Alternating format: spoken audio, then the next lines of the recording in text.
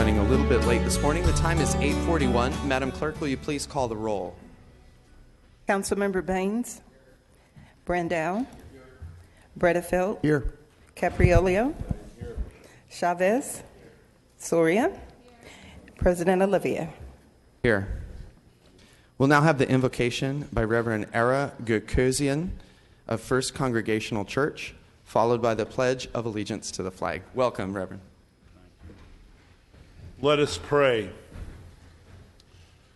A gracious and merciful God, on this day where we already feel heat in our lives, we gather to do the work that has been entrusted to us, and we pray for clear vision, cool head, and deep and abiding love and passion for every human being that calls Fresno home, that we may be able to live together freely and peacefully, graciously, lovingly, justly, and righteously. May we be granted enough courage and enough wisdom to move us a little closer to what you desire, you will for us. Amen.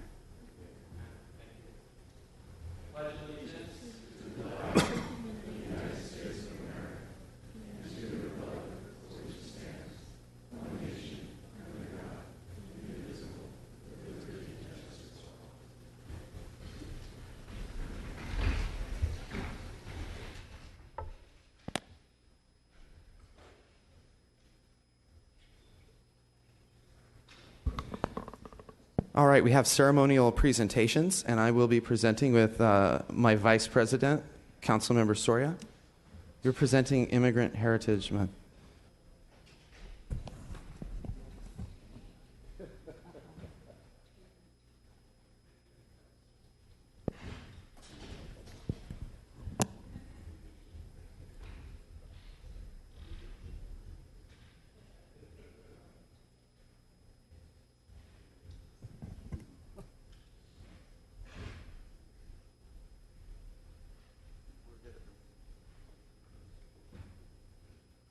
President Soria has misplaced the certificate. Council, while you're waiting, you could approve the agenda. From down here? Sure. Like the conductor of a great orchestra. Now here is Vice President Soria. Come forward, please.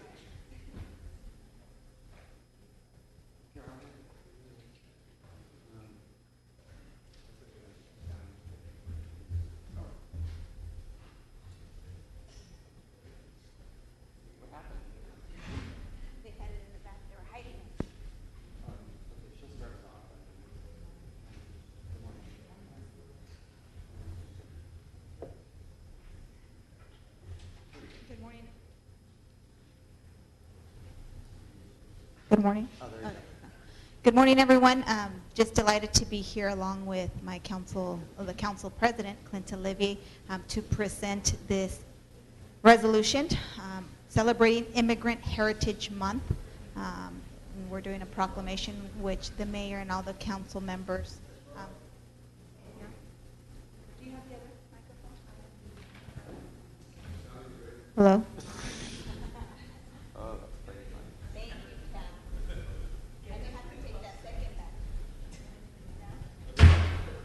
Closer? Okay. I have to Again, it is a delight to be here this morning along with the council president presenting the Immigrant Heritage Month proclamation. We do have a couple of individuals from the community. I know that Christina Hulick did contact council president and asked us to consider bringing this resolution forward.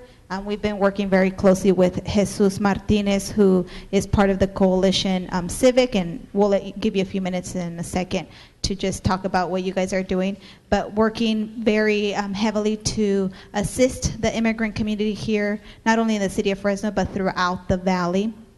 I believe this resolution is very, very critical as we acknowledge that not only our city, but our nation has been founded by immigrants, and that immigrants are really the backbone of our economy.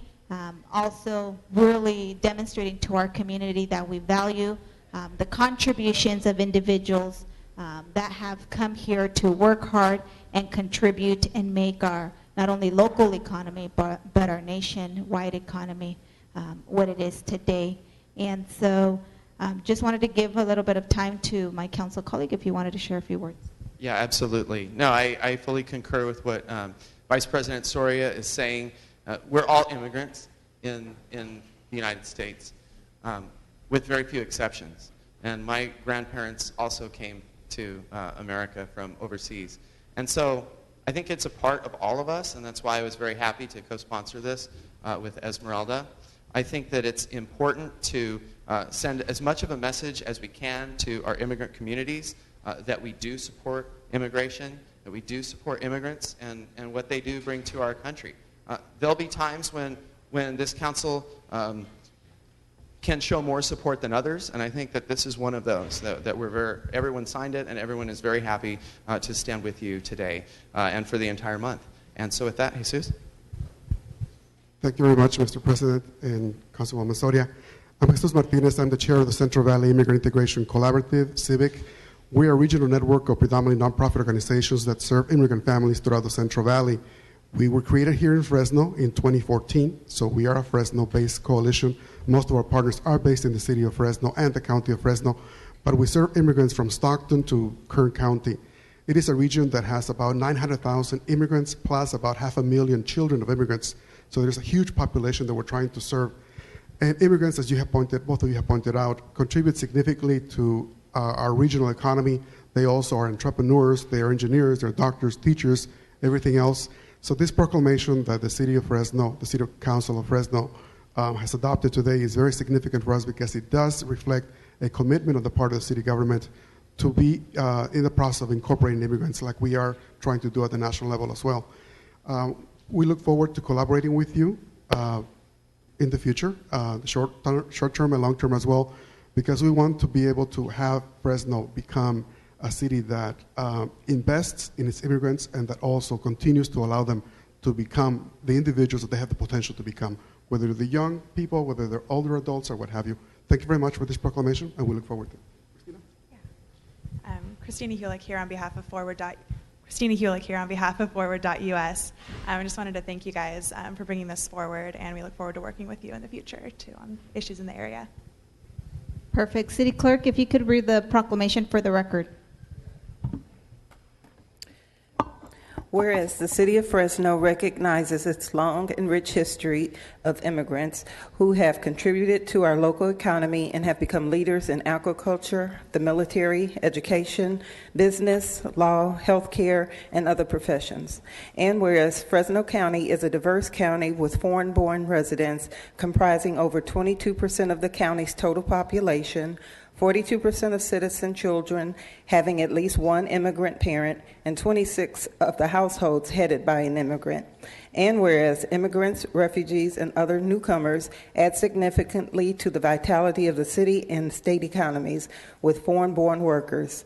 And whereas immigrants have been tireless leaders not only in securing their own rights and access to equal opportunity, but have also campaigned to create fairer and more just society for all Americans. And whereas the City of Fresno encourages the vision of a strong community as being one that includes immigrants of all backgrounds and invests in all of its people. Now, therefore, be it resolved that we, Mayor Lee Brand, and the Fresno City Council members do hereby proclaim the month of June 2017 as Immigrant Heritage Month in the City of Fresno.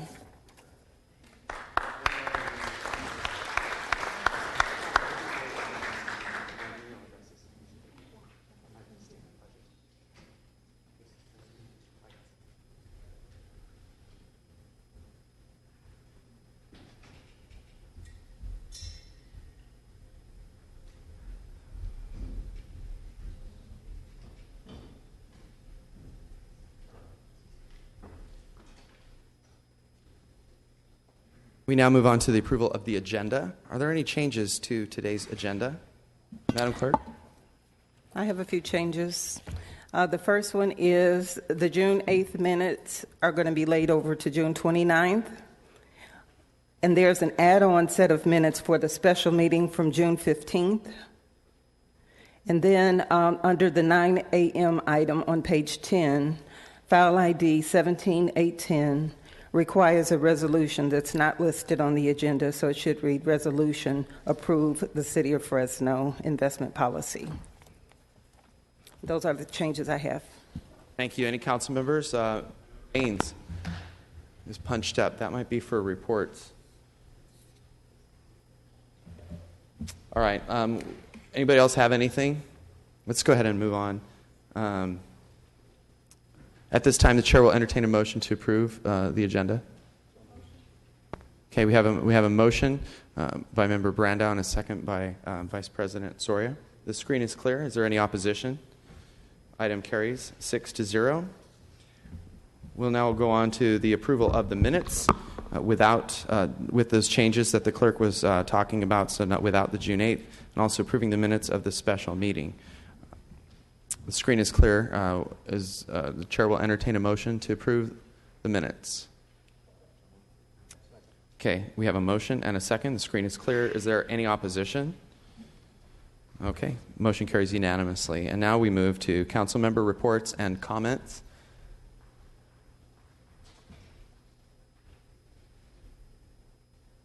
Member Soria. Thank you, Council President. I have a couple of comments and announcements. First, I do want to thank our Public Works Department for working with our office in the Fresno High neighborhood, not only putting sidewalks, but addressing some of the concerns that the residents had as you guys were doing the work. I appreciate you guys working very diligently with our office and responding to their concerns. So thank you thank you, Aaron, for coming out to the community meeting that we did have this past Tuesday. I did want to announce that we are finally having the grand opening of the Tower Police Department Satellite Station. It is scheduled Wednesday, June 28th at 10 a.m. So we invite folks to come and join us. It's been a long time coming, and so we're very pleased that this day is around the corner.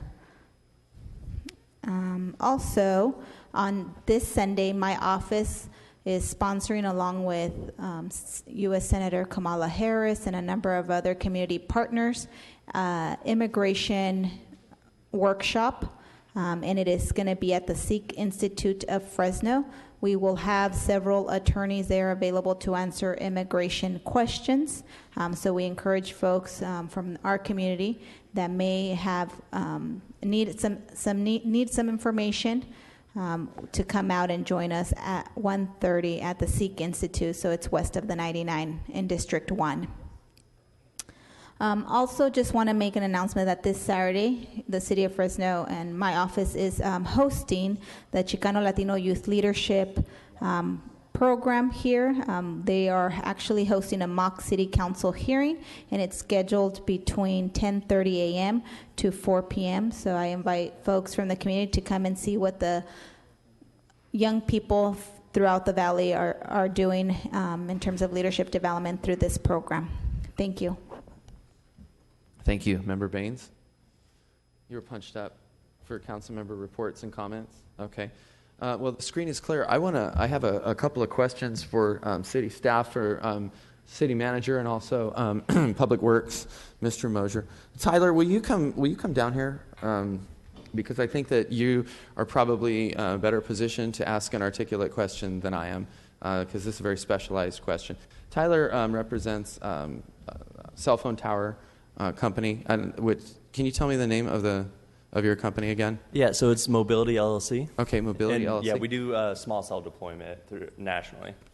And the question that we have for city staff is in relation to the ordinance that's supposed to be coming forward that regulates these towers, and how it relates. I mean, is it on hold? Like you're in the process right now, and yeah, correct? I've been working with explain to me Public Works. what's going on so that we can try and answer your question. Okay, I've been working with Public Works very closely. Andrew Benelli, I'm not sure if he's in here. He's been amazing to work with. Oh, just walked in. The whole staff has been great. We're kind of on hold until the small cell ordinance goes in place. We've gone through design and going through our locations right now with Public Works, making sure everything's the exact location that works best for the city and for the customers. We represent Sprint nationally, and so for the City of Fresno deployment, we're actually working on behalf of Sprint. So the only thing I think left, the gating item, would be the small cell ordinance or the wireless ordinance update. So I think that's that's what you're waiting for before you can get started here in Fresno. Okay. So I guess my question for Public Works, this is our Public Works Director, Mr. Mosier. What's the status of that, or if they're waiting for this, when can we get them going? Good morning, Scott Mosier, Public Works Department. Just consistent with the council's direction, we've been working with the industry, we've been working with mobility, and I think we're getting there to a good compromise position on a lot of those items. What we wanted to do is basically right after budget adoption, just given council offices' hectic schedules right now, is get through that and then walk you through actually what has been deployed in the field in one location that we don't think is aesthetically what the community may want to see. So that can frame that discussion as to where we want to go as a city. Are things backing up because of the 5 bars taking precedence over other It has nothing to do with 5 bars. That's just me asking that question. No, what the issue is, and we've been here before. The concern that staff has is that a lot of the providers want to be able to go in and install these small cell towers or small cell systems, infrastructure.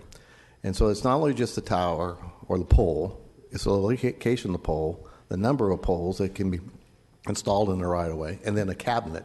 And rather than putting the equipment in a vault, the providers choose, or what would like to put it just in a cabinet.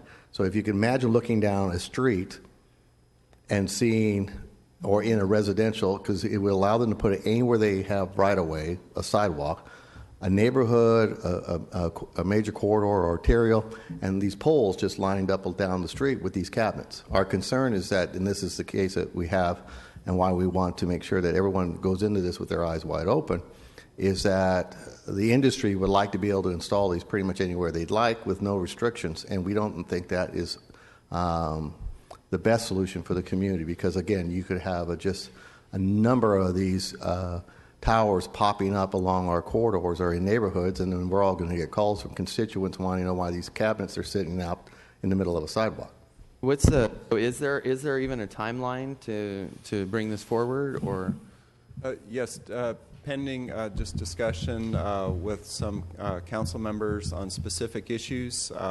Then the timeline would be coming back basically in the next 60 days. Okay. And there's no reason why we've been working closely with the city attorney's office. No reason why we couldn't have an ordinance before you, and hopefully something adopted. Okay. Well, that sounds great. Mr. Mosier, Tyler, if you have questions that are more detailed, Mr. Mosier, would you be able to just chat with him during the meeting? Or? Absolutely. And if you have, I don't know if you have any further questions or.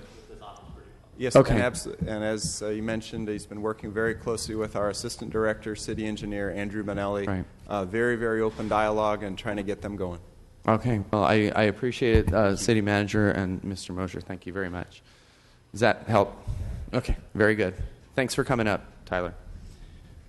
All right. We move now to the screen is clear, and we'll go now to the consent calendar. Are there any council members who wish to remove any items from the consent calendar? Member Brandow. I'd like to pull item 1K for discussion, please. 1K, the screen is clear. Does anyone else have anything they wish to remove from the consent calendar? All right, at this time we will go out to the public. Are there any members of the public who wish to address any item that's contained in our consent calendar today? Please come forward. Okay, seeing none, we'll close public comment and return to the dais. The chair will entertain a motion to approve the balance of the consent calendar. We have a motion to approve and a second. The screen is clear. Is there any opposition? Item carries unanimously. We move now to item 1K. This is consider plan amendment application, and this is Development and Resource Management Department. Member Brandow? Yeah, I just need a little clearer understanding, Jennifer, of what's going on with item 1K, what that's exactly about. Good morning, Council. Jennifer Clark, Director of Development and Resource Management. This is the second reading of the item that you approved 2 weeks ago, with direction for us to come back in a few weeks with or in a few months with a workshop on the drive-thrus. So this is the exact same item that you approved 2 weeks ago. This is the second reading. And so did it have the word, so this was about the drive-thrus? This was all of the text amendments and the zoning map changes that were discussed and approved at the meeting 2 weeks ago. Normally it would have been on last week, but it was put on this week's agenda as the second reading. And in layman's terms, what is the language for the drive-thrus currently that we'll be voting on a second time I'm today? going to defer to Assistant Director Dan Zach for that information. All right, thank you. Yep. Good morning, members of the council. Dan Zach, DARM Department. The drive-through language was modified slightly by the council from the original staff proposal, and so the version that would be adopted today, as proposed, removes the restriction that access must be taken from the major street. As modified, I think the motion was made by you, Councilmember Brandow. So this final version for adoption incorporates that change. And then other than that, the drive-through language is as was originally proposed. So what about the parts? I thought my motion was, correct me if I'm wrong, but I thought my motion was within 1,000 feet of the freeway entrances to remove all the regulations related to drive-throughs. And then something happened and you couldn't quite get there, is that correct? Correct. So to remove all of them, there were other sections of the code that were not noticed, did not go to the Planning Commission, and so that's what we're going to return with in a couple of months for you to consider. So the part that you had suggested to move forward with at this moment was the part about taking access from the major street that had the freeway off-ramp. That we were able to do because that section had been considered by Planning Commission, had been noticed, and so we were able to make that modification. So that modification is before you today. And then the further modifications, we're going to research that, write up some options, and come back in a couple of months with those. Cool. So, Dan, if you could schedule a meeting with me and we'll talk about that. Yeah. And then were we going to have I think also there was discussion about having a workshop on drive-thrus citywide, not just related to freeway entrances. Right. Yeah. So we would we would come before you with a workshop before any proposals were actually considered. So basically, some of the things that we talked about at council 2 weeks ago, and we couldn't quite get to those, but we're going to have that discussion. So for today, we're going to remove the regulation that says that it has to be on the main street leading to. Okay. Correct. All right. As long as you and I are going to meet offline and we're going to have a workshop, and myself and my colleagues can talk about drive-thrus and maybe completing the rest of those amendments, then I'm going to make a motion to approve. Okay.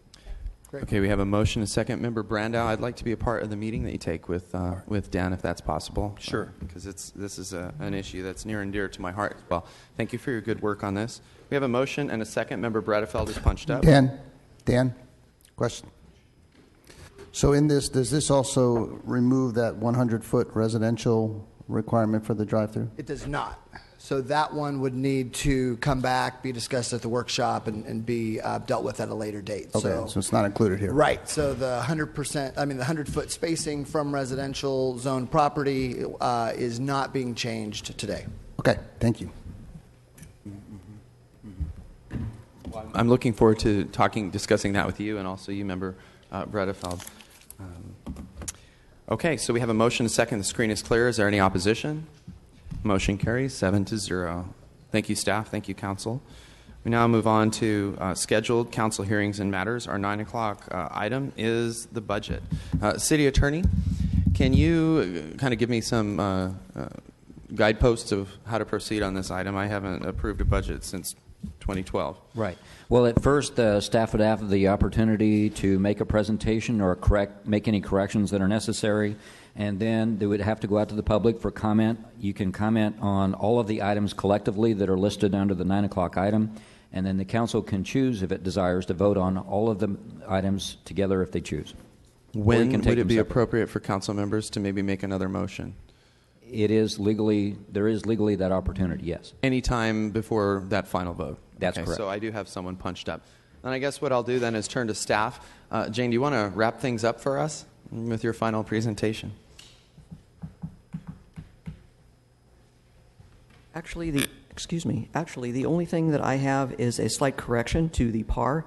There are 2 positions that have been added to the city attorney's office at the direction of council under motion 2. Those positions now are starting on August the 1st instead of October the 1st.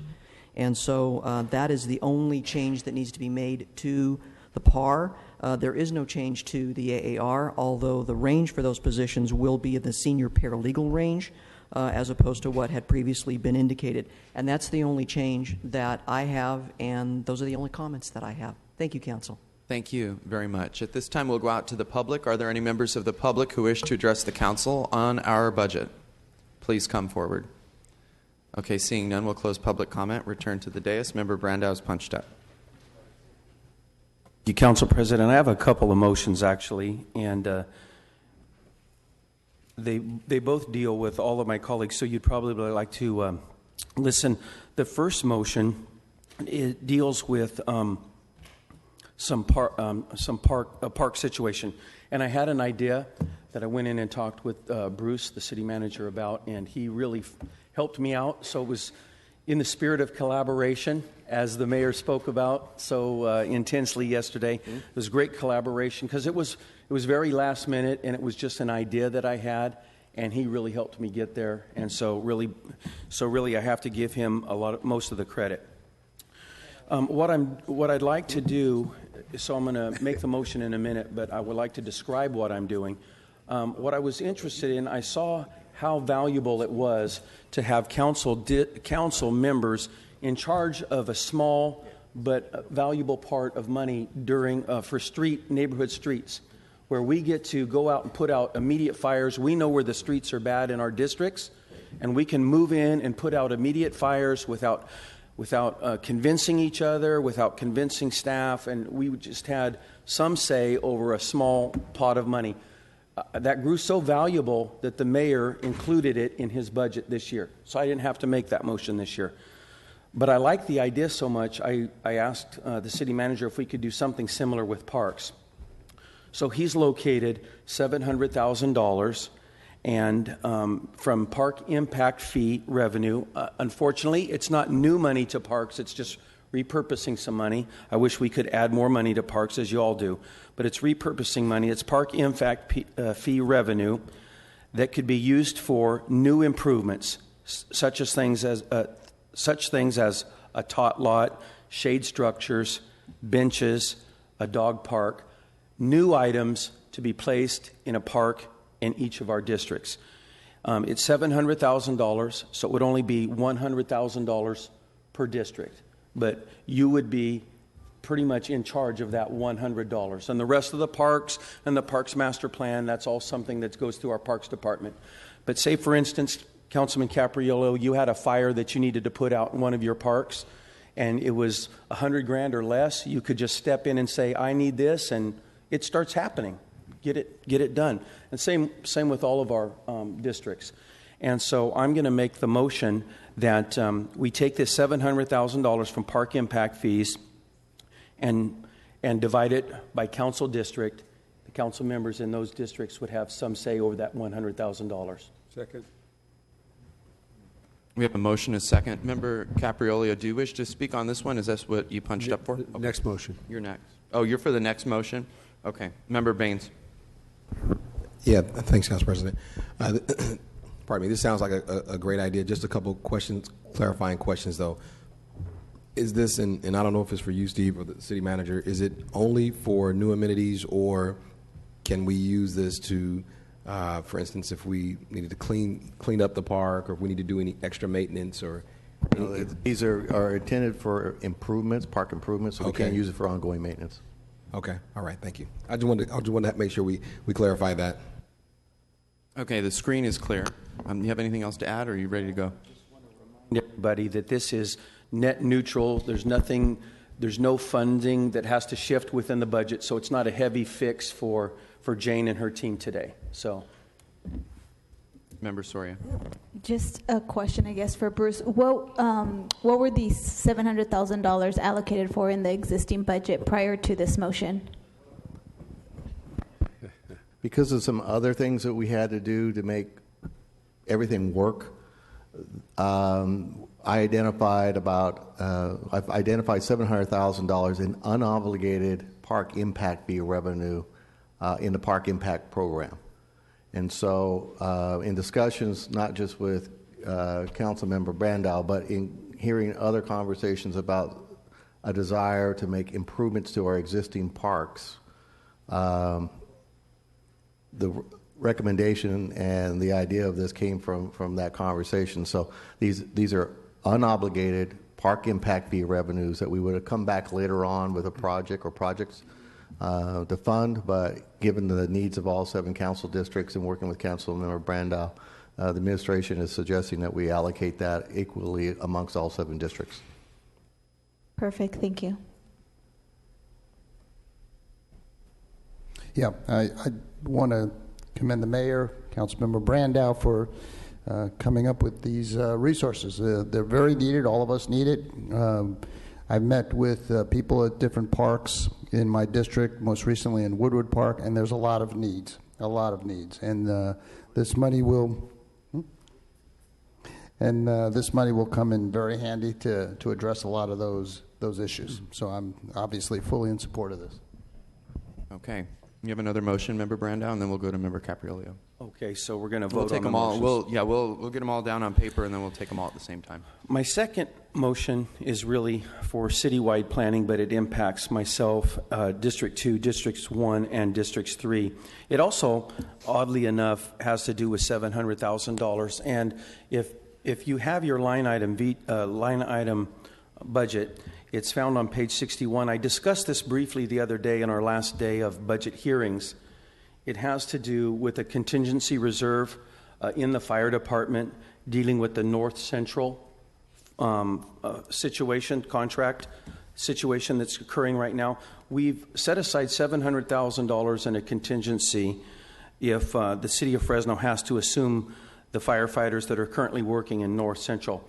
If that doesn't happen, I would like to take this $700,000 and create a Tier 1 level funding source for what I call the River West Specific Plan, or it's really the West of 99 Specific Plan. These plans take a lot of money and they take a lot of funding, and if it happens that there's a deal struck with North Central or we no longer need the $700,000, I would like to at the appropriate time, but earmark this as a Tier 1 funding stream to the $700,000 to be applied to the River West Specific Plan, or some of you might think of it as West of 99 Specific Plan. And so I'll keep my fingers crossed that we can strike that deal with North Central, and this $700,000 would be freed up to do some good planning in West of 99. So, Councilmember, if I understand your motion, it's similar to the motion that was made the other day about adding this to the list of Tier 1 projects, similar to the Quigley Master Plan?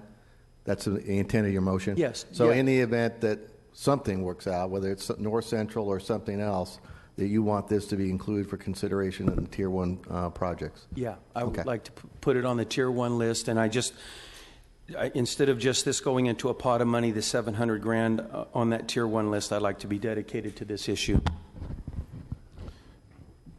All right, I have a motion and a second. Does that conclude your budget motions? Yes, it does. Okay, thank you. Member Capriolio. I had a question for Member Brandow. So rather than divide the 700 by 7, you're suggesting putting it all west of 99? You have a specific plan that has a little tiny sliver of District 4 that we're going to be talking about later today. And so you've got a specific plan that's already being funded. I have 3 of us have a specific plan that currently has no funding. Now, it's not going to happen overnight, just as yours didn't happen overnight, and it's going to cost way more than $700. But this would be a good source of money to get that project started. And so, essentially, the city's going to come back and try to find money for this plan in the future.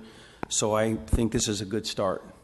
But you want the entire amount, assuming it's there, to go to one specific plan, as opposed to 2 plans across the board? No, because really, most of our other specific plans, with the adoption of item 3A on today's calendar, which covers part of your district, that's kind of how we fund these specific plans, kind of in order. Right. They come up in order, and then you've got to go find funding for them. For instance, today, I think we're going to dedicate $500,000 to a specific plan that includes District 5, District 4, District 3. So that's how we fund these plans. And if we only put $100,000 towards yours and $100,000 towards mine, we'd never get the planning done.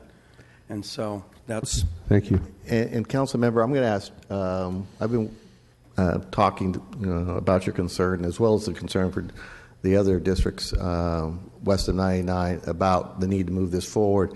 And so in our conversations, and I'll let Jennifer elaborate on this, we're going to begin to do a lot of, or some of the work, initial work, with internal staff. So while we work through that, I mean, we'll eventually have to come back and do some sequel work, which if there's funding available, that could certainly help cover that expense. But in the meantime, I want to let you and the other council members, affected council members, know that we will be proceeding. So Jennifer, if you could expand on what work we'll be undergoing this year. Absolutely. So Councilmember Brandow and Council, what we are proposing to do is that staff would initiate the development of the specific plan. So all of the initial land use assessments, working with each of the 3 council districts that are west of 99, so 1, 2, and 3, identifying what your priorities are and your goals are to achieve west of 99, both within the existing city limits as well as in the sphere of influence, identifying priorities and goals specifically for a specific plan as it relates to land use development, opportunity sites, those kinds of things that we have done on other specific plans. We're building capacity within the division and within the department to do that at this time. And then once we have the outline of the specific plan and it comes back to the council for initiation, at that point, we may need to reach out for specific input from consultants as it relates to air quality or noise or traffic assessments, but that would hopefully dramatically reduce the cost. You are correct. The cost of outsourcing these specific plans is very high. We're looking at about $375 an acre, and there's over 7,000 acres just north of Clinton in the west area. So what we're trying to do is reduce that impact in terms of cost and try and do as much as we can internally before we actually use some consultants to go out and to get specific studies done. So hopefully that would move it along and reduce that long-term cost.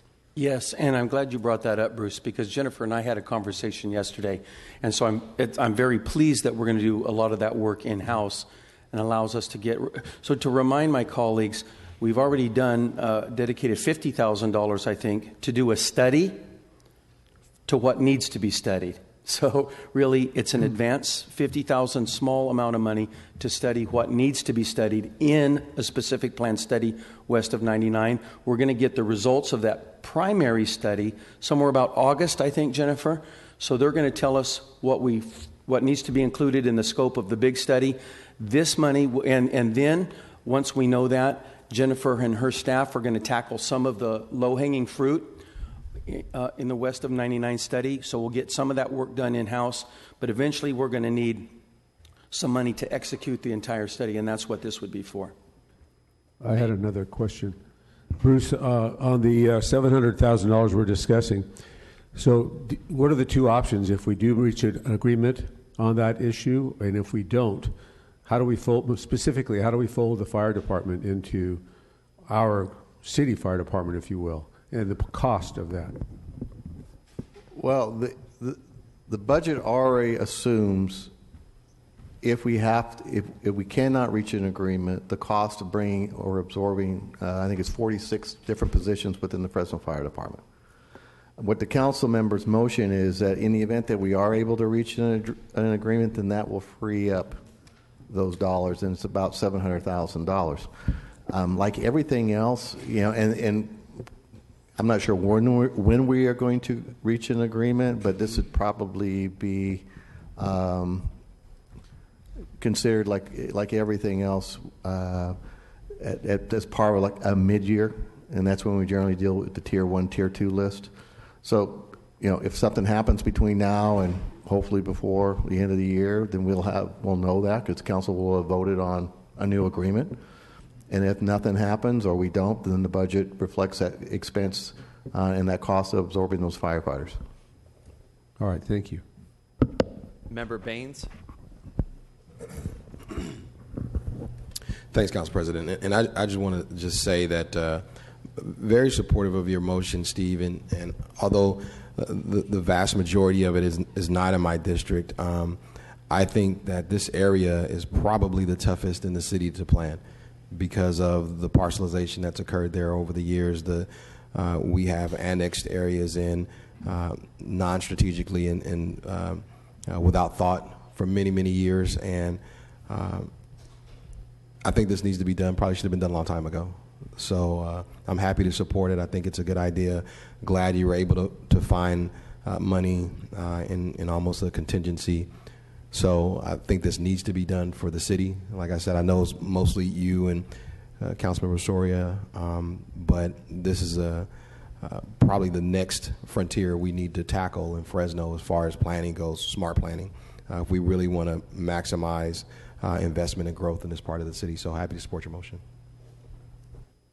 Thank you, Oliver. And I kind of want to remind everybody, one of the pressing needs here, and you heard the mayor yesterday talk about all the jobs that are coming to Fresno. Currently, 3,500 new jobs. If we get the heavy maintenance facility, that's another 1,500 jobs. We'll be halfway towards his goal of 10,000 jobs. We need to find quality housing for those people and our current residents in the city of Fresno. West of 99 is considered phase 1 planning growth for the city of Fresno. So we're telling our citizens that that's where we're going to grow. They have water in that part of the city. And so I think this is following through and saying we recognize that that's phase 1 growth area, and we're going to do the planning to get that up and running so that we can house some of the people that will be moving to Fresno and the growth of our current city, and so that we do not continually bleed towards other cities in the Central Valley who are doing beautiful neighborhoods. And so that's my goal. Thank you, Council President. Just want to echo the words that both the two previous council members mentioned. Thanks, Steve, for identifying the funding. I know that we've been talking for a while about this. A lot of the areas actually in District 1, a big chunk of it. And so, as mentioned, and I was going to mention that if he hadn't, the phase 1 growth piece is very key, and so we need to be ready. And I think that in order for us to be ready, we need to have good planning. We've seen through the process over the last few years how that will continue to help spur healthy development within the city of Fresno, and I think this plan is going to be critical. So I urge and I encourage all my council colleagues to support this motion. For Chavez. I'm going to support it. I wanted to write down the date and time. It was June 22nd, 9:23 a.m. that my colleague, Councilmember Brand, praised high-speed rail.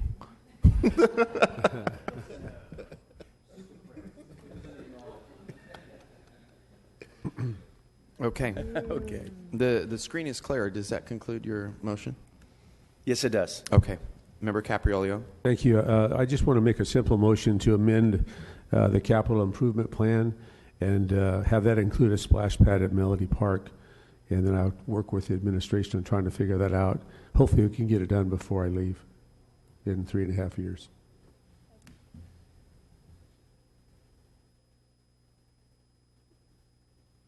You know what the cost of that would be? The typical cost is around $450. I think Mosqueda's got one on the hopper now, and I think that's about the average price for an average splash pad. It's pretty incredible compared to most of us who had that splash pad when we were kids. It was called running through the sprinklers. Right. So that's long gone. So now we have to do it a little bit more formally and at a higher cost, which is unfortunate, but it's reality. All right. That's a motion and a second. Do you have anything else? No, thank you. Does anyone else have anything? Surprises? Okay. Oh, you're up next. Yeah, I forgot to make a motion to have the rollover funds from last year's Southwest CDC, so $100,000 out the rollover from last year's Southwest CDC fund. Second. Member Chavez. This is a small request. I want to make a motion that we support the Fresno Historical Society, same as last year, $40,000. They're the ones in charge of doing the Civil War recreation, number of record-keeping projects that they have in our community.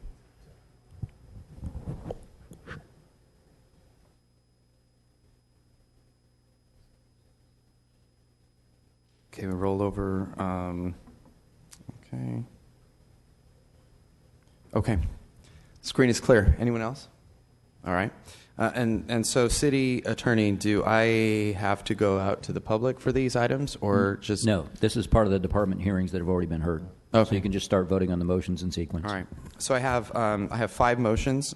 We'll begin with the first motion by Member Brandow, seconded by Member Capriolio. This is the impact fees from parks, $700,000 total, allocation of $100,000 to each council district. Let's go ahead and vote on these electronically today, council. Please cast your votes. This is the first motion by Member Brandow, $700,000 for parks. Motion carries 7-0. Our next item is also by Member Brandow. This is regarding the fire department, $700,000 out of the Northwest Contingency Fund to fund a West of 99 plan. This motion was made by Member Brandow and seconded by Member Soria. Let's go ahead and cast our votes, please.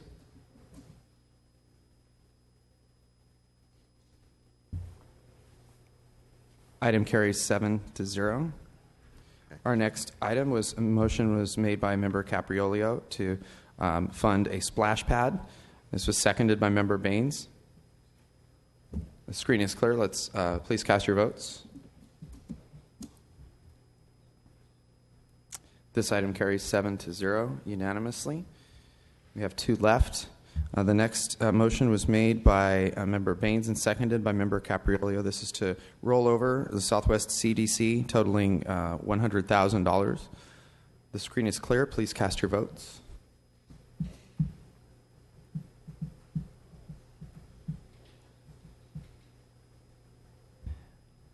That item carries 7-0.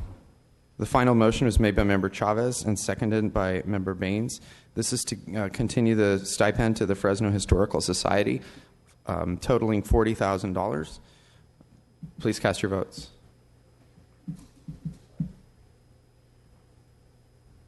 Oh, come on, guys. This item carries 6-1. Thank you, Council. That concludes. I don't know if I like history or not. I love history. I love the one everything participant in the Civil War reenactment. Every year, the one that participates. Every year, I vote against things that I like because it's the right thing to do in my head. So, Hey, Steve, he wants to be general next year. No. General is something, I don't know let's what. move. Okay, so now, City Attorney, where do we go from here? You may make a motion to approve all of the budget documents as amended if you choose. Or you can take them one by one. Okay, let's just... I'll second that. Okay, we have a motion by Member Baines and a second by Member Soria to approve all the budget documents as one. The screen is clear. Let's go ahead and vote electronically. Oh, I'm there. I'm with you, buddy.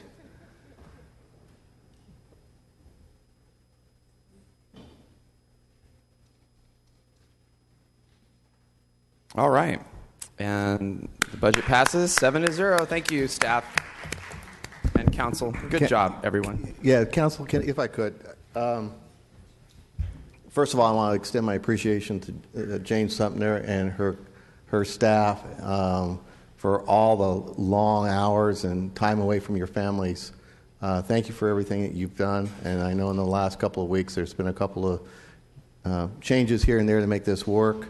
I know the mayor also has a few words, but I personally also want to thank each and every one of you working with the administration. I've been through a number of budgets, some more painful than others, but I can tell you this has probably been the least painful budget. In fact, it's been very easy, and I commend all of you for your level of support and cooperation. And I think this is the kind of budget debate and dialogue that our community deserves. So thank you very much for all your hard work and your support. You know, Bruce, thank you, and it's a pleasure to work with you and your team. But it sounds like you think this is your last budget. Yeah. In the speech yesterday from the mayor, I distinctly remember him saying you'd be here for 12 or more months. And that would put you into, you and Wilma. Yeah, I mean, to get two of the best, why not? But thank you, Bruce, for everything. Mayor Brand. Thank you, Council President. And I want to thank my council colleagues for the great work you guys have done. And the vote, the first vote at 7-0 is, give these guys a hand. Come on. You know, working there on your side for 8 years gave me a little bit of an advantage, but I really appreciate it. And it's consistent what I said yesterday. It's all about collaboration. We're all a team. Thank you, guys. We've got a lot of challenges in front of us, and I look forward to this continued dialogue and more issues to resolve. Thanks again. Thank you, Mayor. All right, with that, we'll move on to our next item. Oh, Member Bradefeld, go ahead. Sorry. Mayor, I just want to also echo what the city manager said. It's been a pleasure to work with you, Mayor Brand, and your team, and Jane, and all the department heads, the city manager, the manager staff, your chief of staff, Tim Orman. It has been a pleasurable experience working and getting this accomplished, and I think there's a lot of congratulations to go on your side as well, so thank you. Thank you, Member Bradefeld. The screen is clear. We can move on to our next item. This is to adopt the fiscal year 2018 position. Council President, that's part of the budget documents. Okay, so that also. All right, so we can move on to the 10 o'clock item now. Thank you. This is It's too early for that. Well, then we'll take general administration. Gosh, you guys are a really critical bunch, really. All right. This is going to be item 3A, if you all approve. Approve a consultant services agreement. This is Development and Resource Management Department. Go ahead.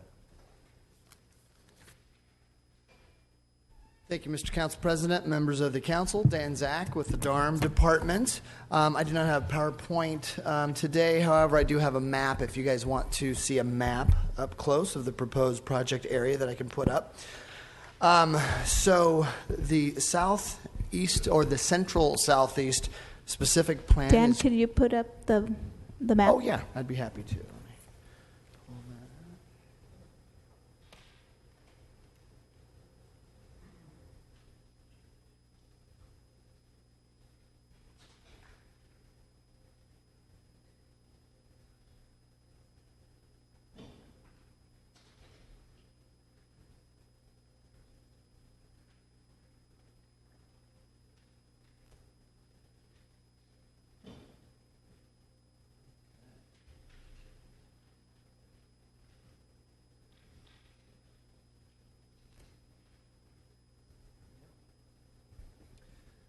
Okay, so the area in blue, for reference, is the recently approved Downtown Neighborhoods Community Plan.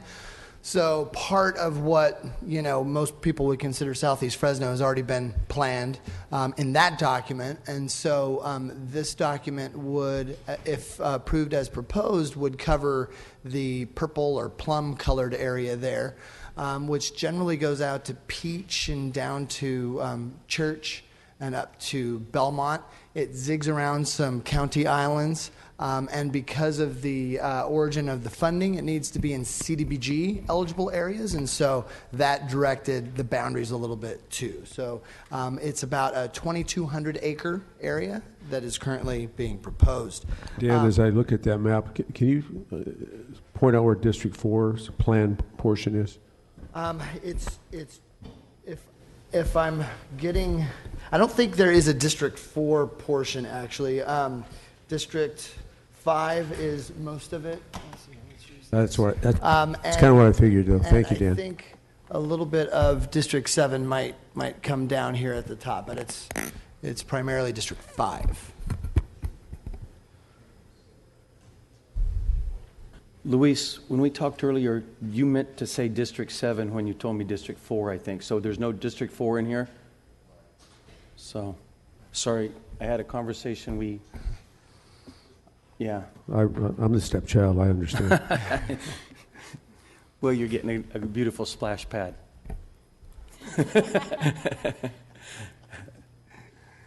Okay.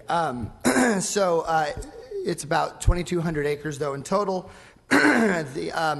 This area is covered by the Roosevelt Community Plan, which was last updated in 1992. And so the conditions have changed quite a bit since then. That's about 25 years ago. And so we think this area warrants a fresh look. This funding was about $50,000 of it was approved in the 2015-16 annual action plan, with the remaining $500,000 approved in the 2016-17 annual action plan. And this was part of the strategy that you all were discussing earlier about the specific plans that we're going to be tackling over the next several years. And this is the next one in line. And so we're bringing it forward to keep with that plan that you all discussed last year. We feel a consultant team is the most effective way to do this plan, in large part due to expertise that we need that we don't necessarily have in-house, such as economists, economic development experts, environmental consultants that would have to do the EIR. And so bringing in this team will really help make this go a lot faster and a lot more economically than we can do in-house.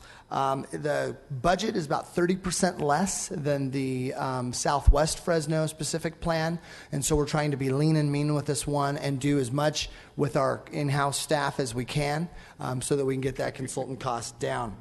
We released an RFP, a request for proposals, on April 28th. We received 2 proposals on the deadline, which was May 22nd, and we were in the lucky position of having 2 really highly qualified consulting teams to pick from. One of those rare situations where you can't go wrong either way. However, Ramey and Associates out of the Bay Area won out. Primarily because of really extensive experience in these kinds of disadvantaged neighborhoods. They've worked in these kinds of neighborhoods that have similar economic challenges all across the country, everywhere from Washington, D.C. to the Coachella Valley, and have had a lot of success there. And so the selection team settled on them after the interviews. In addition to Ramey, the project lead, which has a lot of experience in this area. Sargentown Planning will be on the team. They have a lot of Fresno experience, and they were instrumental in the Downtown Neighborhoods Community Plan, so they have already worked a lot in Southeast Fresno and bring a lot of planning and design experience and outreach expertise. There's also Economic and Planning Systems, which is a real estate development and economic analysis firm.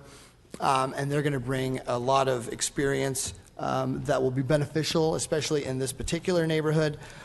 First Carbon is the EIR consultant, and they have a lot of experience in Fresno recently and know the local scene and can work very efficiently because of that. And then Stantec, which is a large engineering firm, will help us look at streets, how the public realm can potentially be improved in this area too. And so that concludes my presentation, and I'm happy to answer any questions that you all might have. So, Council, I just want to provide some context and background. This is an item that's been in the works since, I think, 2014. and now Supervisor Quintero, Councilmember, was here, and this was in the context of the conversations that went on with the downtown plan, the Southwest plan, the Northwest plan, and I know it's been in the queue for a while, but staff actually met with Councilmember Quintero at the time, said, hey, we've got some plans we want to work through. Are you okay with that? He said, fine.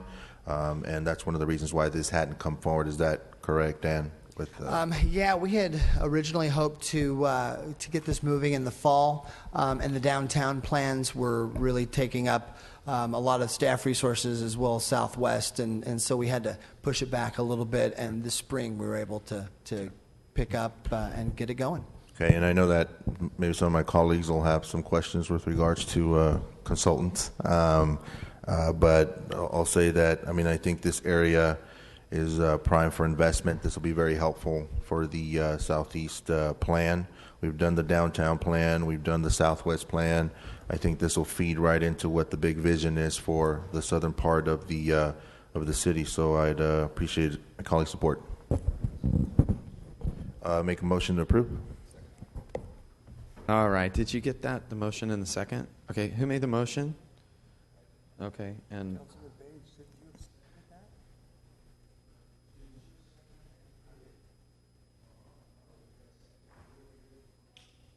guys play rock, paper, scissors. All right. We have a motion and a second. Member Bredefeld, you're punched up. Hi, can I just ask you a couple questions? Yeah, in your staff report, you say that staff will continue to learn from this consultant to lower future reliance on consultants. In what way? I mean, how will you do that, and what kind of cost savings will that be? Well, it's always a little bit different. This team has a lot of expertise in kind of stimulating economic activity in areas that are struggling economically. So we think there's a lot that we're going to learn from them in that way. They also use some innovative approaches to outreach in order to kind of pull people out that aren't always involved, and using social media and using techniques beyond the newspaper notices and mail outs. We think we'll pick up a lot from them there too, and really taking people that might not usually show up or speak out and getting the great ideas out of them. They know the neighborhood better than anybody because they're in it every day. But coaxing that knowledge out can be a challenge sometimes, and they really excel at that. Okay. All right. Thank you. Member Brando, you punched up again? Yes, I did. So, and I had a little side conversation here, so I might actually repeat a question. I think this is really important. So, Jennifer, let me ask you to come forward, please. You might defer to Dan, I'm not sure, but could you give the council a 1-minute refresher of where we are with all of the specific plans that are currently open, what queue they're in, and what you might be looking for in the future? Absolutely. So I'm going to be doing this off the cuff. It's actually on my wall in my office, so I know that we stay in order. So last summer, if you recall, we presented to the City Council, you adopted a resolution to be sent to LAFCO regarding the order in which we would do our specific plans. First was the Southwest specific plan to complete that. Second was the Southeast specific plan. Third was the West of 99 specific plan. Fourth is the Southeast Development Area specific plan. So that is the order in which specific plans are done. There are some smaller studies in the middle there, but we're following that order and sticking with that. Okay. And so the Southwest plan, where is it in the timeline of completion? So we are really close to being done. Maybe Okay. Councilmember Baines wants October is when it will be done. Okay. It will be done in October. If we use, if we're going to go by high-speed rail standards, probably be October several years from now. Is that what you're saying? No. Okay. Okay, October for Southwest. And then the Southeast is really what we're addressing today.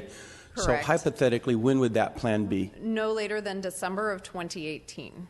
Summer 2018. And then the West of 99 plan that we're trying to find a little funding for earlier this morning, hypothetically, when could we begin with the actual plan? So we anticipate beginning the initial planning this year and doing as much of it as we can within our current staffing availability and our expertise.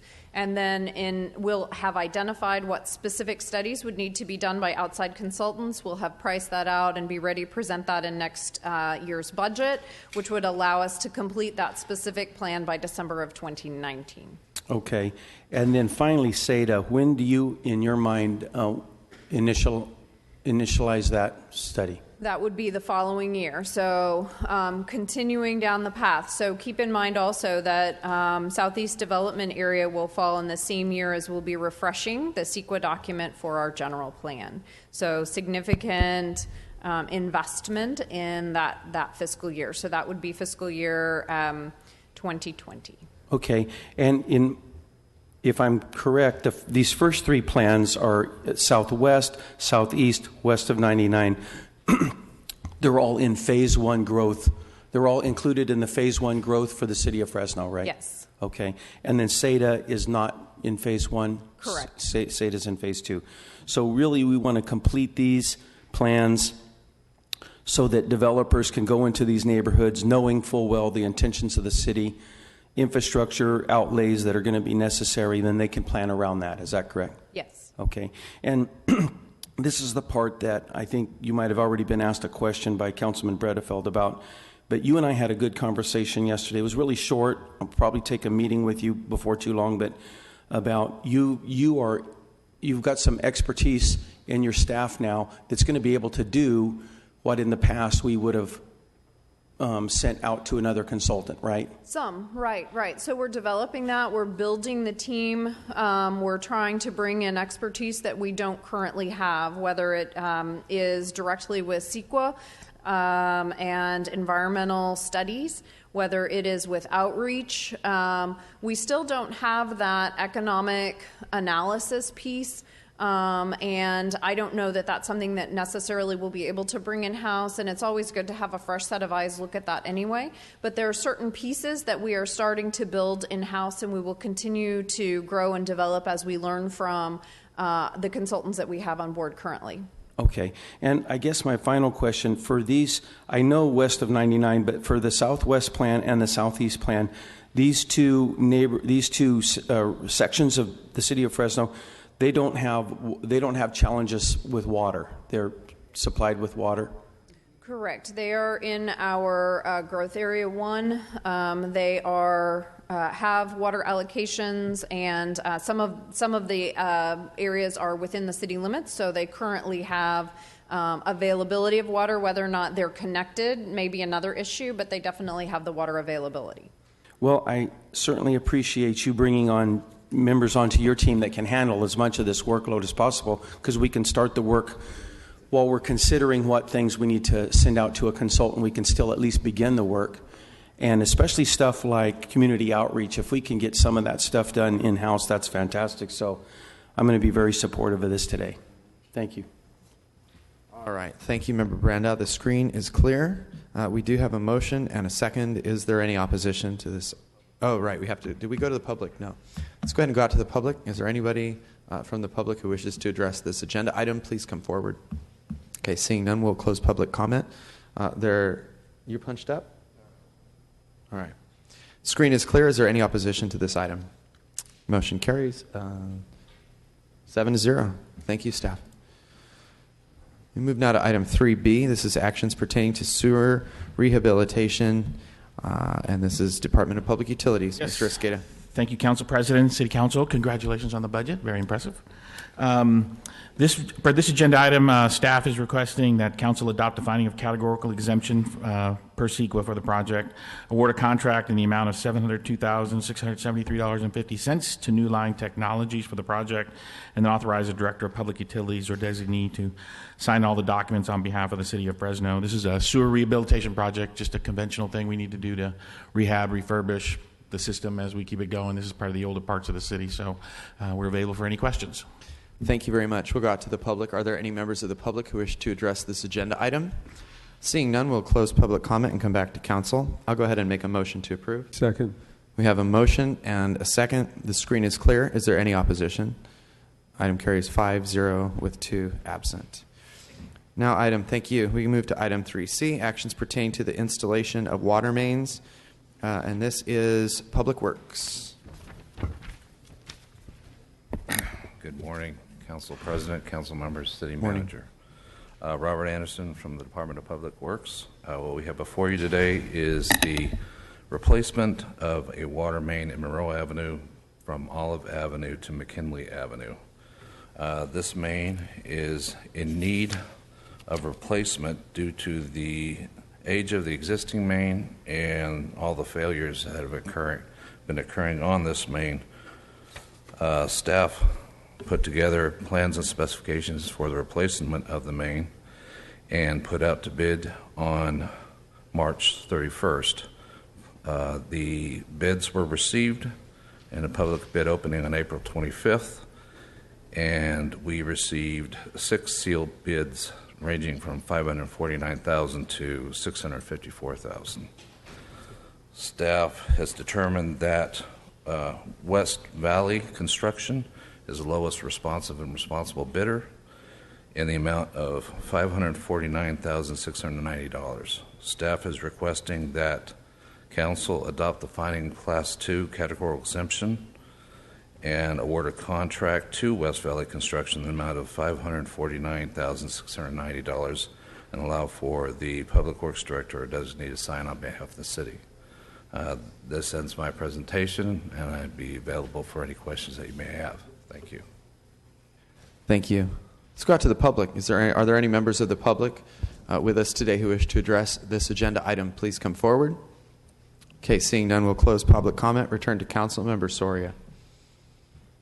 Thank you, Council President. This is in my district. Robert, I just had a couple questions. What's the time frame for the work? It will be this summer. Generally speaking, once Council awards a project like this, it will take probably about 4 to 6 weeks for the contracts to turn around and get the insurance approved. Then we have the pre-construction meeting, and they usually start right after that. West Valley is usually pretty good about starting the projects right after they get their insurance docs and the pre-con has occurred.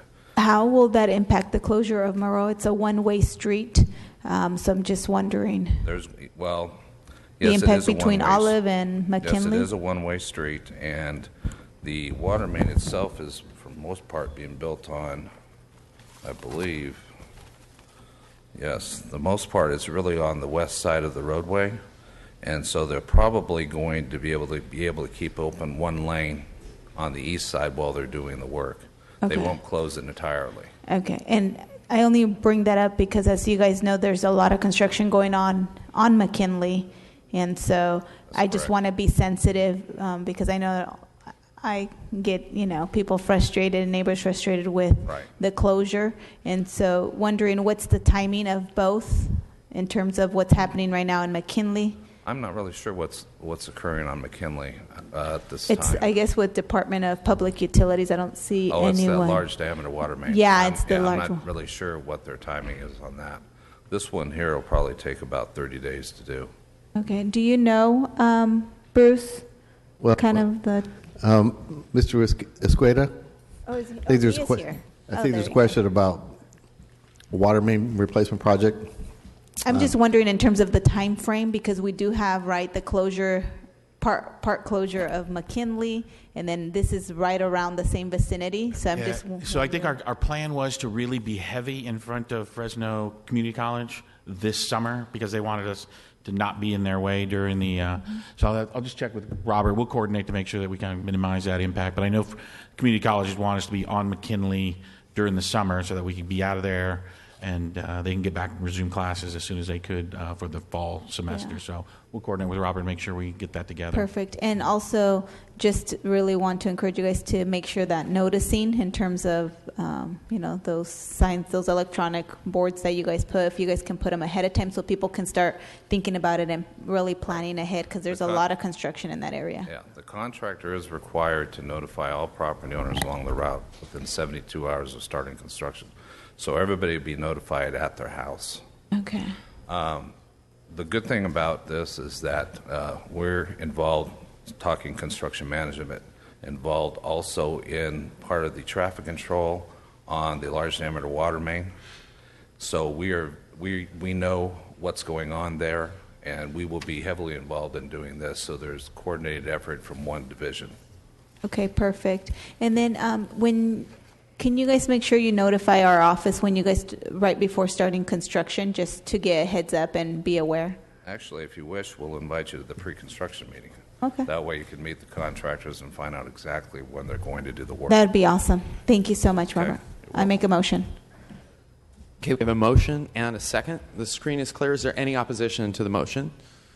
Seeing none, item carries unanimously. Thank you, Council. All right, we have the City Council item.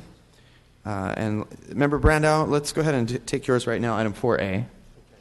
This is initiating a text amendment to Fresno Municipal Code sections. This is one I'm looking forward to supporting. Okay, so this, to remind council and maybe our two new council members, last year, in an effort to be business friendly, there's a type of electrified fencing that currently was really kind of underserved in the city of Fresno with potential customers, mostly about guarding valuable equipment and stuff. And it's called electric dog fencing. And we were trying to make Fresno business friendly and accept this type of company in the city of Fresno.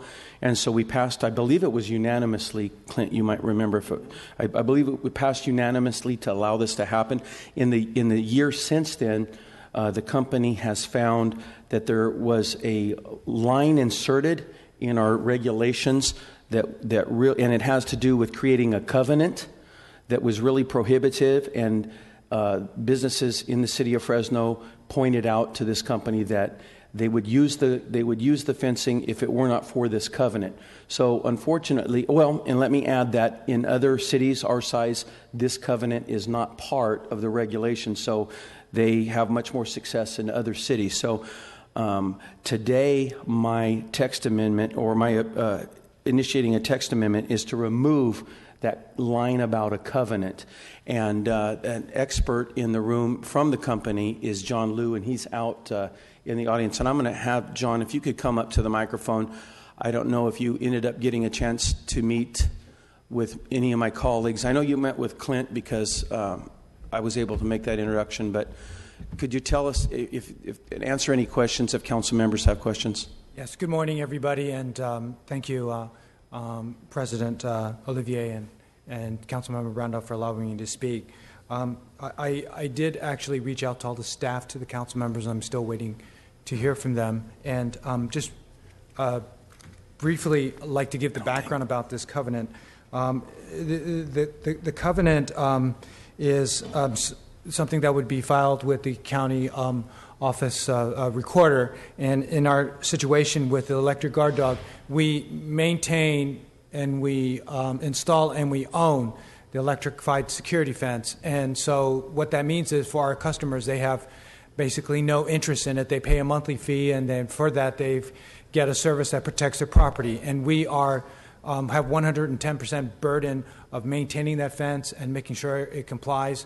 We also hold harmless the city against any injury, possible injury, or risk of injury to anyone that would come into contact with this electrified security device, which is, by the way, is a low voltage fence operating off a 12-volt battery.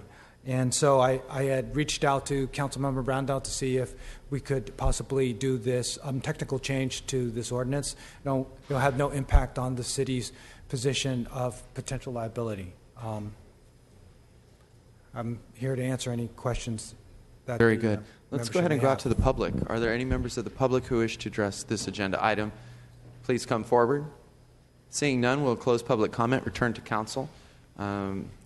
Member Chavez, questions? Yeah, just a really quick question.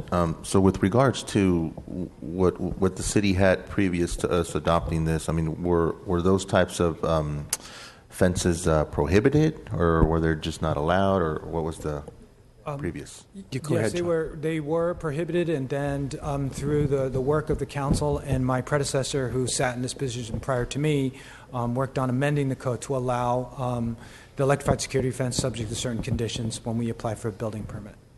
And this is for commercial uses? Or, yes. Or?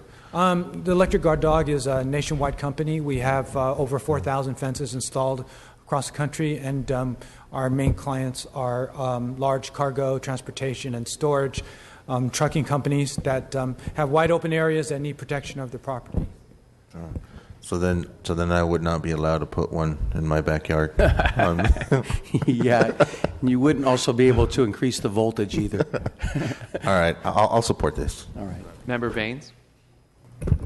Yeah, just to want to make sure I understand exactly what we're doing. So essentially, the property owner needs to indemnify the city, put a covenant that indemnifies the city, but this would make it so you all would indemnify the city?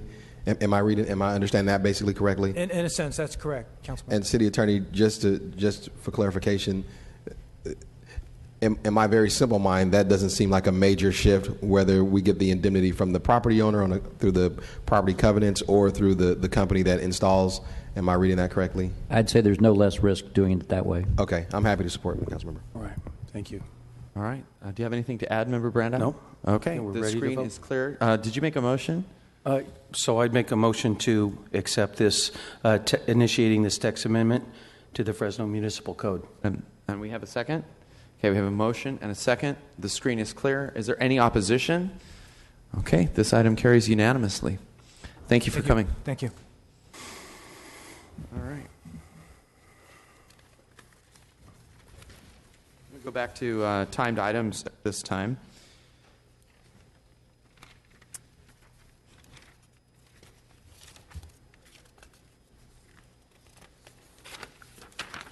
Mr. Bonelli's here. That can mean only one thing, or one of many things. This is a 10 o'clock hearing to adopt resolutions and ordinance, Public Works. Thank you, President Olivier, members of the council. I'm Andrew Bonelli, Public Works Department. This is a public hearing to consider a community facilities district. In Council District 5, this was at the request of the landowner. We've received the ballots. They're in support. The annual cost per lot is $214.70, and we recommend approval. Thank you. We've got to the public now. Are there any members of the public who wish to address this agenda item? Okay, seeing none, we'll close public comment, return to council. The screen is clear. The chair will entertain a motion to approve. Motion. We have a motion. Second. And a second by Member Brandau. The screen is clear. Is there any opposition? Okay, seeing none, the item carries unanimously. Moving now to the 10:05 a.m. item. This is scheduled communication. An appearance by Mary Esther Correa to dispute the fines she has incurred by code enforcement on her Iowa Street property. 10:03. Well, she's got 2 minutes to get here. All right.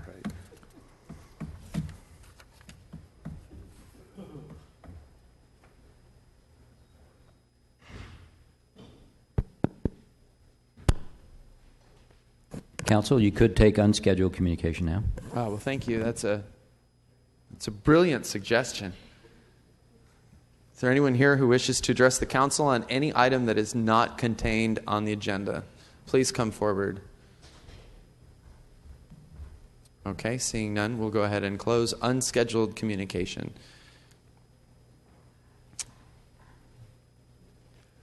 Tick-tock.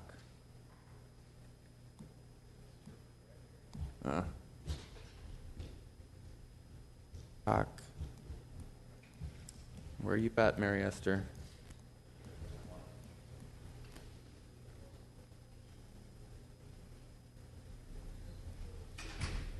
Council President. Yes. Yes. Since Mary Esther is located in District 7. Yes. Maybe you could go to the microphone and present her case. Well, I live half the year in Hawaii.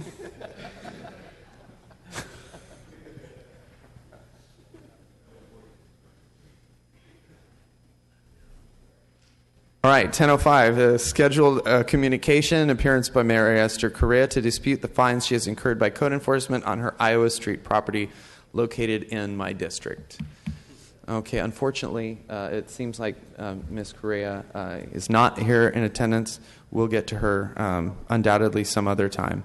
So we have about 5 minutes to stretch our legs before the joint meeting of revitalization. We have a couple more timed items, 10:10 and then 10:30. And then, of course, there's something happening in here at 4. So.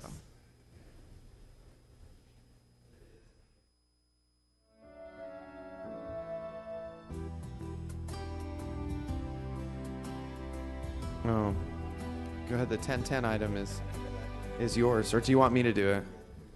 Okay, this is Marlene is in place. Receive annual report and approve the budget, and we'll turn it over to her. Welcome.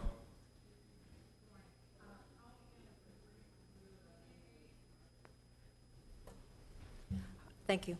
I'll begin with a brief review of the Fresno Housing Successor 17-18 budget. The primary source of income is from the Housing Successor's 20% share of city agency loan repayment, then from property sales, and lastly from small rehab loan repayments. This year's 17-18 budget reflects a carryover amount of about $4,108,000 and anticipates income of about $800,000 from that 20% repayment share of city agency loans, then $660,000 in property sales, and $50,000 is expected from rehab loan repayment. The total income is $5,619,000. $5 million of that sum is encumbered for the Blackstone McKinley and Annadale Commons affordable housing projects. Regarding expenditures, SB 341 allows for administration costs of 2% of assets, that is, assets and real property, receivable loans and grants. In our case, that amounts to about $600,000. However, we have budgeted $500,000, less than the allowed amount. $200 for personnel and $300 for operation and maintenance of housing properties, such as for purposes of environmental cleanup, affordable covenant compliance, weed abatement, and so forth.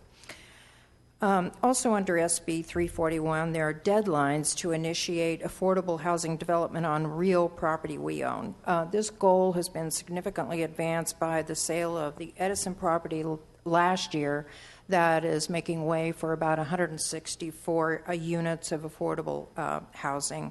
The contracted sale of Annadale Commons this year that will make way for about 60 units of affordable housing, both single family and senior, and the contracted sale of California and Waterman to the Housing Authority, also for affordable housing. On a smaller scale, a small property on Glen Avenue, just south of Belmont, was sold conditioned upon the rehab of 8 units. And that project, by the way, has been completed, and it's worth a drive by because it's a very, very attractive property. Lastly, the balance of program income, $119,000, is budgeted for production of affordable units according to the required household target income levels. Any specific project to be funded from that program income is subject to your approval and would come before you during this upcoming year. I've also included in the packet the housing asset transfer budget. You'll recall back in 2014, the court ruled that the funds to carry out our housing enforceable obligations would be under Fresno Housing Successor jurisdiction and encumbered and set aside in this transfer budget. So that is included in your packet. And lastly, the annual report is attached. It contains detailed information in 13 areas, including a description of expenditures, status of compliance, income restriction tests, and so forth. Its primary purpose is to enable the state to monitor our compliance, and this document is also posted on our website. That concludes the report. If you have any questions, happy to answer. Thank you, Marlene, for that presentation. We'll go out to the public right now. Are there any members of the public who wish to address this agenda item? If so, please come forward. Seeing none, we'll close it and bring it back to the council. Member Chavez. Marlene, quick question. I've seen the list of the oversight board folks that are on there, but which are the entities that actually have a voting member on there? It's the city, the county. Who else is on there? On the Oversight Board, and by the way, the Oversight Board does not have jurisdiction over this budget. You do. That was our court ruling in Fresno's favor back in 2014. They allowed us to take we fought and succeeded in getting all the housing assets under our But jurisdiction. Marlene, I think he just wants to know what are the voting entities on the oversight board. I know it's the County of Education, government, and the government entities. Sorry. The city is represented. We have 2 representatives. The county schools are represented. The county of Fresno is represented. The flood control board is represented. Community college. State Center, Community College District? Yes. Okay, thank you. All right, the chair will entertain a motion to approve. We have a motion and a second. The screen is clear. Is there any opposition? Seeing none, the item carries unanimously. Thank you. Thank you. All right, we have about 10 minutes. Mary Esther, we called you at 10:05. Oh. All right, well, you can come up right now if you'd like.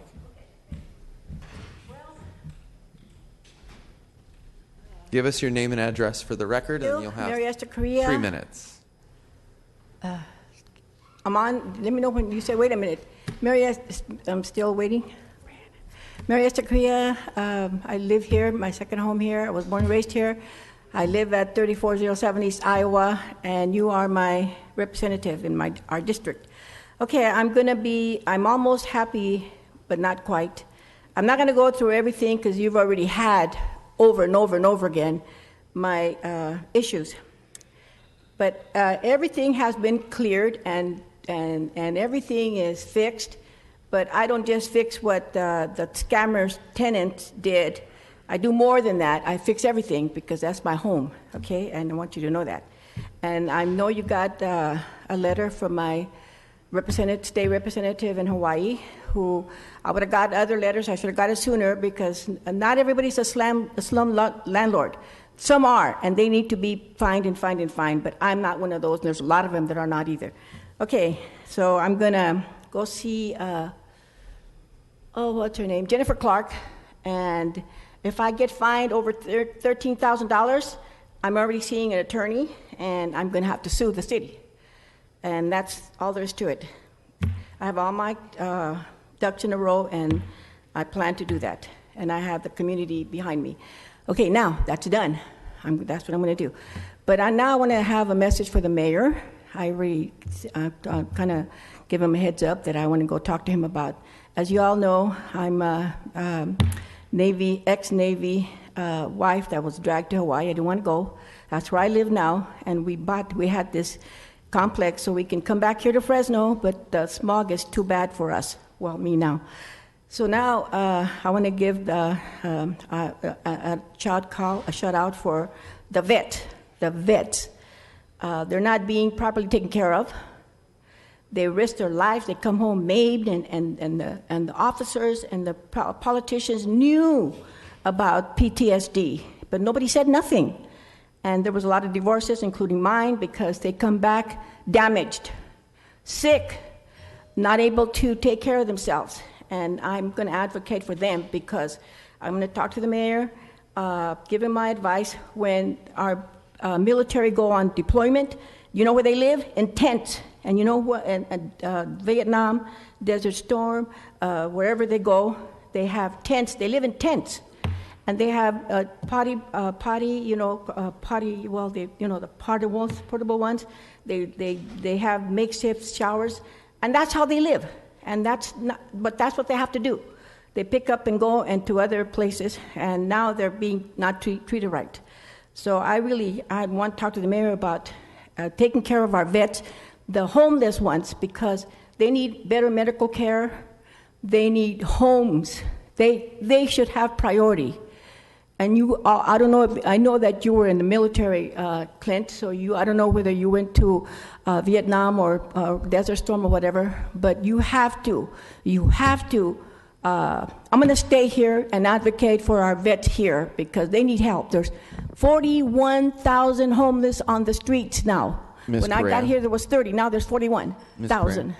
Thank you for your comments. Your Thank time you. is up. I might recommend that you ask for an appointment with Member Bredefeld. With who? Councilmember Bredefeld works at the VA. Oh, He's wonderful. also a Yes. veteran of the Navy. So I think that you might contact Councilmember Bredefeld's office Bredefeld, okay. and try and get an Is he appointment here with him. now? I believe he is in the building, yes. Okay, well, yeah, and I need to, because we need Okay. to advocate He's for very them. active in veterans issues. Yeah, well, then not enough, because I see some of them were being interviewing people, the homeless, and some of them are on the streets. They should not be there. So I'm going to go see the mayor, too. Thank you. Bredefeld, they will be more helpful than the mayor. Bredefeld, Thank you. You want to go to closed session, City Attorney? We have a 10:30 item. I don't think we have time to do the closed session Have to before do that. the closed session. All right, Correct. let's take a break. We'll come back at 10:30.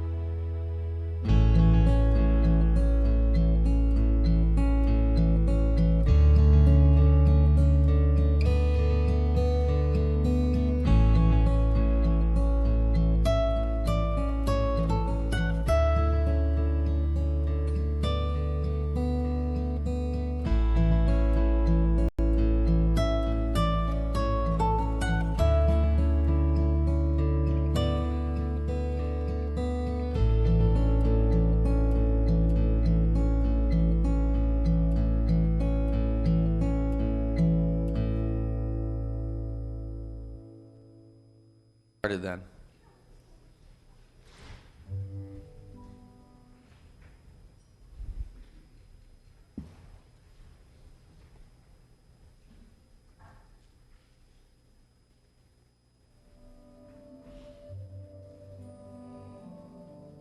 Want to begin, staff, or Parks Director?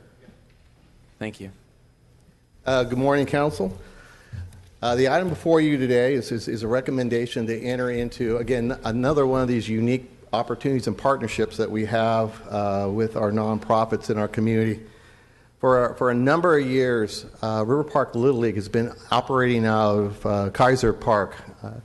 And during that time, they've made millions of dollars in investment in the facility, which is actually a flood control basin. The parking arrangement over the last number of years was as a result of an agreement with the adjacent property owner to allow the league to, and the parents of the children who participate in the league to access the ball field from the adjacent parking lot. Unfortunately, that property was subsequently sold last year, and the new owner is not willing to allow the league to continue to use the parking lot.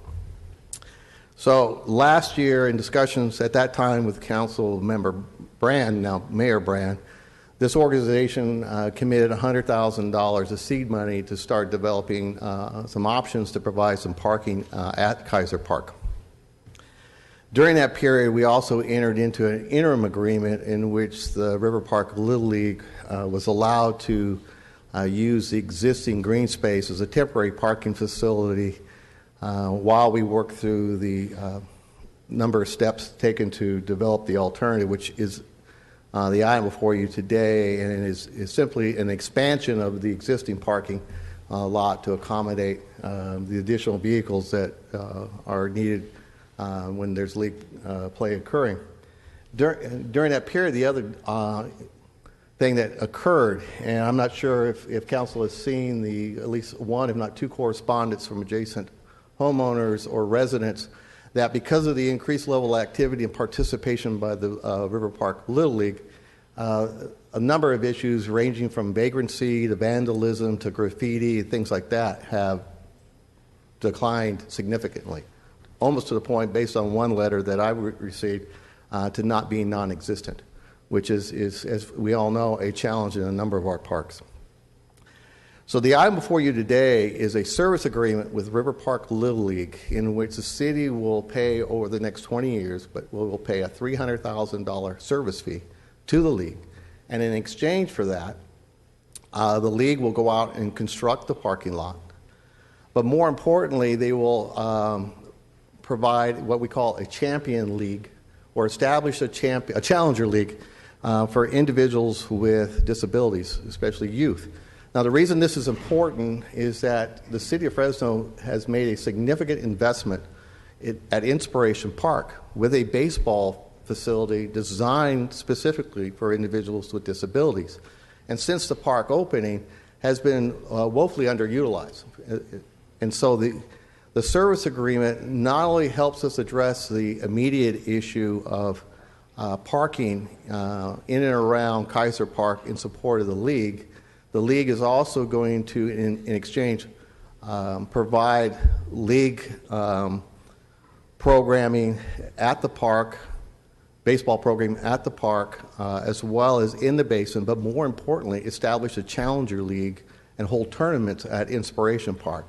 So while there's a direct impact or benefit of expanding a parking lot that's much needed, and the benefits that I've already talked about, including the increased activity that's reduced the level of vagrancy and other issues around this park, it also provides us to further leverage the investment that we've already made out at Inspiration Park with that baseball field. So the item for you today is not only an extension or agree to extend the use of Basin CN, and that's between the City of Fresno and the Fresno Metropolitan Flood Control District and the River Park Little League. It's also a resolution identifying that River Park Little League is uniquely qualified to provide the programming both at Kaiser as well as Inspiration Park. Approve the service agreement that I just mentioned, and then also an agreement to the amendment with the Resources California. They are the operator or the CBO out of Inspiration Park. I've met with them regarding having the River Park provide the Challenger League and manage that league at Inspiration Park. They're very supportive of this as well. They think it's also a great opportunity to further leverage that investment that we've made out at Inspiration Park, and actually look forward to working with the league. Mr. Bennett is here from the league, and I know he has a few words, but Council, we would strongly support your support for this item. Mr. Bennett? Thank you, Mr. Rudd. Thank you, council members. My name is Tim Bennett, and I'm the president of River Park Little League. I'm a volunteer. Our league is comprised of volunteers. We've been blessed by the Allison Cara Hadian, her grandfather, Harry Garabian, who was a true visionary of what it was to be a steward of the community. And he bestowed upon River Park Little League the opportunity to develop a Fields of Dreams. And if you've been there and seen the facility, you'll know that it's a wonderful place for the youth in the citywide of the city of Fresno have the opportunity to come play with us. Our Little League district boundaries required during the season, there's smaller, but during the fall season, we open that up to citywide, in fact, countywide. What I don't want to get lost in what we're trying to accomplish here is the opportunities to partner with Vice President Soria's district in that we can plant an existing program. Our Challenger program has been operating at River Park Little League, but with some of the constraints we now have are faced with the parking situation and kind of just wanting to take advantage of a city resource. We plan to plant one of our Challenger program there. The program's been operating and running for years now. It's a wonderful program, and I think you've probably seen, I know former Mayor Swearingen was very supportive of that program, and I know that she was on the news there with that program. It's an awesome thing, and what we do is the youth in our league do shadowing programs with the Challenger League, and it's a wonderful opportunity to kind of put some life perspective on things for these young men and women. I don't want to get too far in without first thanking Council Members Sori and Bredefeld for working together to try and make this work. I think it's a wonderful opportunity for us to try and do good work, and I'm just proud of them for their work and their encouragement, enthusiasm through this tough process. Thank you. Mayor Brand, our former council member, saw a real problem here, and kind of like his speech yesterday, turned it into an opportunity. And I felt like he, much in the same way that Councilmember Olivier, what you were talking about, I had shared some similar frustrations as you did, and I went to him and said, pulling my hair out, this guy just won't, work with us. And the response he was much in the same way that he gave you, and said, relax. You need to work through this, and you need to work with them. And we went back to the neighbors, and that's been one of the most proud opportunities that our league has had, because oftentimes when you're playing baseball or doing mowing your yard, your neighbor always says, hey, keep it down. And we've seen just the opposite of that. They're so encouraging in our area for us to continue to try and get rid of the illegal activity, frankly, that's happening at Kaiser Park. And our presence there has done that. And I'm just so proud that an unsolicited email came in, and it was, the timing of it was just unbelievably wonderful for us, because it shows that the dream that Mr. Brand and Mr. Bredefeld and our city manager, Mr. Rudd, all had, that they knew that where there's people, there's opportunity, and where there's opportunity, there's opportunities for improvement. And we're just proud to be a part of that. Also, don't want to get lost in this, is that the parking lot we're planning to construct is modest, to say the least, but we're also taking out a baseball field, because on Kaiser Park there's an existing baseball field that we have not been using or utilizing, and frankly it's been very underutilized for years. We're going to remove that, and we're going to, in its place, put a soccer field. We all, I think, know that there's a need for additional soccer fields citywide and countywide, for that matter. And so I didn't want that to get lost in this as well. I'm sorry if you haven't been able to tell. I can talk a long time, because I do love to hear myself speak. So as I've been told by so many here, I'll step away. If you have any questions or anything, I'd be happy to help, or if there's anything we can ever do to help, we're always here for you guys. Thank you. All right, Tim, thank you. At this time, we'll go out to the public. Are there any members of the public who wish to address this agenda item? If so, please come forward. Okay, seeing none, we'll close public comment and return it to the council dais. We have a number of council members punched up. Member Bredefeld, you're first, and then Member Soria, you're second. Thank you, Council President. First of all, thank you all for being here, all the coaches and Tim and all the folks here who've helped out with this. This is really a win-win for everybody. This league started in 1999. I was on the council then, and provided just small support to make that happen. And what a great league it's been all these years. So many kids have gone through it. My kids have gone through it. I think Mayor Brand's kids have played there as well. A phenomenal league, phenomenal facilities down in the basin. You guys have done such tremendous work in building that up and making it just, top of the notch baseball facilities. We are now turning something that was a problem into something that's going to be fantastic. We're going to be building this parking lot, but there's a soccer field that's going to be there. And we know kids love to play soccer. How many of you kids love to play soccer? Mostly baseball. Okay. How many of you love to play baseball? Okay, there you go. Thank you. Second try. a lot of people. We're going to have a beautiful soccer field. And you're right. You alluded to we had a problem at Kaiser Park with people homeless being there. They found syringes. You shared with me the letter from the president in that association who says this is really turned around. They're not seeing that anymore.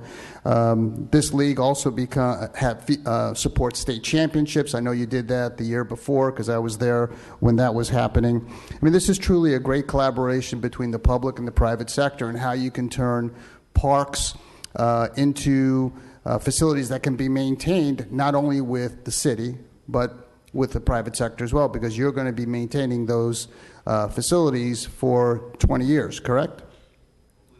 Right. So, I mean, that's a phenomenal thing. And I would like you to share about the Challenger program, because I think it's such a unique program. It's going to be operated out of Inspiration Park, which is a beautiful facility as well. And just briefly share with the council what the Challenger program is all about. So it's a Little League International run program that was started years ago. So it has a backbone and a framework, and effectively typically what happens is boys and girls, all ages, some that are developmentally or mentally challenged or physically challenged, some not so able-bodied participants are able to enjoy baseball. And it's really a great opportunity. They really kind of punch it up, and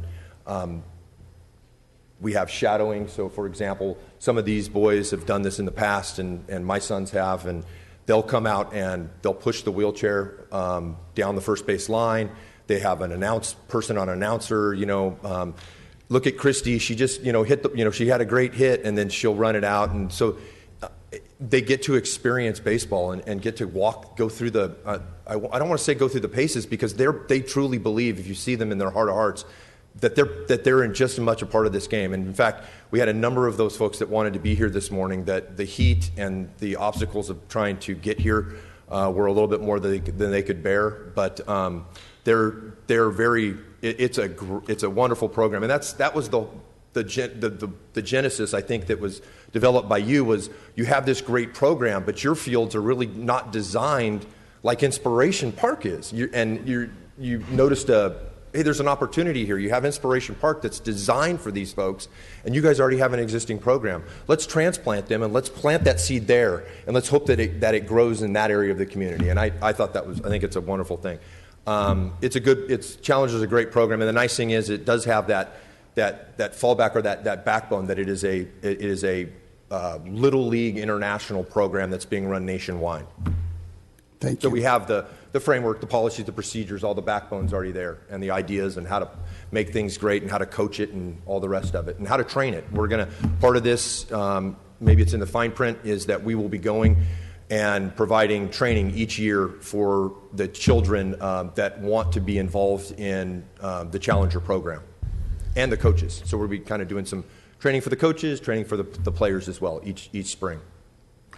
So thank you. Thank you, Tim. So this is, to me, this is a potential model for how we can keep our parks thriving and enhancing, and it is going to involve the private sector. It has to involve the private sector, and I hope this does become a model for other parks and other facilities. So again, I want to thank the mayor for really supporting this, as he's done as a council member. City Manager Bruce Rudd, this wouldn't be happening without you and all of your staff. There's no question this wouldn't be happening. And so Councilmember Soria with Inspiration Park and my staff, this is all of us been working together to make this happen. I'm very excited about it, very proud of it. And with that, I'd like to make the motion for approval. I have just a couple questions. And you also seconded that motion. Okay. I have a couple questions maybe for Bruce. So one, I'll just make some few more remarks. I think it's a great thing to enter into partnership with the Challenger program. A couple things. So one, given that now the Challenger program will have a presence at Inspiration Park, that will draw a lot more people to the park. So who will be responsible for the additional maintenance and all that gravy stuff that comes with more people using the park? I just want to make sure RICV has the resources to continue to do it, or I don't know if the Challenger is going to be responsible at all for any of that stuff. So the field is unique in that, and given that it hasn't been utilized a whole lot, and given it's the infield is artificial material, it's not grass or anything. There's not a whole lot of maintenance.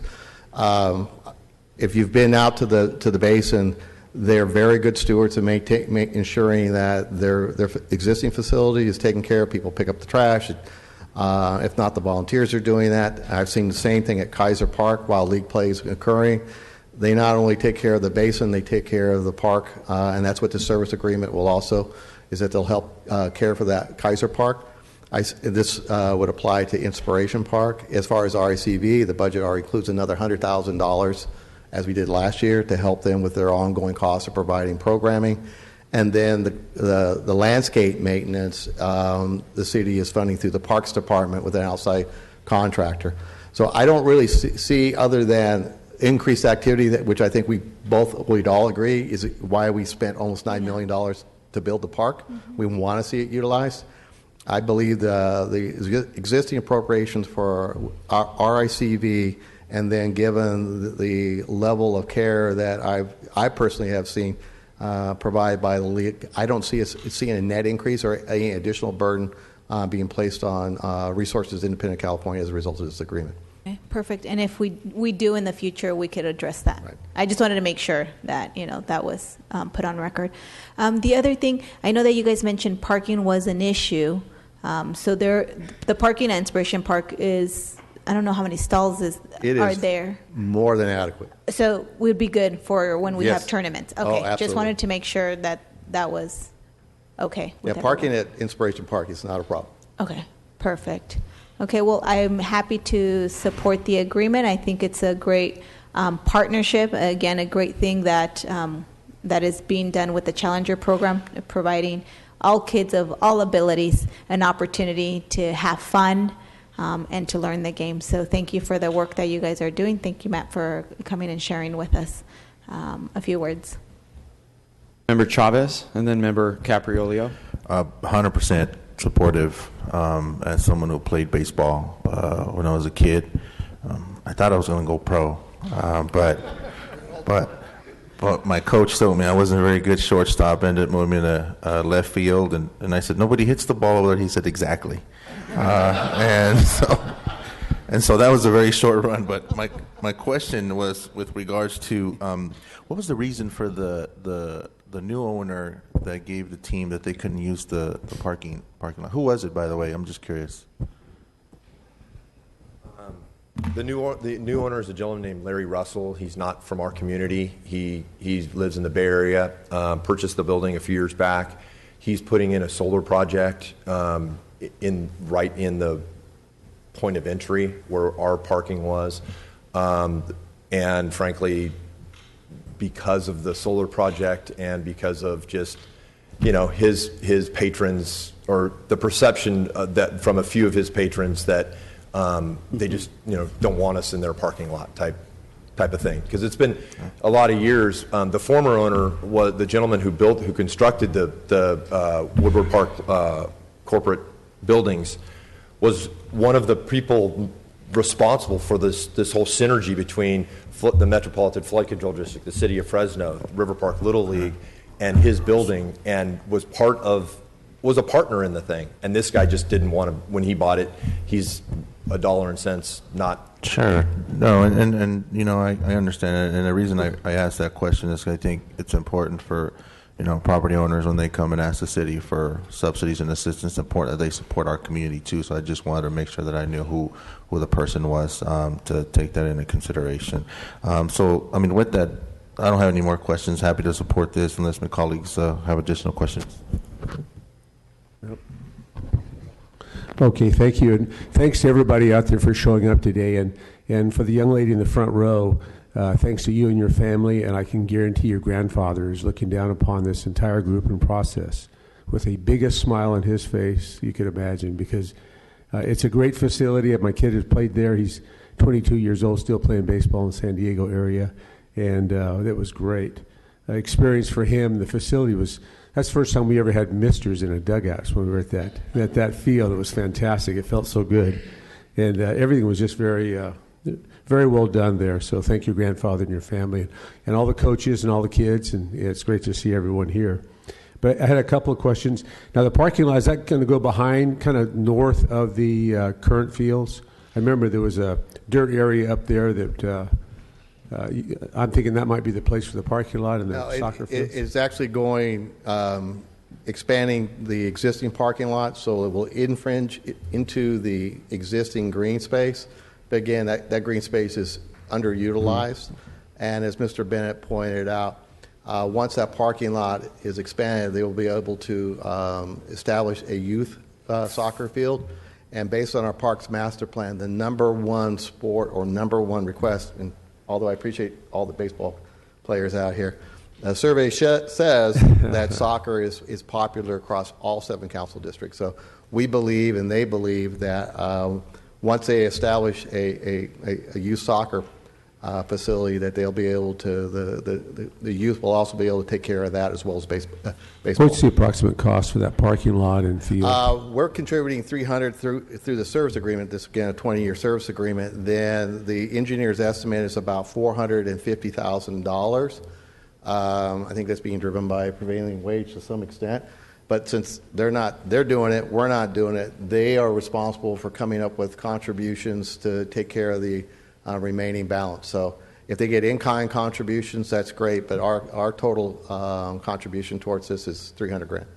No doubt in my mind they can raise that money. I'm confident they can as well. Yeah, they do a great job. But speaking of raising money, I want to go back to Inspiration Park. Are we still at about $160,000 annual negative cash flow?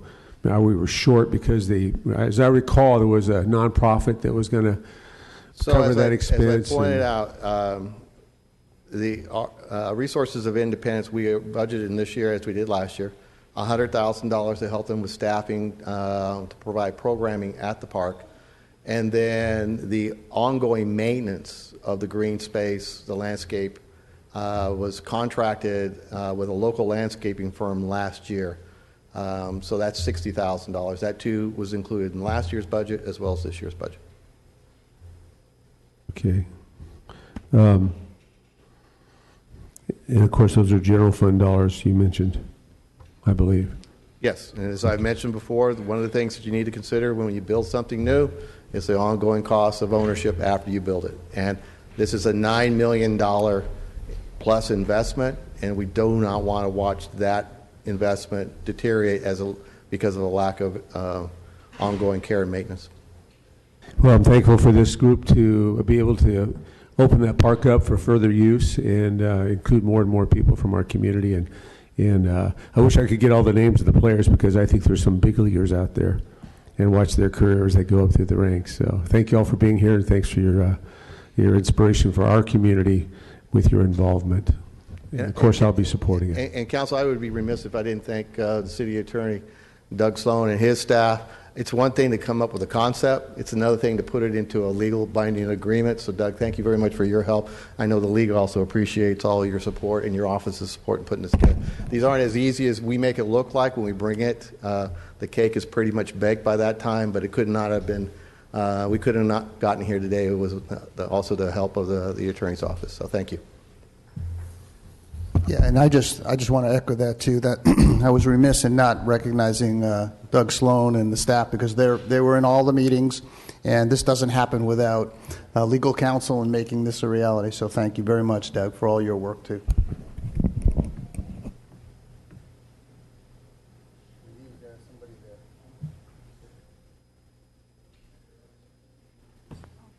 Did he step out? Sorry.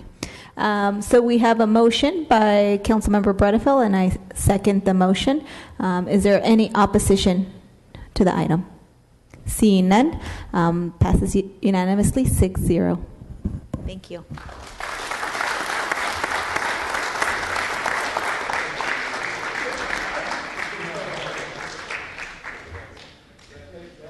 What other item do we have? What other item? Did you want to go into closed session now? Yeah, we'll go to closed session. Council, in closed session, we have real property negotiation concerning 1800 Tulare Street, and then we have nothing more until the 4 o'clock item.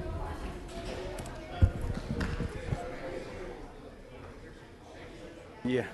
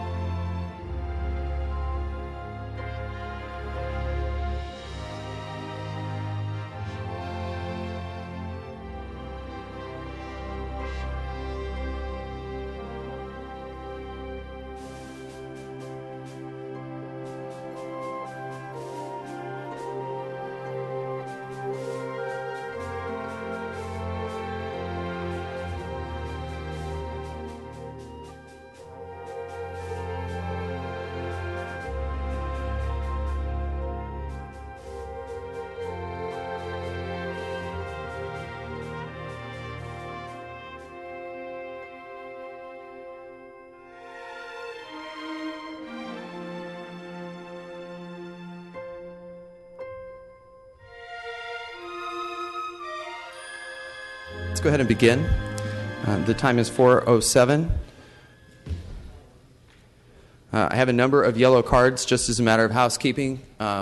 We did relax the parking out in front of the building in the lot for this item, so that's not something that you'll have to concern yourselves with this evening.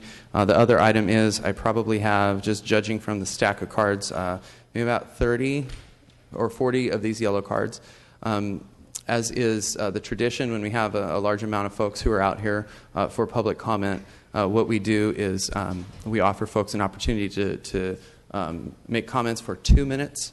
And so at 2 minutes times, if we have 30 cards here, that's going to be 30. This is going to be 2 hours of public comment, which is fantastic. We like to see. Thank you. We love to see folks come out and participate in the process. And so we'll go ahead and get started. So this is the a 4 o'clock item: actions relating to marijuana within the city of Fresno. I just have a couple of comments before we begin. The citizens of Fresno and California have given us the power to regulate cannabis, to break the monopoly and end the violence of criminal gangs on our streets.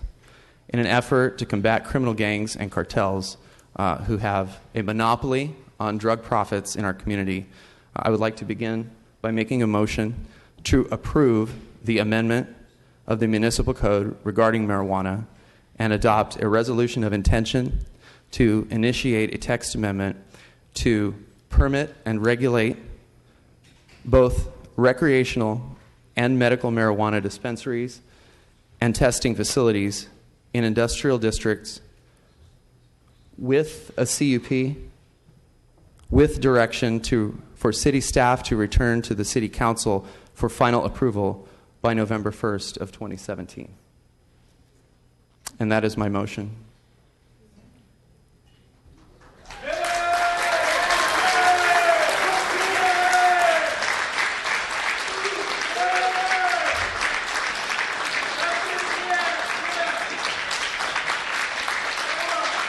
Okay, thank you, folks.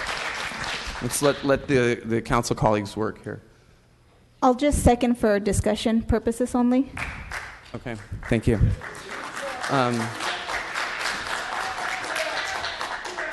So, city attorney was. So the motion is obviously not what the sponsors of the item wanted to bring this afternoon. So I've made a different motion. So a different motion is on the floor.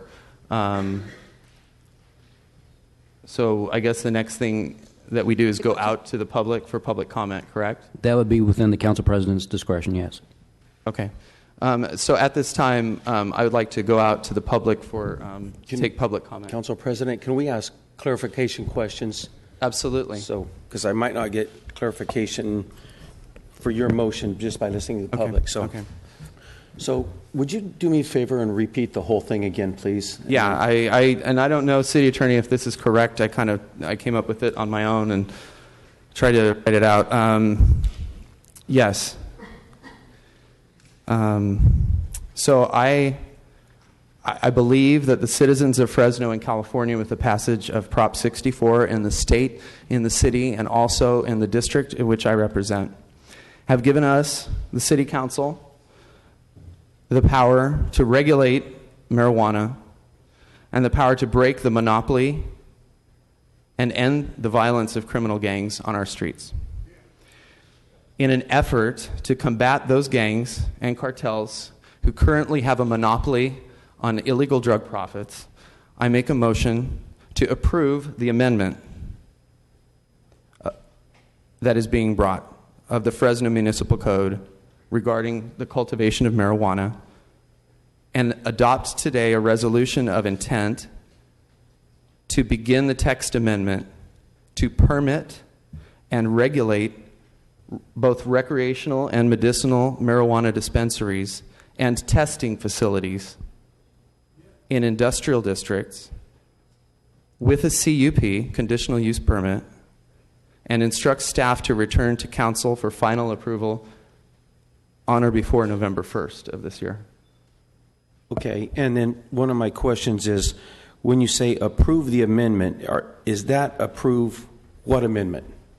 What amendment? The amendment that the text amendment that's being brought is being brought by Councilman Bredefeld and the mayor? I'm making a motion to approve that, but take out the part that bans marijuana and goes instead the different direction. So their amendment talks about prohibiting retail sales of recreational marijuana only, I believe. Yes. So you want to approve that? So you're willing to put a stop? I'm gutting that, and I'm substituting different language. Why do you say approve the amendment? Am I doing this right? Well, Council, recall there are two things in front of the Council today. One is dealing with cultivation. I understand your motion is to approve the cultivation restrictions, and then separately approve initiating a text amendment, but instead of prohibiting it, allowing it. All this does, Member Brandow and sponsors, all this does is it instructs city staff to come back to us with something, a package of comprehensive regulations, and then they will return to us with that for approval at a later date. But what your motion is to allow the opposite of what we're trying to do, which is to allow the recreational dispensaries in the city of Fresno. That's correct, Member That's your motion. Yes. And I would ask that we vote on that right now, not go out to the audience. We're going to go out to the audience, but that you made a motion that's different than what's on the agenda, and you have it seconded. We should vote on it. Council, we do have to hear public comment before you can vote on any motion. Okay. All right. And so I just got thrown off by, I kind of understand what you're doing. That was the intention. Yeah, I know. Okay, right. I kind of get thrown off. Yeah. And so I got thrown off by the part that inside of your comment you say approve the amendment. So you're actually not approving, although you just... I am. You're not approving is this, the prohibition. Is this similar to a gut and amend that they do like in Sacramento, where they basically take out the contents of a piece of legislation and put their own language in? It's approving an amendment. It's not the same thing, the same topic, but in a different way, yes. Okay. So you're not approving their amendment, which includes a prohibition of retail marijuana dispensaries. It's the amendment of the sections. So, I mean, I think maybe we're... All right. I'm a lot clearer now. Okay. So that's what we'll go ahead and do is go out to the... City Manager, Mayor Brand. Can you hear me now? Okay. With all due respect, Council President, I think this is a shortcut procedure. I think we need to hear this debate up or down today as proposed as a ban on recreational marijuana. So I would respectfully ask the Council if you want to take a vote on it. Except you have that discretion as Council President, but I think we're going on a kind of a slippery slope here as far as procedures. There may be other issues that come up that we're going to want to fully debate, and we can hear for a lot of people listening. So I think it's, in my opinion, I'd rather go and hear this debate. If you think the 4 members or more decide they want to go a different direction, then so be it. Let the chips fall as they may, but I think we need to hear this argument. Well, as presented. And thank you, Mayor, for that. All this motion does is it changes the motion changes the item. I don't think that the comments are going to change. Folks are still going to argue for and against cannabis this evening. Whether the folks who are for it are for it, and the people who are here against it are going to remain against it. It's just a different motion, but the same topic. And if it's okay with the city attorney, I mean, the council president has the discretion to go out to the public on the motion, right? Yes, that's true. Okay. So I'm asking. Okay. And thank you, Mayor. So, Member Soria? So just for, I guess, purpose of clarification, will there be 2 votes, or is this a substitute? I'm just trying to... Right now, there is a main motion on the floor. It's different than what was proposed, but there is a main motion. So that main motion would be voted first. So the options at this point are, well, to have your hearing, and somebody could either make a motion to amend that motion, and you would take that vote first, or you would vote up or down on the first main motion, dispense with that, and then if necessary, have another motion and vote on that. So with that, we'll go out to the public and begin public comment. So you understand, right, that if the motion that Council President made, if my motion fails, then it would be a good time for another someone else to make a motion, and obviously it's going to pass if this one fails. So we've got about 30 cards. I'm sorry, I have to leave at about 5 or 5:15 for the meeting, but I'll stay here till then. Thank you, Mayor. Okay, at this time we'll begin public comment. Our first speaker is Andrea Lomascola. Please come forward. Our next speaker after Andrea will be Arthur Anderson. Our third speaker will be Ted Miller. So when we have large crowds, what we do is we call 3 or 4 folks, and then that way you know it's your turn. You can even begin lining up sometimes behind the speaker, and then that way it's a better use of time. We can get folks heard and be respectful of everyone's time. Please give us your name and address for the record, and then you will have 2 minutes. Alrighty. Andrea Lomascola, and I live at 270 South Argyle Avenue, number 106 in Fresno.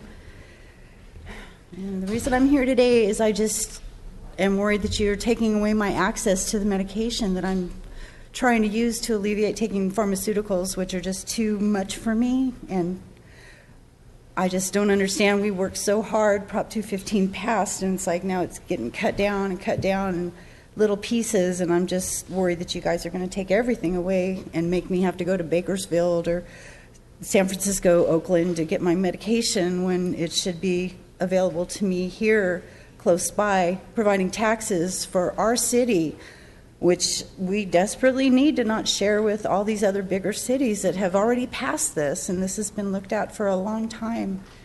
And I don't see any reason why it's being taken away from us. I really don't.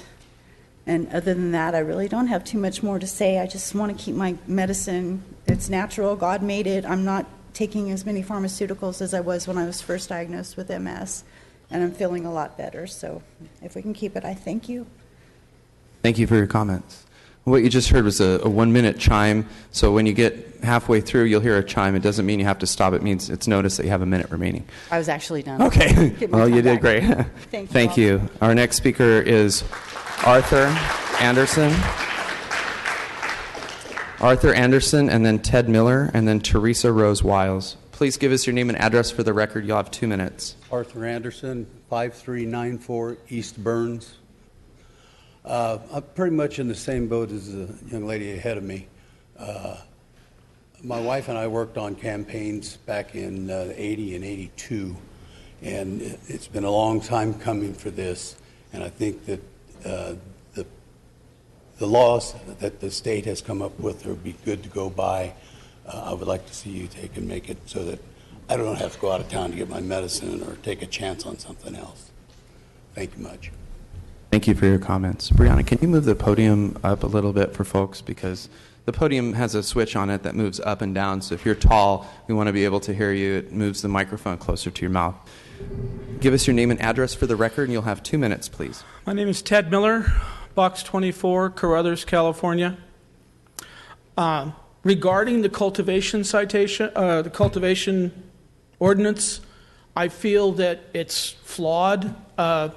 Councilwoman Soria, with your degree from Davis Law and you're admitted to the bar, you know a lot more about this, so I'm going to stumble because I'm not a lawyer. I believe that the cultivation ordinance, it provides unreasonable search and seizure. A police officer comes into your yard or on the street, sticks his nose up in the air, goes, I smell pot. I smell pot growing. Now he can seize it and charge you $1,000 per plant. No due process. I think it's fatally flawed, okay? I think it's intended to make the cultivation in a private space of marijuana illegal, and the law doesn't allow you to do that. Prop 64 passed, okay? So that's deeply flawed, and I'm against that. Regarding retail sales of marijuana, we want to have legal, licensed retail sales of marijuana because we do not want to support the black market. I understand that Councilman Bredefeld feels very strongly about his opposition to marijuana. I understand there are many people here who are concerned about who strongly oppose marijuana. That's okay. It has passed in California. We're not going to keep marijuana out of Fresno because Prop 64 passed. People can possess marijuana. They should be allowed to grow it within the confines of their home or on their property or on attachment buildings. Having legal licensed retailers, I'm running out of time.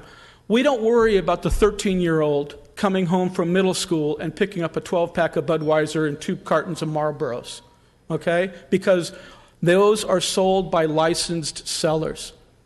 We need to have licensed sellers. And also, finally, I don't want to have a big war about this in our community so that the children get to see a lot of us saying marijuana is okay, it's better for you than alcohol. We don't need to have that shouting match in our community for the next 2 years. Thank you. Mr. Thank Miller. you very Thank much. you very much.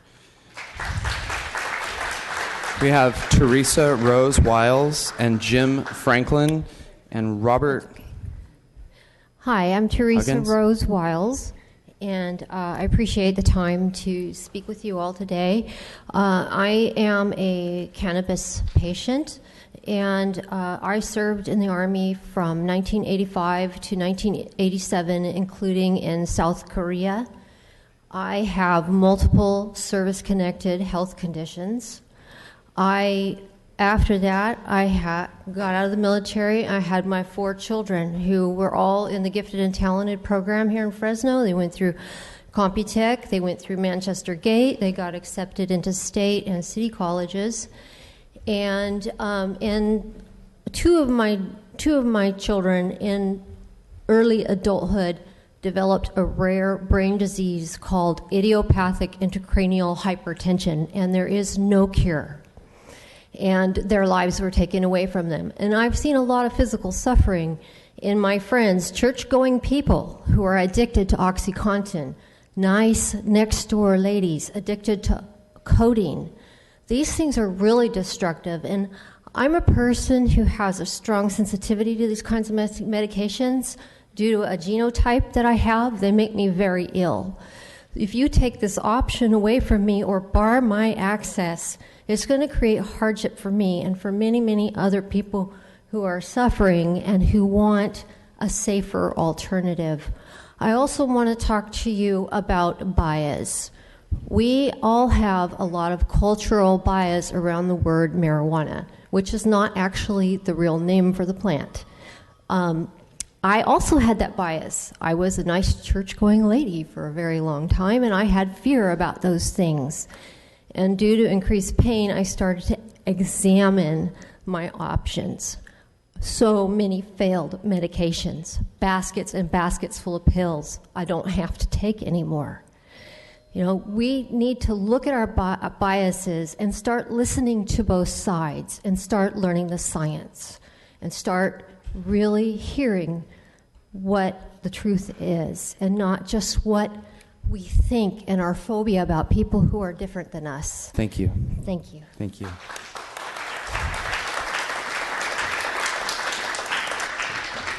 Jim Franklin, Robert Huggins, Derek Payton. Please give us your name and address for the Jim record. Franklin, You'll have 2 minutes. 1554 Fulton, senior pastor of Cornerstone Church. Members of the council, a little confused today about all of the legal maneuvering in that. So let me just tell you, I'm here to address the recreational marijuana dispensaries. I've seen it as a bad thing, use of recreational marijuana, as a pastor of a church. We talked about Prop 64 passing. It did pass. But remember, in that, they gave you the power to regulate it on a local basis. It wasn't just a statewide pass to say it's going to be this way everywhere. It gave you, as city officials, that responsibility then to see how will we regulate this. If in passing that, and I think that's one of the reasons that it did pass the way that it did, because then it empowered local municipalities the ability then to make those decisions. I would encourage you then to make that decision to ban the use of recreational dispensaries because of the damage that it can do. We talk about money that could be gained. some things are not worth the money that we gain from things. I'm used to quoting a book a lot about a guy who sold his birthright for a bowl of beans because it was immediate need and it meant something they needed right then, but yet he sold away his future. I've seen, unfortunately, the impact upon youth that recreational marijuana has, and the readily available, it would be even more by allowing it to be available across the counter. So I encourage you for that reason to vote for a ban on recreational marijuana dispensaries. Thank you. Thank you, Pastor. Robert Huggins, Derek Payton. Good evening. My name is Robert Huggins. I'm a medical marijuana patient. We need more storefronts and more information for people that want to use medical marijuana or even recreational marijuana. We did pass 64. What's going to happen? I mean, are we going to have storefronts? Are you guys going to make it legal or illegal? We just need a chance to get ahead and everybody be happy. But that's all I got to say. Thank you. We have Derek Payton, James Alipar, and Rod Lowry. Please give us your name and address for the record. You'll have 2 minutes. My name is Derek Payton. I live at 708 East Buckingham Way in Fresno. I love this city. I've lived all over California, southern, central, northern, and Fresno is the only city that I've genuinely come to care about. I want to help Fresno be the best version of itself that it can be, and I want the best for its citizens. California passed Prop 64, and more importantly, so did the citizens of Fresno. Yes, you have the power to regulate it, but you should regulate it according to the will of the people. The people have spoken. The voters have spoken. Legal marijuana is here, regardless of your personal stance on the plant. You can ban it, or you can tax it and regulate it. Regardless, growers will still grow. Recreational and medicinal users will still use. I've come to you in the past as a citizen of Fresno, a patient's rights advocate, and a medical marijuana patient. Medical cannabis has been the name of the game thus far, but the passing of Prop 64 opens a new door for discussion. This, the almighty dollar. Mayor Brand estimated $10 million in potential tax revenue for the city. That's money that could be used to have more cops on the streets, create safer streets. Money that could be used in education in schools and to invest in the next generation of Fresnans. I will gladly pay for safe, legal access to cannabis. So please take my money and vote no on the ban. I am all for regulating and creating safe access for the people of the city of Fresno. Thank you.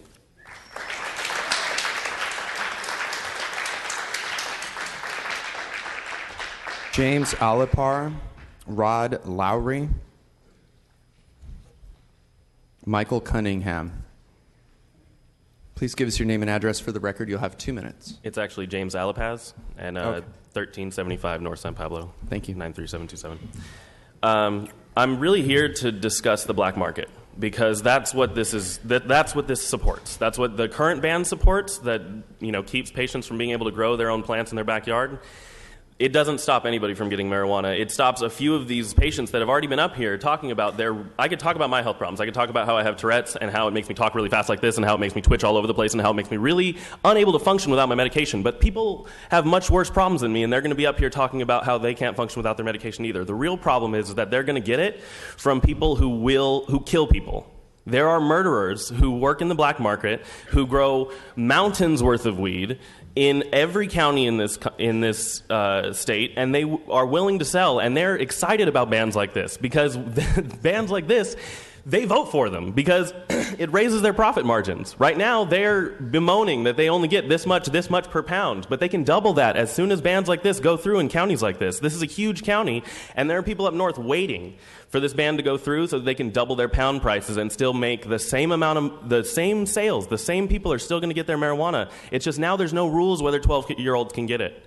At a recreational dispensary or a medical dispensary, The rules state, I've worked at many of them, you get fired if you break the rules, because that you're putting the entire establishment at risk. You're putting all these hundreds of thousands of patients at risk. So you don't violate. If somebody comes in with a expired card, or they're under 21 under the new law, you don't service them, because you don't want to put your business and all of your patients at risk. So that's how the regulation works. When you don't regulate something, when you leave it banned like this and I get why, that's why I like Mr. Olivier's amendment, because it sounds like the reason we're doing this is because it's easier to extend the ban that was already in place than it is to build the infrastructure of regulating in Fresno County. And I know it's easier. It's always easier to ban things, but we've learned since the 20s that doesn't work. So let's not. Yeah.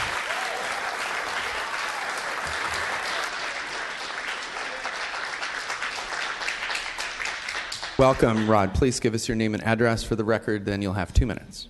Rodney Lowry, my address, 2326 Fresno Street, City of Fresno, and I'm the chaplain for the Fresno Police Department.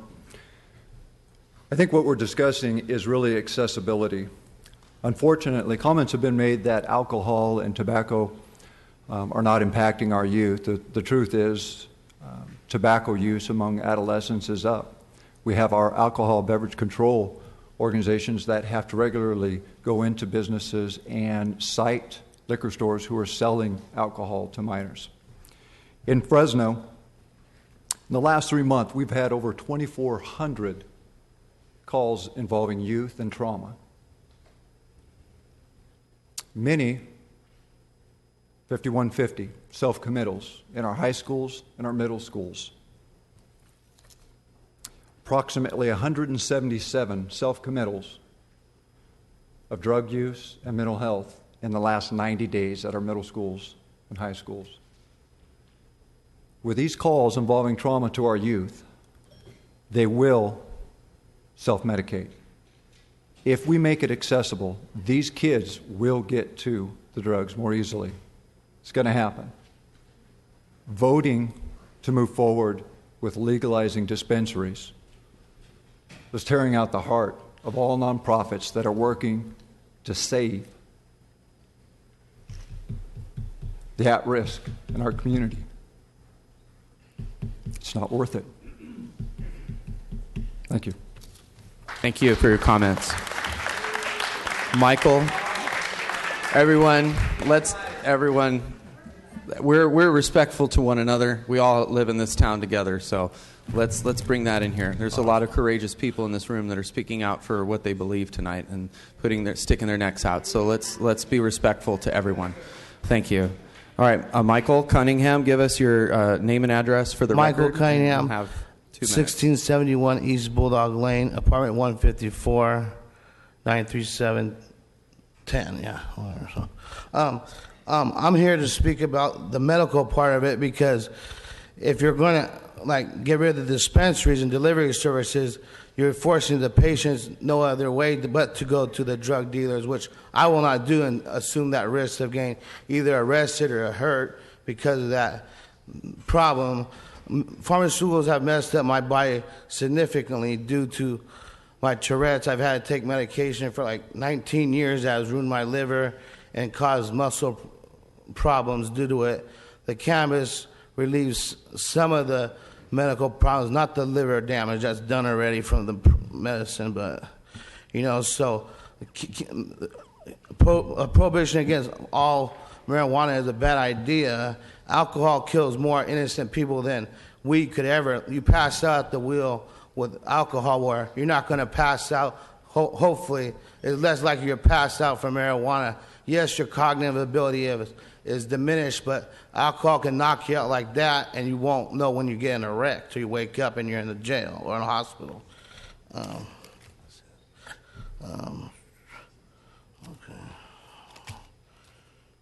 So I guess that's it. Just please do not pass this, and at least keep the medical marijuana dispensaries open. And if you want to put more restrictions so they're getting more trouble if they sell the recreational. I'm not saying recreational is bad or good.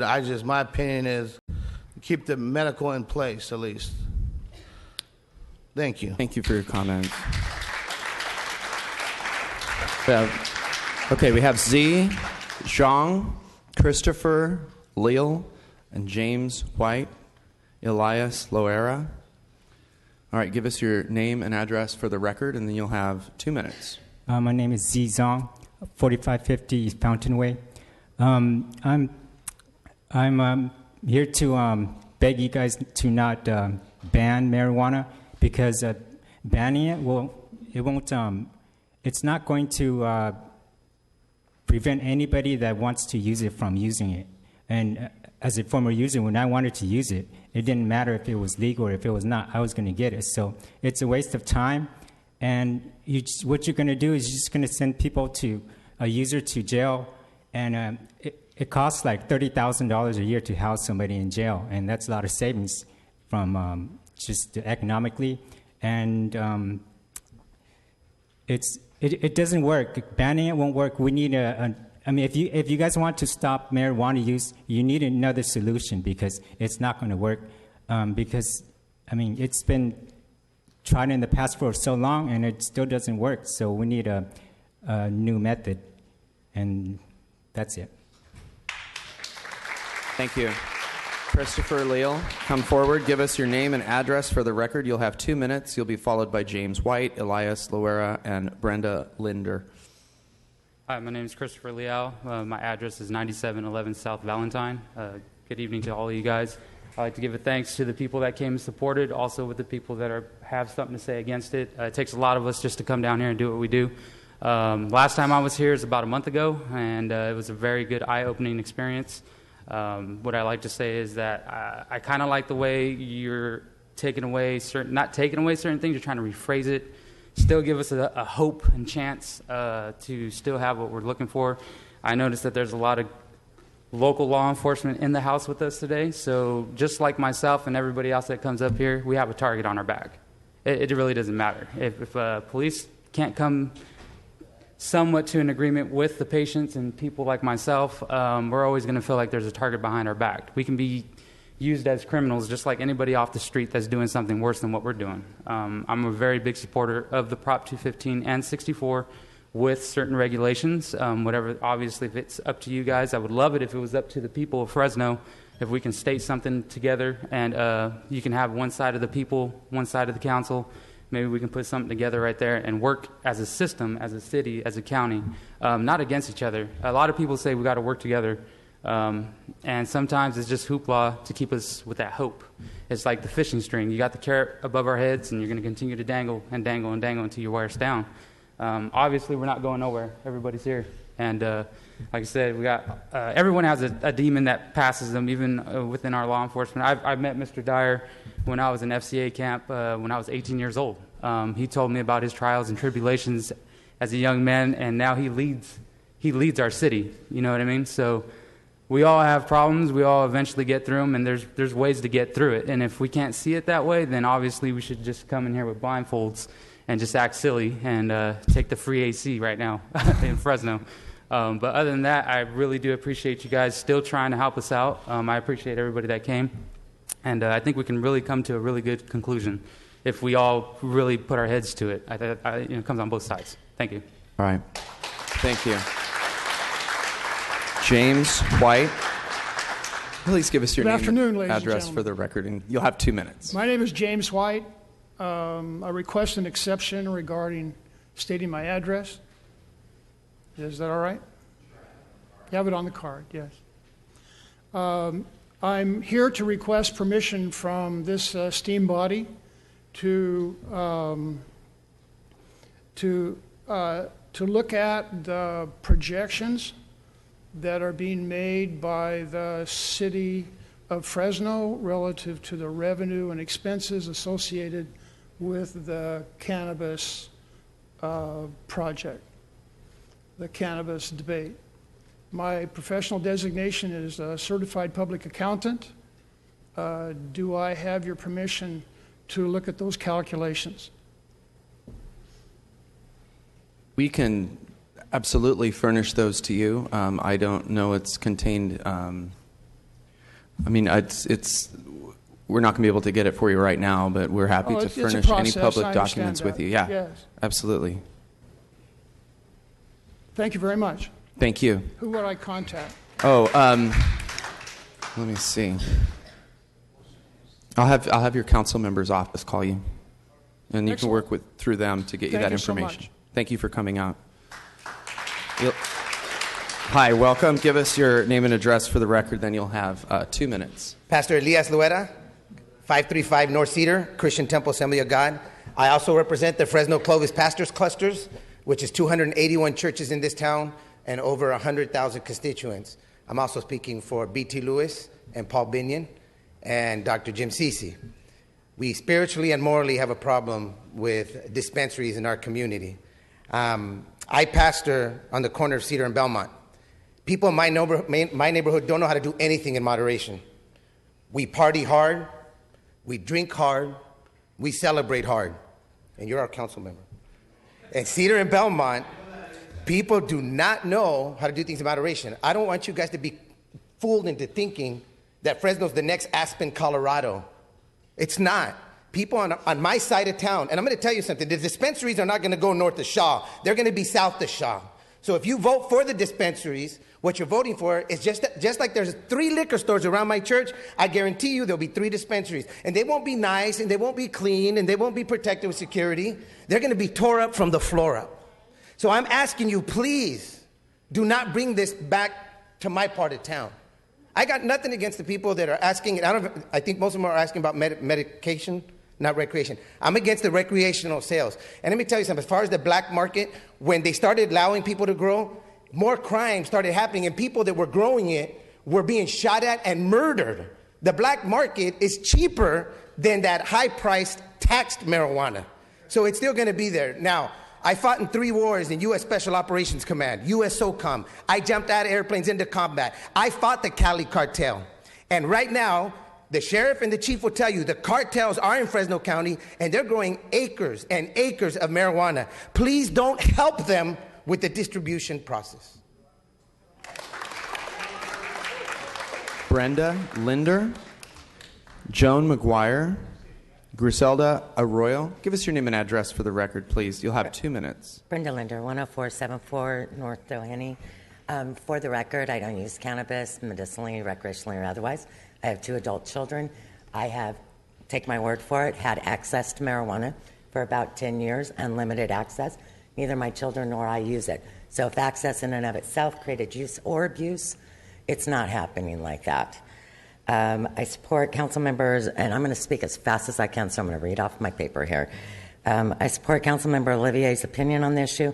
The continued prohibition is counterproductive and largely unenforceable. The city has had the opportunity to regulate medicinal cannabis since 1996, excuse me, but instead has chose to follow the head in the sand mentality, which allows the black market to flourish, while the city forfeits legitimate and substantial tax revenue that could benefit the community, along with a common sense approach to allocation of law enforcement resources. The current medical cannabis bans have not resulted in achieving any stated purpose.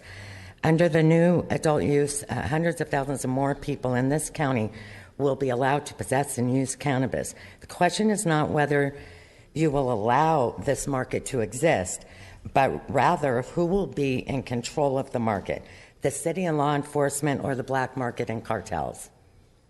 The city needs legislators who are governed by common sense and the big picture solutions and not by long refuted marijuana propaganda.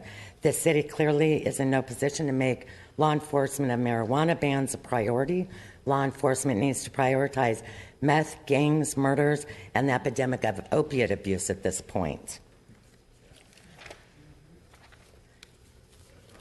Not one of my clients in either the city or the county has paid one dime in the fines that have been imposed.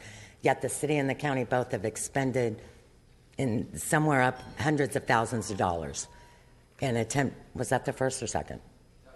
Okay. It's the second one. Thank you. Thank you very much. Thank you for your comments. I have Joan McGuire, Griselda Arroyo, and then Jonathan Zwickel. Hi. Hi. Well, this is, I believe... Oh, I'm sorry. Give us your name and address, and my then we'll name have is 2 minutes. Joan Bird. My address is 1567 North Wilson Avenue, Fresno, California. This is I believe, my fourth visit back to speak to you about medical marijuana. I'm retired law enforcement, and I believe that one of the reasons that we have so much gang problem is because it's been allowed. No one else had any place else to go to get their medical cannabis. You had to buy it from people that were despicable, people that were gang members. That's the only place you had to go to get it. I feel very secure and very safe knowing that there is a dispensary that I can walk into that is regulated. I can tell you that I did not get my medical marijuana card replaced in time. I went to the dispensary and I was turned away. So they are regulating themselves. Don't put it in the hands of the gang members. Don't put it in those people's hands for me to have to get my medical marijuana and for the rest of these people that are out here. No, I don't think that it's for minors. I definitely think that it's like the prohibition time. There was a lot of crime over it.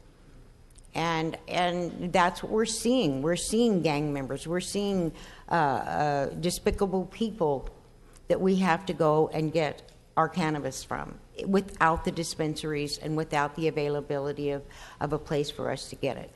So I just ask that you take those things into consideration and realize that by having a place for us to go, you will stop some of the gang violence and the things that are going on in our city. Thank you. Our next speaker is Griselda Arroyo, followed by Jonathan Zwickel, followed by Pastor Rob Cravey. Hello. Please give us your name and address. For the name record, you'll have 2 minutes. Okay. My name is Griselda Arroyo, 2575 South Willow Avenue. This is my first time here. Should have been here a long time ago. I've been a user of cannabis, marijuana, for over 20 years now. I'm a single parent of 2 children. I go to college, I go to school.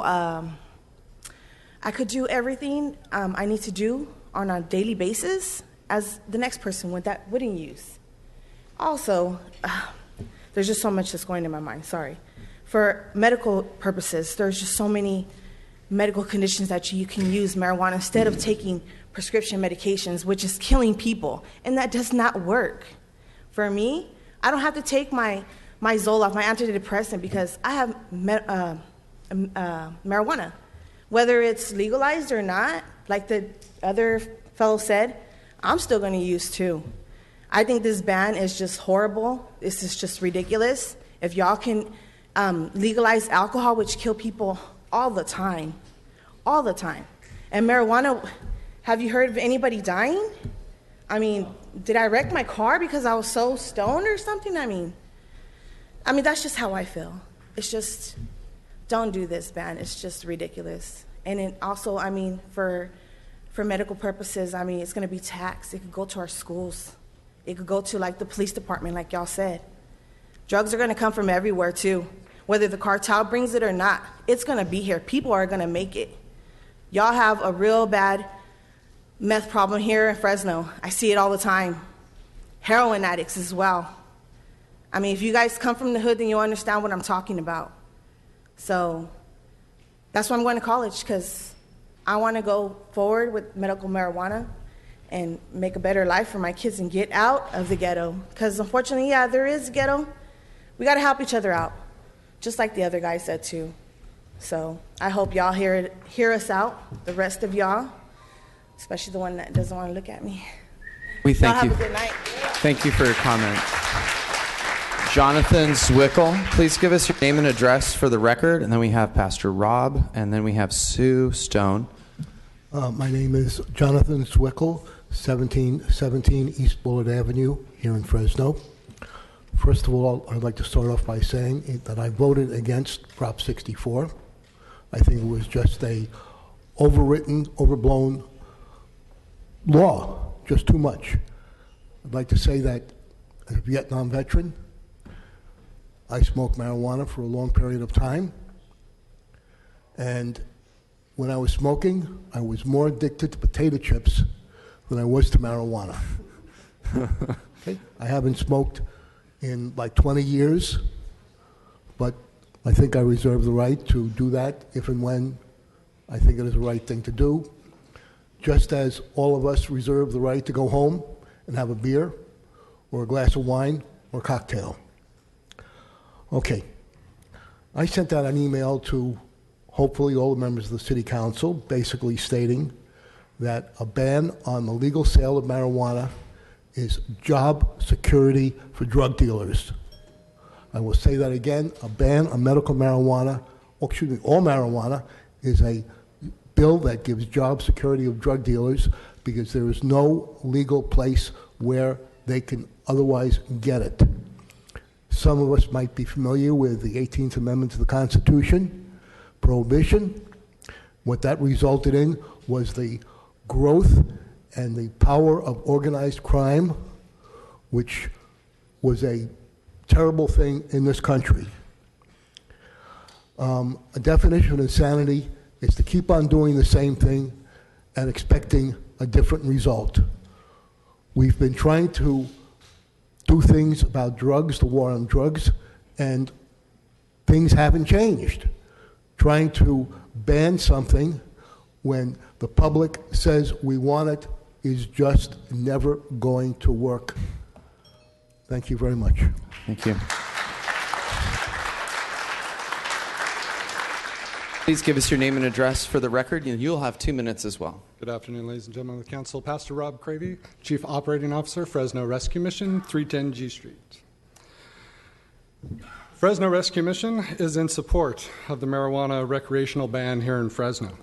Arguments can be made and have been made globally on both sides of the issues in regards to control and use by adults recreationally, whether marijuana is a gateway drug to other addictions, the positive and negative impacts of legalization of marijuana, and what it may have impact-wise on our social system, all of which can be argued. The studies conducted on youth are conclusive. It hurts them. It decreases their emotional development, their academical retention, it hinders their social interactions, it increases the risk of depression and anxiety. And youth who are exposed to marijuana are 3 times more likely than their non-smoking peers to think about suicide. Programmatically, from the Fresno Rescue Mission, 85% of our clients have used marijuana prior to being 16 years of age. It hurt them. The decision a child makes to use has been hampered here in the U.S. by the media, the war on drugs, Red Ribbon Week, which we still have in existence today in our schools, the DARE program, the fear of the laws that we have put into place, and the availability of the drug itself keeps them from making that decision. By legalizing recreational use in California, we've increased the availability, which makes the decision that much easier for our children and our grandchildren to choose. The Fresno Rescue Mission supports any ban that helps make the decision for our youth more difficult to make. Thank you very much. Thank you. We have Sue Stone, Booker Lewis, Alexandros Acedo, Bill McPike. Welcome. Please give us your name and address for the record. You'll have 2 minutes. Greetings, council members. My name is Sue Stone. I'm a family physician with a practice in North Fresno. And I also see patients at an Adventist clinic that serves primarily Medi-Cal patients. I have chronic pain patients at both places, although I see a lot more at the Adventist clinics.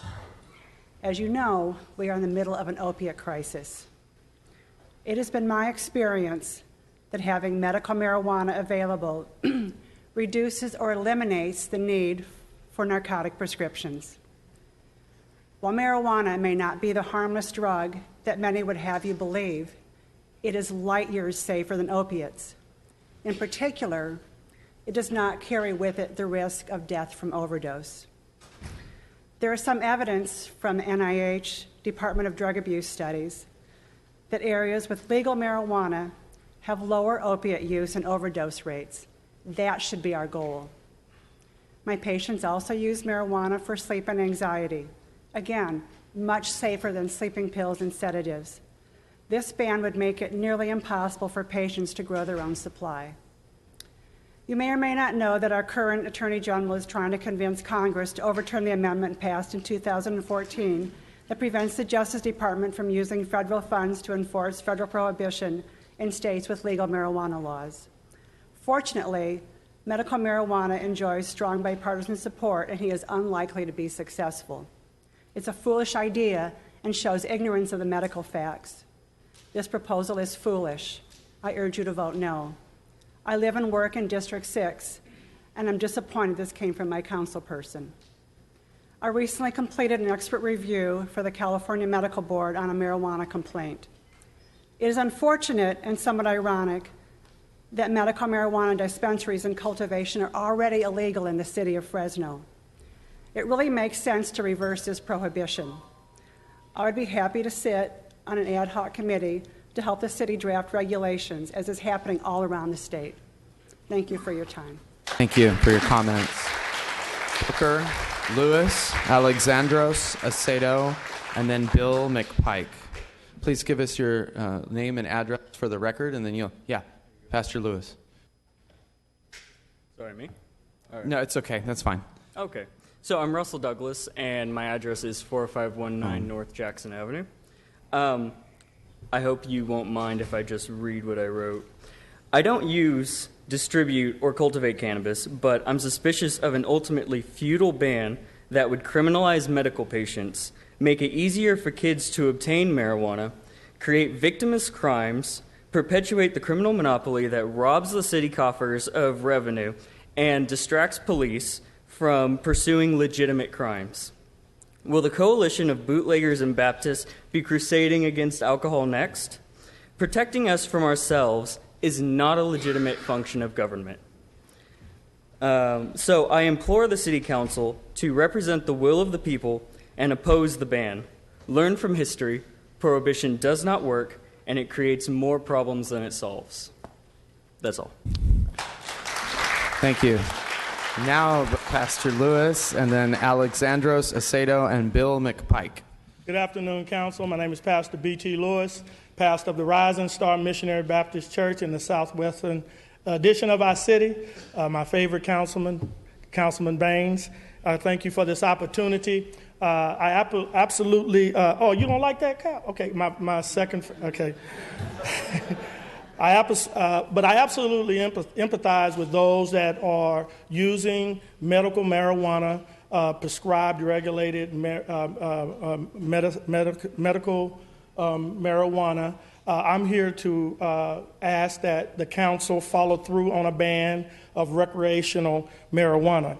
I'm here to encourage you to help you understand that I understand the revenue projections associated with the proposal of marijuana dispensaries in our city, but all money is not good money, which is a lesson that we have to teach in our communities all the time.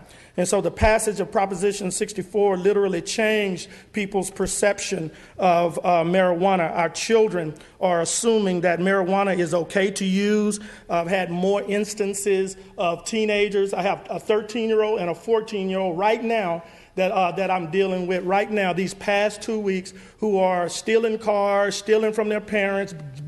This just started, it's a few weeks ago, busting out the house, driving around illegally. One is in rehab now in Modesto. The other one, we haven't figured out where we can send him. I've seen an uptick of those kind of behaviors since the beginning of the year. And so I'm asking our council to please ban recreational dispensaries in our city, because I know they're going to show up down the street from my house. They're going to show up down the street from my church, and I know it's going to be a crazy impact in my community.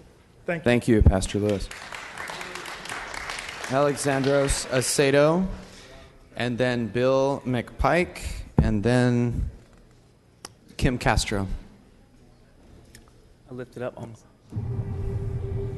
Good afternoon, everybody, representatives, the public.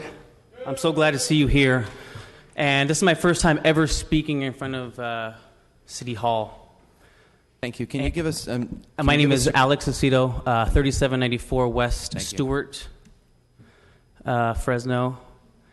And, God, I'm not even going to talk about medical marijuana because I feel that if you don't understand, and if you haven't read, and if you haven't done your own investigation on this, and if you're making a decision to ban it without actually looking at what the American Medical Association says, and what you look at the social studies and what all the research and the medical studies about marijuana, let's not even talk about that, because if you're against that, then that is obviously you're living in denial.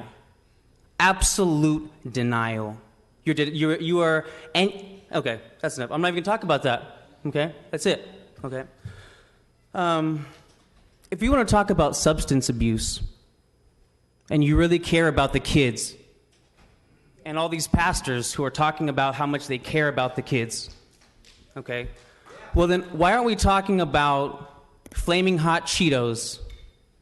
Why aren't we talking about soda? Why aren't we talking about high fructose corn syrup in our kids' products? Why aren't we talking about things that are affecting the most important people in our lives, our grandparents, like diabetes, heart disease, hypertension? When you go to the doctors, my father is a doctor, by the way, and everybody, all doctors, at least as far as I know, as far as his circle of doctors, think that it is absolutely ridiculous to put any type of ban on marijuana.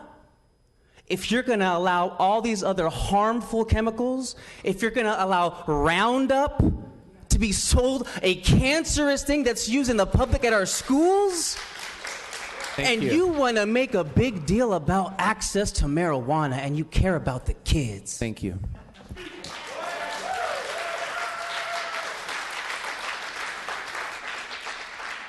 Bill McPike, Kim Castro, and Martha Kolstad. Bill McPike, attorney at law.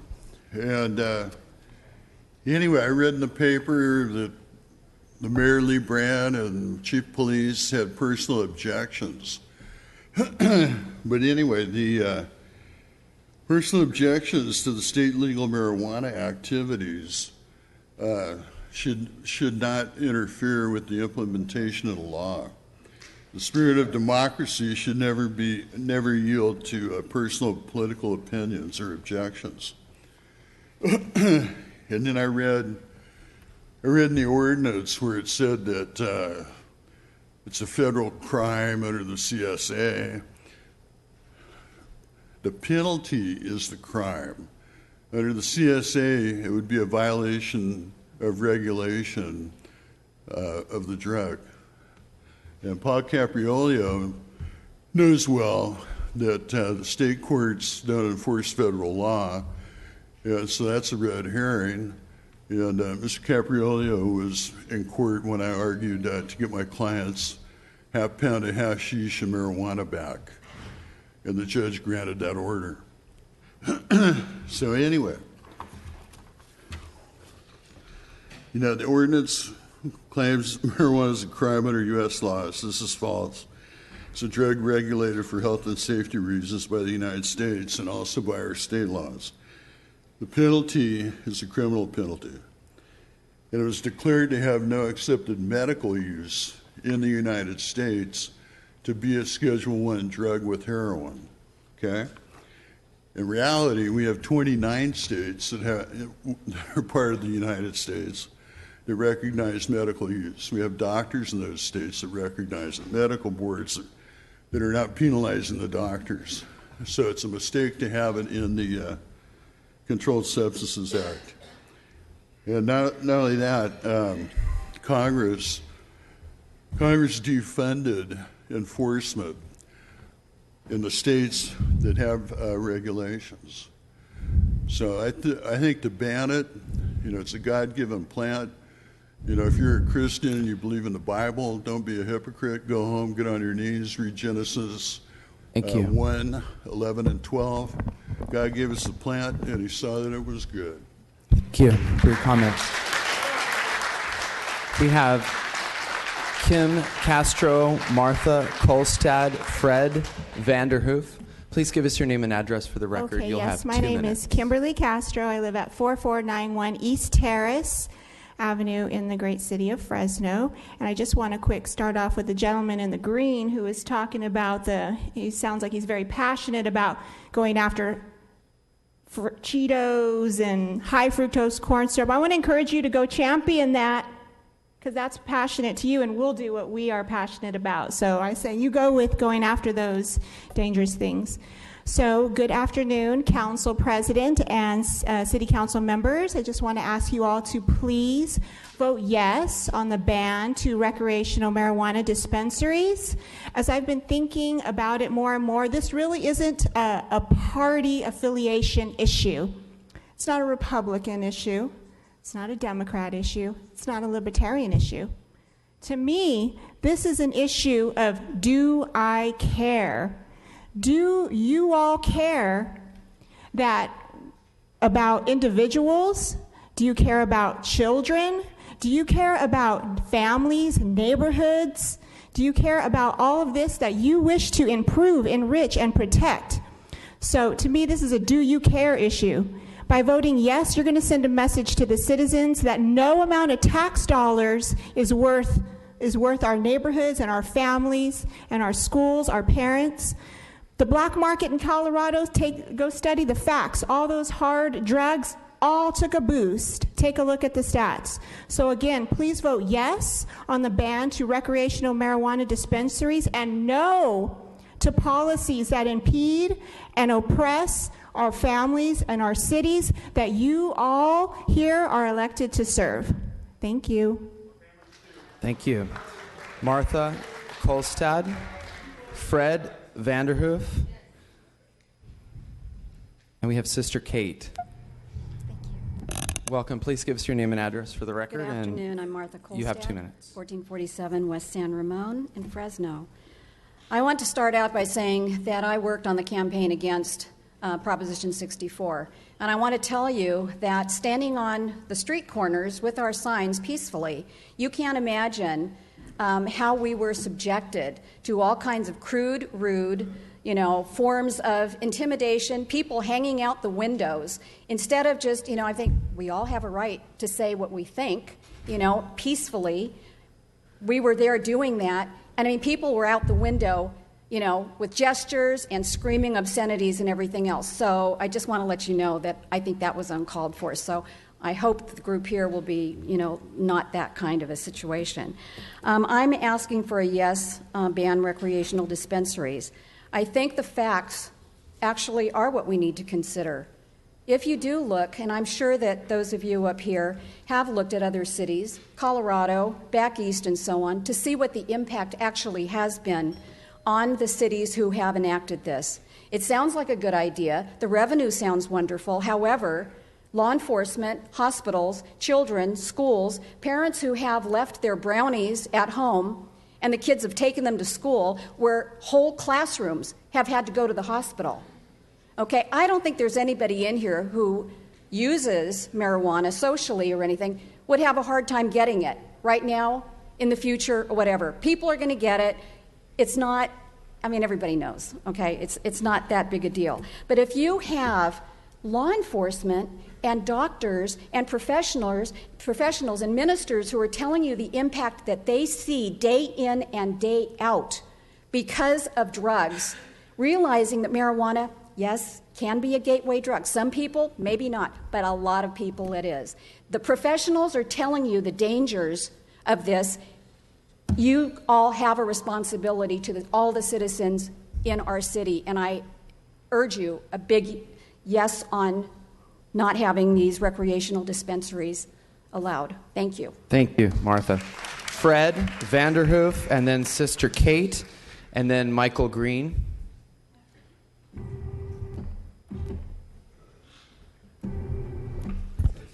Fred, for the record, and then you'll have 2 minutes. Thank you. Fred Vanderhoof, 6420 East Townsend. One thing I haven't heard today is the view from a parent. My wife is here today with me, and we have a adult child who 2 years ago we found out was smoking pot, and very involved in the whole Prop 64 situation also. And I won't go into details, but it was a real concern to us as parents, and a lot of heartache, a lot of prayer. 2 weeks ago we found out that this member of our family decided against smoking marijuana. And that was a big decision. And this member thought, he looked at everything and how it would affect family members, his family members, himself, his wife, and he decided against it. So that was something really, really good for us to hear that. We were relieved. Second thing, I'm a school teacher, a public school teacher at a school in North Fresno. And a couple years ago, we had 3 third graders who were caught doing pot. That's 7, 8-year-old students. And I feel like if we're at the point in this city where we could open Pandora's box for our kids if we don't make the right decision on this. So I'm in favor of a yes on the ban. This will affect kids. This will affect students, as we heard from other people. And I think it's so important as a teacher to help us by doing the yes on the ban. The other one is law enforcement. And I heard on the radio today one of our top law enforcement officials from Fresno say that clearly there will be cartels involved in this. And so I think that's important also. We got another family member who's considering law enforcement. And I think that this is something to consider. We have law enforcement officials who are saying clearly that this will create more crime. Thank you. Thank you, Fred. Sister Kate, Michael Green, Stephen Zukovich. Hi, please give us your name and address for the record, then you'll have 2 minutes. I'm Sister Kate, 3144 G Street in Merced. That's not our real address, that's a rent address because we grow weed. I was going to rebut a lot of things. I'm very offended by people drawing lines. You have crime, or is cannabis legalization going to bring crime? Is really giving dispensaries going to make our 13-year-olds smoke weed, or are they already smoking weed? I hear this argument in the Valley all the time, and I kind of go, come on, what is it? If they're getting it now, if these ministers have 13-year-olds now getting weed under your ban, it's not working. So let me just say what we're doing and why we have 10 women that we've taken in the last 18 months who are chronically unemployable, given them full-time jobs, and they are paying taxes. We had our second batch of 10. The next 10 could have been in Fresno, but we have to say no. Fresno's like the Middle East. They ban all cannabis.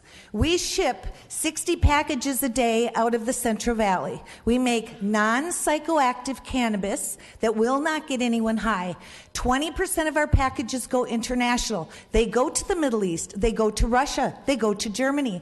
For 2 years, we've gotten regular weekly testimonials from people on pain relief. Now we're getting the cancer cure reports. We just got our first several reports on people who for 90 days took our product and made their tumor shrink or made their cancer go away. We have doctors from around the world that are flying into your airport. We have everybody flying into Fresno. We pick them up here. We've had 2 sets of media a month for the last year on our farm because the world is discussing the miraculous healing power of cannabis.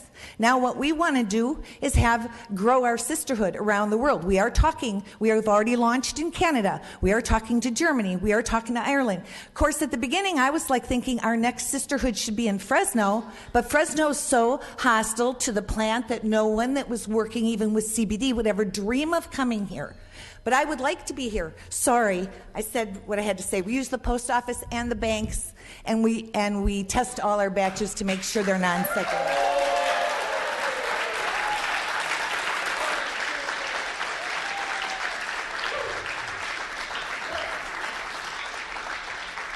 Thank you for your comments. Our next speaker is Michael Green, and then Stephen Zukowicz, Excuse me for mispronouncing your name. I know I have. And then I have Alonso Martinez.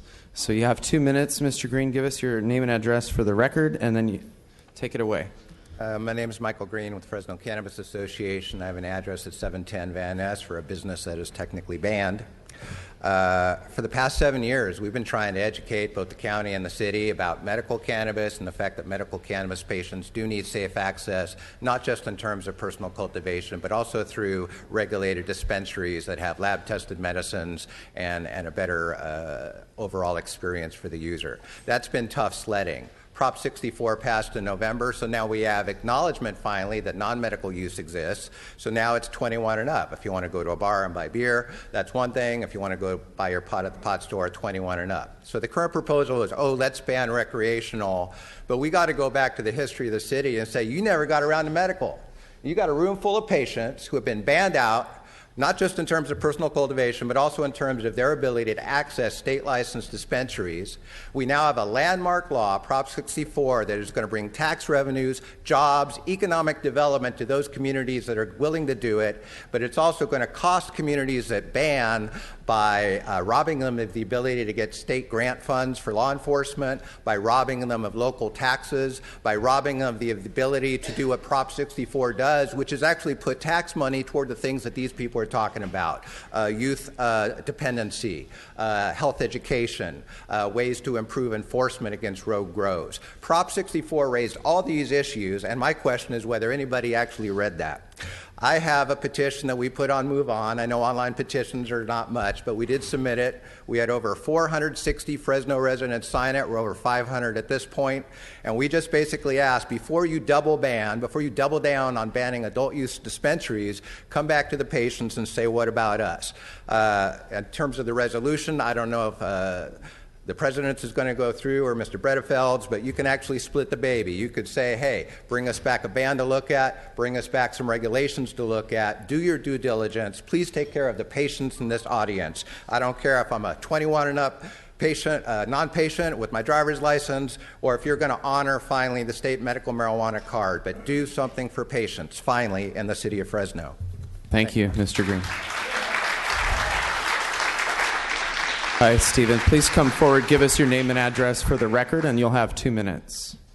Hi, Stephen Ziskowitz, 4083 North Peach Avenue, District 4. Take it away. Let's see. This whole thing about recreational and medical, I mean, we know it's basically the same in the end. You know, I mean, I come from Wisconsin where it was just illegal. That's all it was. You just had to buy it illegally, grow it illegally. You feel like a criminal, like they're going to come after you. So you move to California and you get the medical thing. You go to the doctor. Then you form the collective with the state and you pay the sales tax to the state. And it really doesn't matter because you've got these adults who won't even get the recommendation. And they, especially with the delivery places, they beg them like, come on, man, come on. I don't have my rec, but just sell it to me because it's legal for adults. So it's essentially the same. It's just a different tax thing. We've got these parking lot medical deals, and we're trying to get away from this. We don't want to feel not safe, you know. We're importing the medicine from up north where people get away with it, or even just say, yes, I'm doing it. You know, we're giving our money to them and somehow growing the almonds down here and getting enough money to buy something more expensive when really we should be growing as much as we can down here. We should be growing hemp, you know, whatever makes sense, you know. Otherwise, you end up with these little houses, one guy watching it, it's completely filled up with cannabis. We don't want that. We want it within reason. If you've got the space, you should grow hemp or cannabis. Because CBD is 50 state legal. You know, we generally want to know, are the cops going to come in at gunpoint on us? My family wonders that. They say take prescription drugs because then that won't happen. And I said I've taken them. I don't want to take them. I want to take cannabis. And we could fix the stray dog problem from the last time. We'd get just without an extra tax, just normal sales tax, just extra revenue to do that. Thank you for your comments. Our next speaker is Alonso Martinez, Dallas Blanchard, Richard Davis, and that's the last card.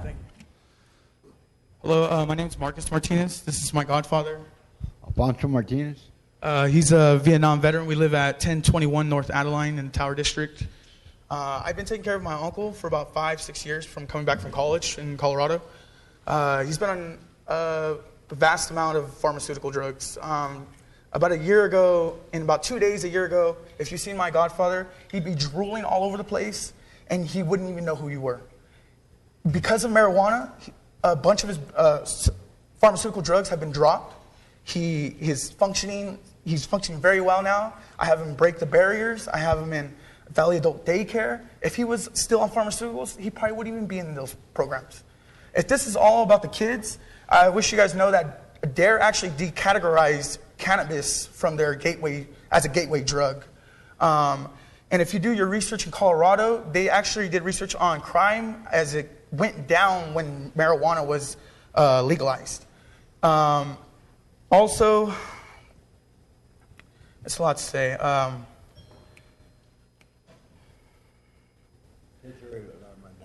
My uncle takes these tinctures and they take away a lot of his night terrors. You know, he was drafted, forced to go to Vietnam.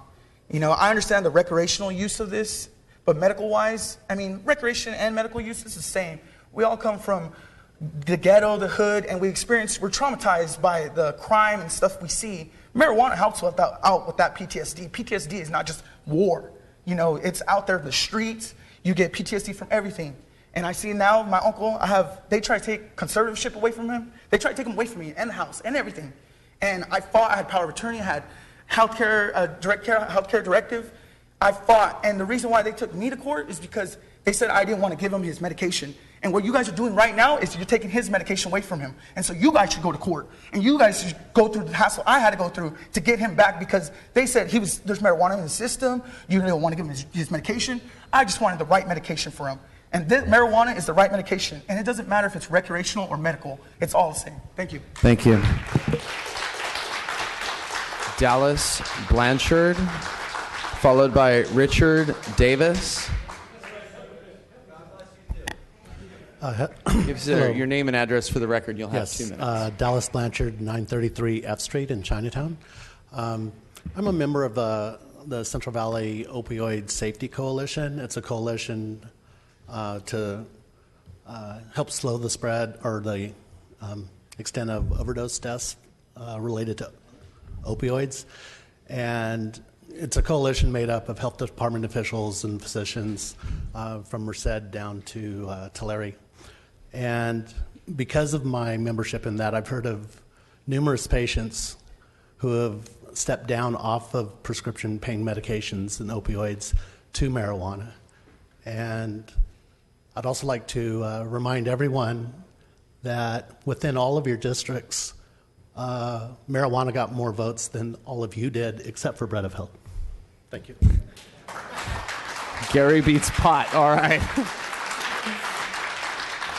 All right. Richard Davis, Richard Smith, Eric Zamora. Please give us your name and address for the record, and you'll have 2 minutes. Hello, my name is Richard Davis. I live at 2416 North Adeline. I'm here today. Basically, I'm not here to talk about medical marijuana. We have plenty of people here for that. We have a bunch of people talking about their moral issues with marijuana. We've got plenty of people for that. I heard from one father here. Thank you for coming and sharing. I'm also a father. That's why I'm here. I was charged with a felony for 1.5 grams of concentrate. That got reduced to a misdemeanor thanks to Prop 47. I worked vigorously on Prop 64 to have that expunged from my record. I don't want to see other fathers fall into situations where they're rejected from a job. Like I was rejected from Amazon for my conviction for my marijuana possession. Now, I had medical marijuana. I was having it under Prop 215, but my marijuana license had expired by 1 month. And this is the type of thing that we need to prevent. We need to help fathers get back to work. We need to help people get things expunged from their records that are simple, harmless things like marijuana. I'm not talking about heroin. I'm not talking about cocaine, but I was treated like I was a heroin addict. I was treated like I was a cocaine addict. And today, we stand here, and you're basically going to reinforce your moral or however you view it on me and prevent me from expunging my record and telling me that I can't be a normal citizen because I was caught with one bowl of marijuana in my pocket and charged with a felony. I find that unacceptable in a community where I don't even know where I'm going with this, but I mean, like, obviously you can see the impact that that's had on my life, and I don't stand alone. There's a lot of people who have been majorly impacted, especially in the ghettos. Like, these people are talking about trying to improve the ghettos.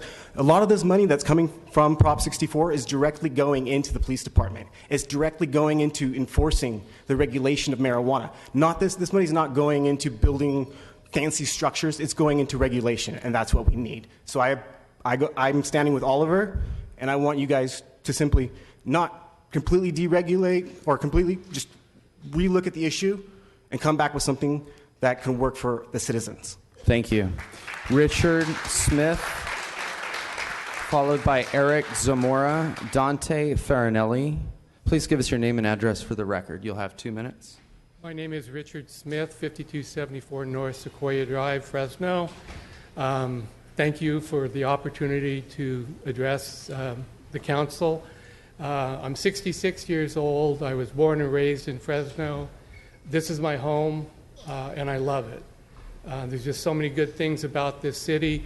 I support our Chief Dyer and Sheriff Mims, and would like to say that I have several health conditions: a heart attack, sleep apnea, arthritis, and post-traumatic stress syndrome.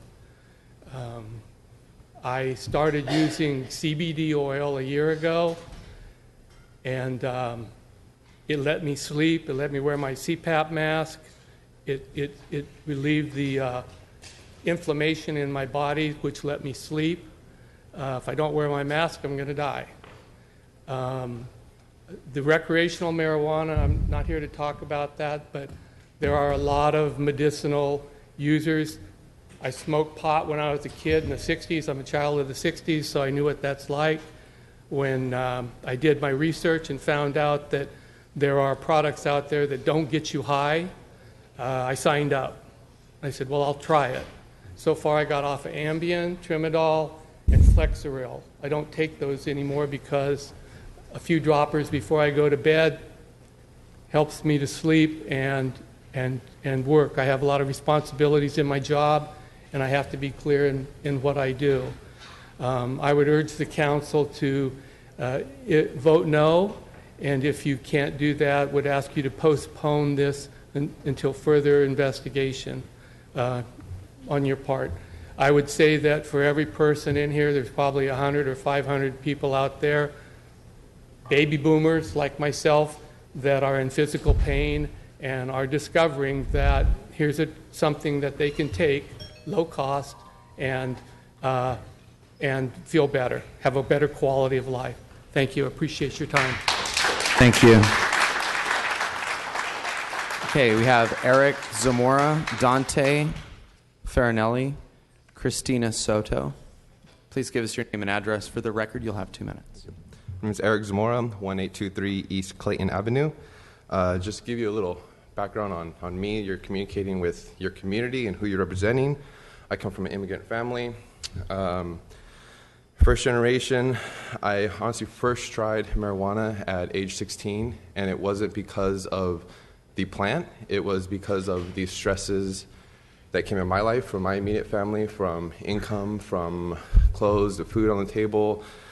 So with a lot of the pastors were saying, I kind of, talking about the youth, it's not the plant, not marijuana, that makes the kids want to try it, and it's stress, it's trauma.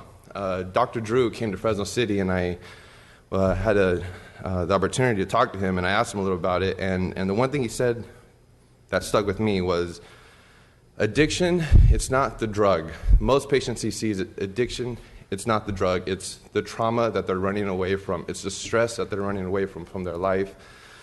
So that's what I want to say. It's not the plant, it's trauma. Also, after high school, I joined the Marine Corps at age 18. From there, I had a tour in Afghanistan and suffered from depression, anxiety, and a lot of other cool things and bad things that come with serving in the Marine Corps. And I've educated myself, I've done my research, I've gone to doctors, gone to therapists, and the best option for me is medical marijuana.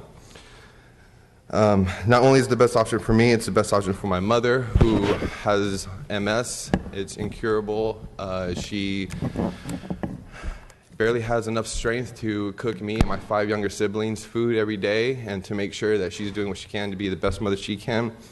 But at the end of the day, when she can't communicate with her muscles and she is having spasms, and I'm there thanking her for the food she has given me and my family, for her, what relaxes her and what makes her relax and wake up the next day to be there for her kids, is the marijuana that has taken out just a little bit of that stress. Go to sleep, wake up, enjoy the next day with her family. Thank you. Thank you. Dante Farinelli, Christina Soto, Amanda Foster. Please give us your name and address for the record. You all also have 2 minutes. All right, my name's Dante Farinelli. I live at 2066 West Fremont Avenue. I think the most important thing we need to first acknowledge in regards to any debate to do with this substance or any other is that it's a very nuanced issue. It's not black and white. There's areas of gray. There's good and bad to come with it. But I think that legalizing it and allowing individuals to make that choice is the end-all be-all for this. It's not up to any governing body as a whole to put a blanket ban or a blanket acceptance on anything either way. I would argue that legalization gives the choice to the community. It allows more openness and more transparency. It allows for stifling the black market trade. And I guess from there I just want to go into an anecdote because that's what a lot of this operates on. So personally, I've been smoking marijuana since I was the age of 15. I'm 22 years old now. I'm a student full-time at Fresno State. I smoke weed every day. It doesn't impair my judgment. It doesn't impair my ability to function as a student. I'm not to pat myself on the back. I set the curve in one of the hardest classes at Fresno State while smoking weed every day, going to class high, going to study sessions high. It works for some people. It doesn't work for just as many people. But in legalizing, we give people that choice. And by legalizing, we also create positive tax revenue. And with that, we're able to create more educational programs. We're able to educate our kids on the basis of, the nuances of the situation. Instead of programs like DARE, which are totally just about fear-mongering, and you tell a kid, hey, don't do this because I said not to do this because it's a bad thing. What's the first thing they're going to do? They're going to go out and be like, yeah, BS, I'm going to try that for myself and figure it out. But if we treat people like they actually have the capacity to make these decisions instead of just saying, no, this is wrong and this is bad, then maybe we'll actually make some progress in the positive direction. Thank you. Thank you, Dante. Christina Soto, Amanda Foster, and Mallory Medina. Please come forward. Give us your name and address for the record, and then you'll have 2 minutes. My name is Christina Soto, and my address is 4175 East Illinois in Fresno, 93702, not too far from Mr. Elias Church here. So my father is a medical marijuana user, and sorry, I'm a little bit nervous. I had some notes here, and now I can't Take your time, don't be. Okay. So my dad suffers from rheumatoid arthritis, and he uses medical marijuana to treat his arthritis as an alternative to taking opiates like tramadol, which are shown to be extremely harmful and are at a high risk for abuse. As we speak, there is legislation being introduced in Congress with bipartisan support to end federal marijuana prohibition. And I feel like the city should take this opportunity to lead and be at the forefront of showing what proper regulation can look like. Marijuana has been proven time and again to be less dangerous than alcohol. And not to mention, it's a huge strain on the judicial system, on our police force and their resources, and our already overcrowded jails. I just want to say that I'm really disappointed that there's so many pastors here that are basically speaking for the criminalization of the people in their community, because people are going to use it no matter what.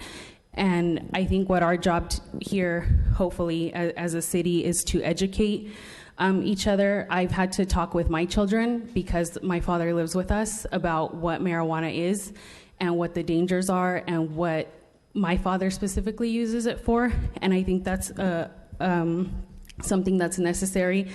If we say no on the ban, that can lead to revenue, that can be put back into educating and creating programs to help deal with a lot of the issues that we're having with meth and opiates and other things that are ravaging our country. Thank you. Thank you. All right. Getting close to the end here. 2 more cards for Amanda Foster and Mallory Medina. Please come forward, give us your name and address. For the record, you'll have 2 minutes. Hi, my name is Amanda Foster. I live at 2510 East Kelso Avenue. All right. I am not a user, but I am a teacher. I live in Fresno and I work in Madera. As far as I know, the laws are similar. Teenagers are getting caught with weed every day. They're in my class. They come to school high. Every day they're there. It's banned, but they're there. They're getting high anyway. I agree with those who have spoken before me. The ban does not work. If we want to work for our kids, let's work for them. Drug use in teenagers is a concern. It's a daily concern for me. Use of marijuana under 20 has been linked to loss of gray matter, and that's why it's illegal for people who are under 20, or 21 rather. So let's educate our students. Encourage them to make healthy choices and advocate for themselves. Students that do use marijuana at that age normally need counseling. They have home lives that are unimaginable to some of us. As a teacher, I get to act as a therapist a lot of the time, and the stuff these kids come to me with is absolutely heartbreaking. Marijuana is readily available in their households. And that speaks to what is going on in their homes. Banning it doesn't change that. It doesn't make it better or easier for these kids. We can talk about the kids all day, but I don't know that the ban is helping any of them. As far as I can tell, it's really, really not. Thank you. Thank you for your comments. Mallory, please come forward. Give us your name and address for the record. You'll also have 2 minutes. My name is Mallory Medina, 5862 West Millbrae Avenue, Fresno, California. So, tried to avoid talking to you guys as much as possible. I sat, I listened, and I really wanted to give everybody the benefit of the doubt. I wanted to listen to both sides, just as you all are doing today. What we're looking for right now is not tolerance. We're looking for acceptance. We're looking for people to understand that this is coming towards us. We can sit here and we can shy away from this industry, and we can say, you know what, no, this is not for our people, and that's fine. It's fine. We have the right to make that choice. But what we really need to focus on is our future. Fresno has continuously pushed back these sort of instances and these sort of events to avoid making good decisions. And I understand they take a while. I sat with Van Ness Otto 15 years in these same chambers. You guys remember, we had fun with that. I know you did. And I was that little kid. And now we're going back for my industry. So let's go.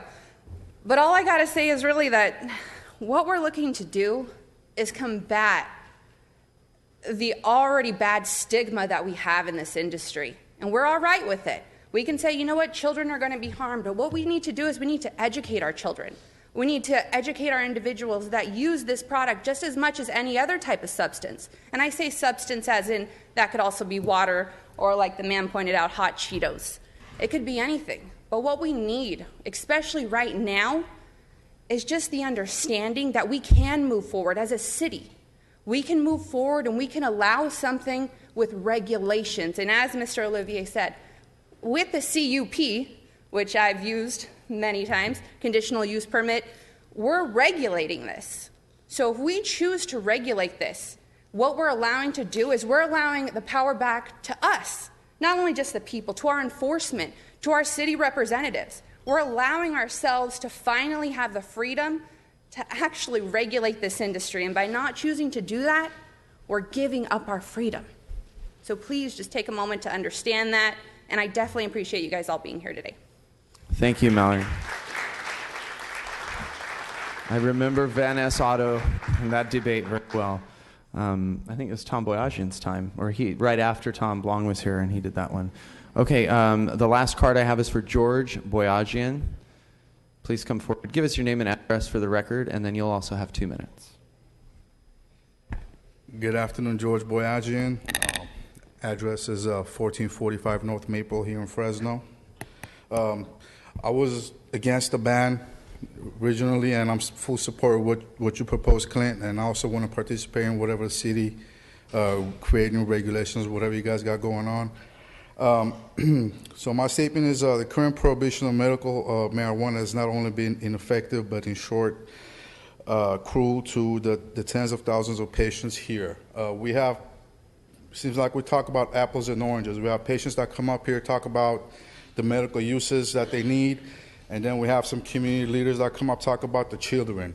I'm sure there's a way to keep marijuana away from the hands of children while also giving access to medical patients. We don't have to outright ban everything. So people are going to get up and talk about the rising crime in Denver, Colorado, or whatever, but the research has shown that there is no correlation between rising crime rates in Denver and marijuana. It has nothing to do with each other. All the research since 2012 shows that crime rates in Denver any given year make up less than 1% of all offenses in the federal uniform crime report. Less than 0.5% of those offenses reported are for marijuana. It seems like everybody just barely got here. We don't know what's going on. Some patients over here are fighting for their rights, and other people are talking about we got to keep it away because they want to think of the children. I'm a parent myself. No, I don't want my kids using marijuana, but my 3-year-old daughter came up to me with a bottle of Pepsi. Had her older brother put a little masking tape on it, and he knows how to write, so they wrote Duff on it, and she came up to me telling me about how, Daddy, look, I'm drinking beer. And what Duff beer, what cartoon is that from? And my kids have been watching The Simpsons since they were 2 years old. So you want to talk about gateway drugs? Maybe we should eliminate cartoons, huh? Thank you, George. All right, that was our last card. So typically what we do is we invite folks to come forward. If you haven't filled out a card yet and you haven't spoken, please come forward and give us turn in your card, give us your name and address for the record. You'll have 2 minutes, and then after this speaker, we'll go ahead and call again for anybody else who hasn't spoken, who hasn't filled out a card, and then we'll bring it back up to council and we'll get a vote for you. Hello, my name is John Wilson. I'd just like to start, in God we trust. God put this plant here for a reason. It's non-toxic, it helps people. I've seen it help many people. I know what it's like to be in rough neighborhoods. I have families that live in rough neighborhoods. I also know what it's like to be in nice neighborhoods. I have my other side of the family that's very well off. Let me tell you, these bad neighborhoods have a meth epidemic, have a heroin epidemic, have gun problems, gang violence, all of the above. For you guys to waste your time going after cannabis that's non-toxic and helps so many people, I don't know what to say to you guys. I don't know how you guys could do this. You guys are making it so people, okay, I lost it, but I feel bad for these pastors that believe that cannabis is going to hurt the community. Because in all truth, cannabis is going to help the community. Alcohol hurts the community. Tobacco hurts the community. All these sugars in our food hurts the community. And we're not regulating that. We're letting it availably flow to our community. With that being said, I hope you guys think about regulating it properly and not putting it to the streets. Thank you. Thank you for your comments. Please come forward. Give us your name and address for the record, and you'll have 2 minutes. I'm Pastor Jimmy Foote. My address is 2696 East Shea in Fresno. And first of all, I want to say I came here as an observer, certainly with a perspective to ban the use of marijuana or the dispensaries here. It seems like a couple of things. We have a room full of experts, people who deal with the medicinal use of marijuana. And I heard some things, thank you, that I hadn't heard before. I have members of my congregation who use marijuana medicinally, and they're quite passionate about it. We also have experts in law and law enforcement, and we have experts like myself as pastors. And we deal with people who've been using marijuana all their lives, and we see what happens in their lives. I want to remind the council here that you are experts as well, and you are charged with protecting our community and taking in the advice of the professionals that are here in our city. I really believe that there is a solution for those who need to use medicinal marijuana, for them to receive what they need. But we're talking about pot dispensaries in my neighborhood or the neighborhood of my church. And as an expert on my neighborhood and people who are in many cases underserved educationally and economically, they do not need another distraction in their lives. They do not need access to a drug that is holding many of them back, and that we all see from the evidence has an effect on people that short circuits their lives. So I just want to encourage you to take in the advice of those who are the professionals, including those who use it medicinally, and perhaps we can find a solution. As far as recreational use, and I certainly want to respect counsel here, but remember, this is about pot dispensaries, is it not? Thank you.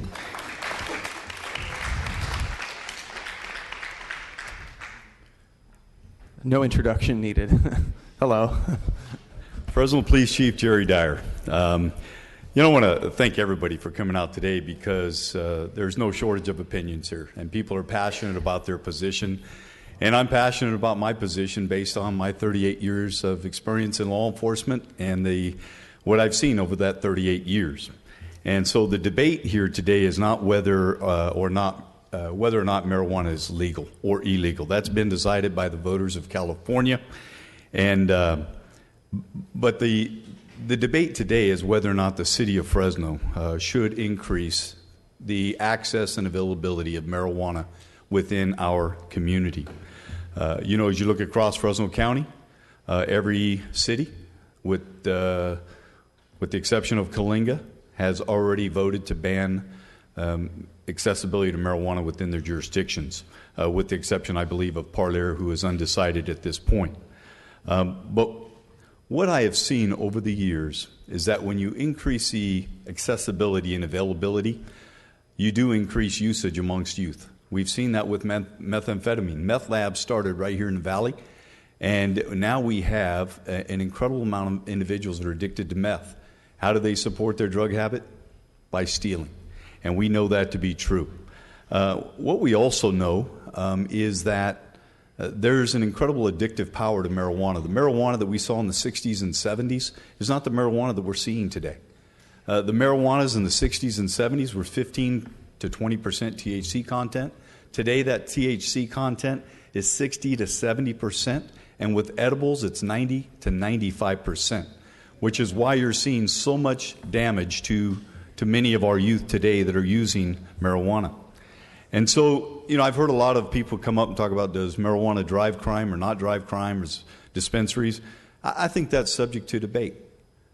What we do know is that methamphetamine drives crime rates, and we do know that marijuana dispensaries have an increased number of crimes in and around those jurisdictions, as well as those individuals that come to and from.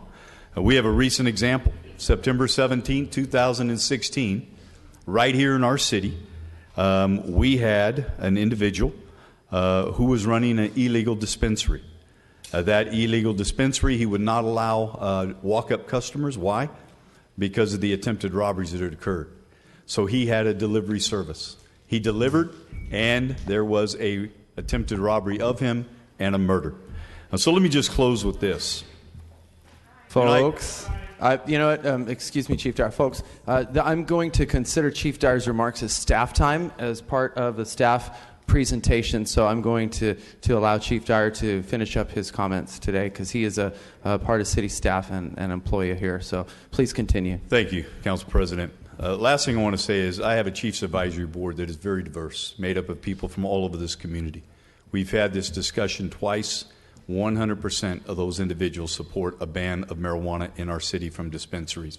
And I also want to commend the pastors that have the courage and the boldness to come here and speak for what they believe in.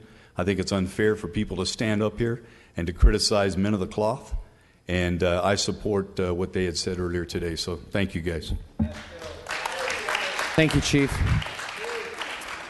All right, please come forward. Give us your name and address for the record. You'll have 2 minutes. Hi, my name is Susan Juvet, and I live at 1453 North Wilson. I'm a proud resident of the Tower District. Whoop, whoop. And I wanted to ask you today to please consider safe access for everyone. There's a lot of PTSD patients that aren't going to go out and get their recommendations, and they're going to count on the recreational dispensaries. And I've encountered a lot of those people since I started doing advocating for marijuana. I also want to say that when I went to Oregon and experienced what it was like for a recreational patient to walk into a dispensary, it was very limited access. You walk in, you have to show your driver's license, you have to go to a certain area. You are not allowed to go to the same area as the medical patients are. You are limited as what you are able to get on as far as the amount of marijuana you're able to buy at a time. You're also regulated on how much the edible would be concentrated, how strong it was going to be. And you had access to topicals because topicals don't give you that head high. It doesn't change your mind. So there are ways for you guys to do this really well. This is your chance. This is a revenue. We just got, our report card is how poorly educated our children are. Could we use this money to do that, to help our kids get better educations? Yes, we could. And you guys have the chance to do that. This is the agricultural basket of the world. We can grow the best here, too. This is an unlimited resource for us in tax revenue, so please consider that. Thank you. Thank you. Please come forward, give us your name and address for the record, and then you'll have 2 minutes.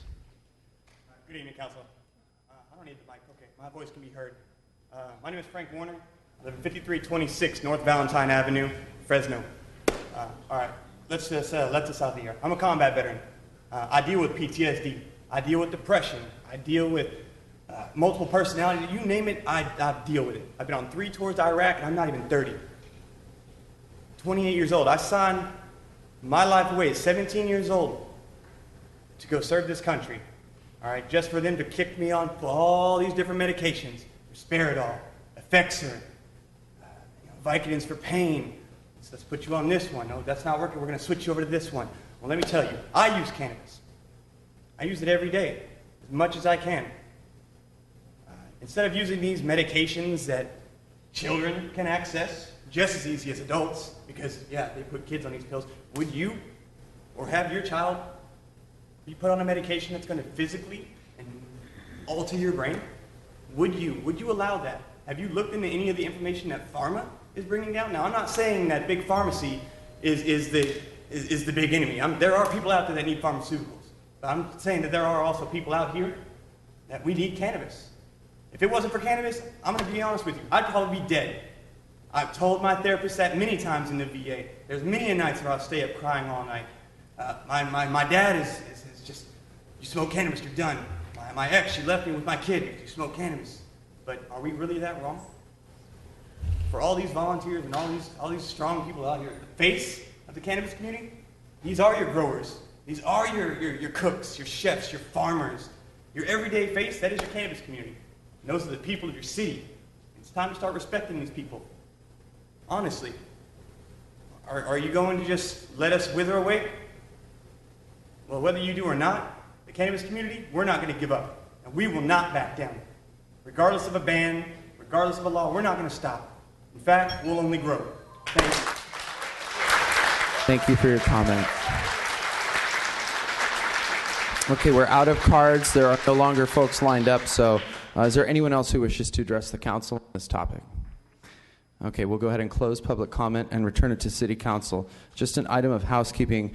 We have some folks who have to use the restroom, and we have some folks who have to take care of a couple items. So what I'm thinking is that let's take my motion and vote on that, and then take a 10-minute break so everyone can stand up, stretch their legs, go to the bathroom, and then we'll come back and depending on how my motion goes. Depending. So since it's back here, I just wanted to kind of wrap up with my motion here very briefly, and then we can go ahead and vote, and we'll do this quickly. Yeah, he's going to go next. I'm going to kind of say the last thing. Let me just be clear, Council President. So what you're suggesting is we vote on your motion. Yes. If it passes, We're then done. We're done. If it doesn't pass, we'll come back take after you a break. 10 minutes A brief. to address this issue further. Correct. Okay. Okay. I guess just kind of wrap up, I'm going to make a last-ditch attempt for any undecided council colleagues who still don't know how they're going to vote. I'm a student of history, and even though I voted against the Historical Association today, I'm a student of history. I love to read history. I love to understand the things that happened in the past. And I've written a book about something that happened in the 1920s, and as part of my research, I tried to understand the culture of the 1920s as much as I could. By the end of the Volstead Act, by the time that the Volstead Act had run its course, that's alcohol prohibition, you would see evangelical Christian mothers and groups of mothers marching in large numbers, marching in the name of Jesus against prohibition because their sons died from drinking poisoned liquor, black market liquor, because their daughters were caught in gang crossfires. And so what we had in the end of the 1920s was an impassioned plea from the evangelical Christian community. Please, Mr. Roosevelt, or please, Mr. Hoover, end this prohibition. Franklin D. Roosevelt won that campaign promising to repeal alcohol prohibition, promising to address the scourge of criminal gangs, to put people like Al Capone and other killers out of work. That's how the Roosevelt administration dealt with it, and they repealed the prohibition of alcohol, much to the joy of the groups of evangelical Christian mothers who bravely stood up against prohibition of alcohol that was tearing our country apart. And I think that we're kind of in the same type of place today, where people are dying in gang crossfires. People are really suffering in our communities. And I think that what we're looking at is very similar to prohibition, except this time we didn't amend the Constitution to do it. Could I make a point of order, President? Yes. You're speaking on behalf of your motion, My motion. and then we're supposed to vote on it with nobody else addressing this. Okay. So, no, that's fine. I will wrap up in less than 90 seconds. Thank you. Well, I need a point of clarification. Anyone can speak on this motion, council member. Oh, it sounded like That's you were right. talking. Oh, no, everybody can speak. Anybody can Well, speak in- Let me power through this. I know people want to get to vote. Let me just finish. So I think that prohibition only lends to the creation of a black market. And I think that that's what we're seeing in our society today, is a very robust black market that's hurting families and hurting neighborhoods in my district. The black market here in the city of Fresno, we have dispensaries that are open. We have numerous delivery services that you can get marijuana just like a pizza delivered to your home in the city of Fresno. And this is operating illegally here in our community. I do believe, agree with many of you here today, that this is a moral issue. I believe it's immoral to give drug cartels power over our families and our neighborhoods and our streets. My final point before we go to members Brandau, Baines, and Bredefeld is that there is something that is tearing apart the streets of District 7 and Cedar and Belmont and my community where I live and other places, and that's the scourge of alcohol and alcohol abuse. I've been told that the city cannot and should not use money made from the taxation of cannabis because it's dirty money, it's evil money, and we simply can't use it. But I'll tell you what, governments love to suck up alcohol taxes. We love to suck up tobacco taxes, and you bet we love to spend that money. So, with that, let me just submit myself to you and my motion to you. If you have friendly amendments or you want to massage it or twist it, but I believe that the motion to find a solution and go forward as a community is just, and I believe it is moral, and I believe that as a council and as an administration, it should be at least given the chance. And so with that, we'll turn it over to Member Brandow.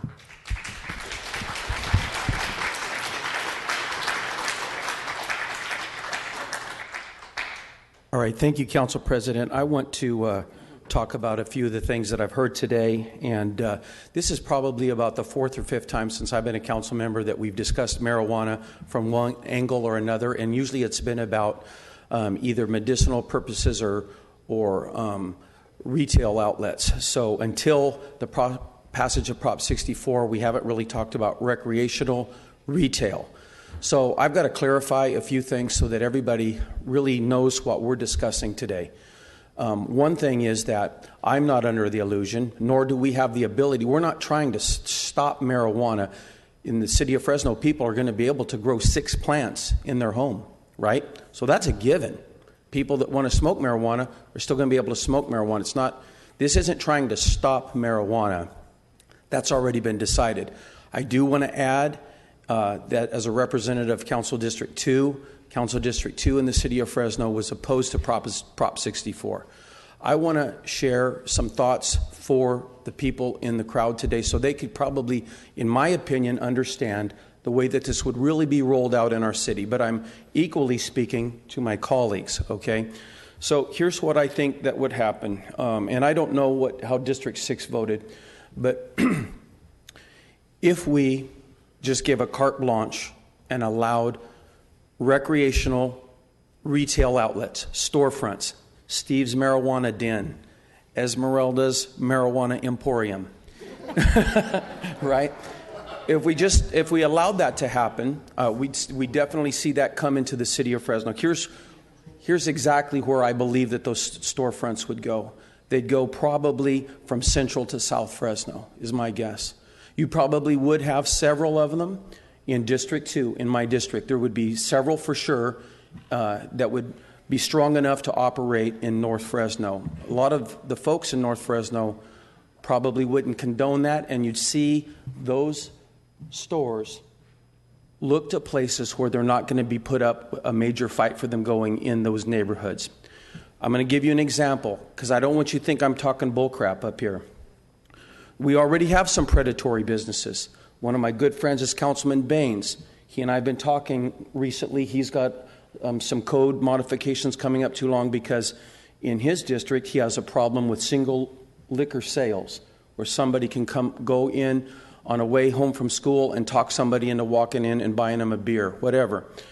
Also, another predatory thing that we've seen happen in the city of Fresno is the loan sharking industry, where they can come in and say, we'll give you $100 today, you're going to give us $300 back by the end of the year. We have some of those in North Fresno, but they don't fly as easy in North Fresno. But in South and Central Fresno, they're all over the place, and my colleagues can testify to that. It's really hurt the neighborhoods because it's kind of a predatory system that preys on people who need immediate fulfillment of $100 or their check cash. They work for XYZ. They get their check on Friday. They get it cashed there, but the loan rate is 30% or something ridiculous. So I'm going to say a few things about what I believe about marijuana. We're not going to stop marijuana. Pastors, we're not going to stop marijuana. The state of California has already made it clear people are going to be able to smoke marijuana. What the state of California has allowed cities like the city of Fresno to do is regulate how that happens in their community, okay? So all we're deciding today is what is the best way going forward today. That was the one thing I want to say. I want my colleagues to know that that's what I think will happen. By the way, right now we're also struggling with recycling centers. Recycling centers by the Save Mart, when they're by the Save Mart Center, what they do is promote people to go out in the neighborhood, go inside of people's trash cans, grab all the aluminum cans, take them to the recycle center, convert that to liquor, and then sit the rest of the day under the tree until they started again the next day. That was good intention. Let recycle centers go everywhere. The end result is crime. Chief Dyer just alluded to crime goes up when you allow this access. So recycle centers, the state of California thought, let's put recycle centers everywhere. Why? It's good to recycle. The end result is people use them as a crime opportunity. So currently, this council is in the throes of reducing the number of recycle centers. And then one of the concepts is we put them in industrial zoned areas. It wouldn't surprise me if we ended up, if this passed retail outlets, that they also went in industrial zoned areas. Where is industrial in the city of Fresno? Very little in North Fresno. Okay? So I'm trying to be honest with you guys. Were honest with me, and I'm trying to be honest with you. This is some of the other stuff that we have to think about when we're doing this. I think it could be highly damaging to create a lot of access in certain parts of the city, and it's not going to happen in my neck of the woods. Now, then you get a lot of problems that arise with that. Okay, I'm done with that. Second thing, for everybody who came here to talk about medicinal marijuana, okay, so I think that's a good chunk of the folks, including these well-spoken ex-vets and current vets, okay? For the people that came about medicinal marijuana, today we were not going to talk about medicinal marijuana. The ordinances that we were going to look at were about recreational marijuana, retail outlets, okay? So we weren't going to talk about medicinal. I, over the course of time, have come to believe, so this is where some of you are winning the argument. A guy like me was against it completely 100% in the past. But thanks to many of you who have spoken vehemently on behalf of medicinal marijuana, I am open to medicinal marijuana in the city of Fresno. Probably the first time I've ever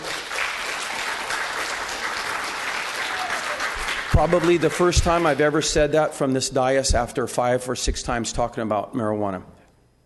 Let me say in advance that for me, one of the problems that I've had with medicinal marijuana, and you might see me vote against it again in the future if I don't feel the regulations match what's trying to happen. Right now, I've had a very difficult time with it, in my opinion, without people being able to smoke recreational marijuana.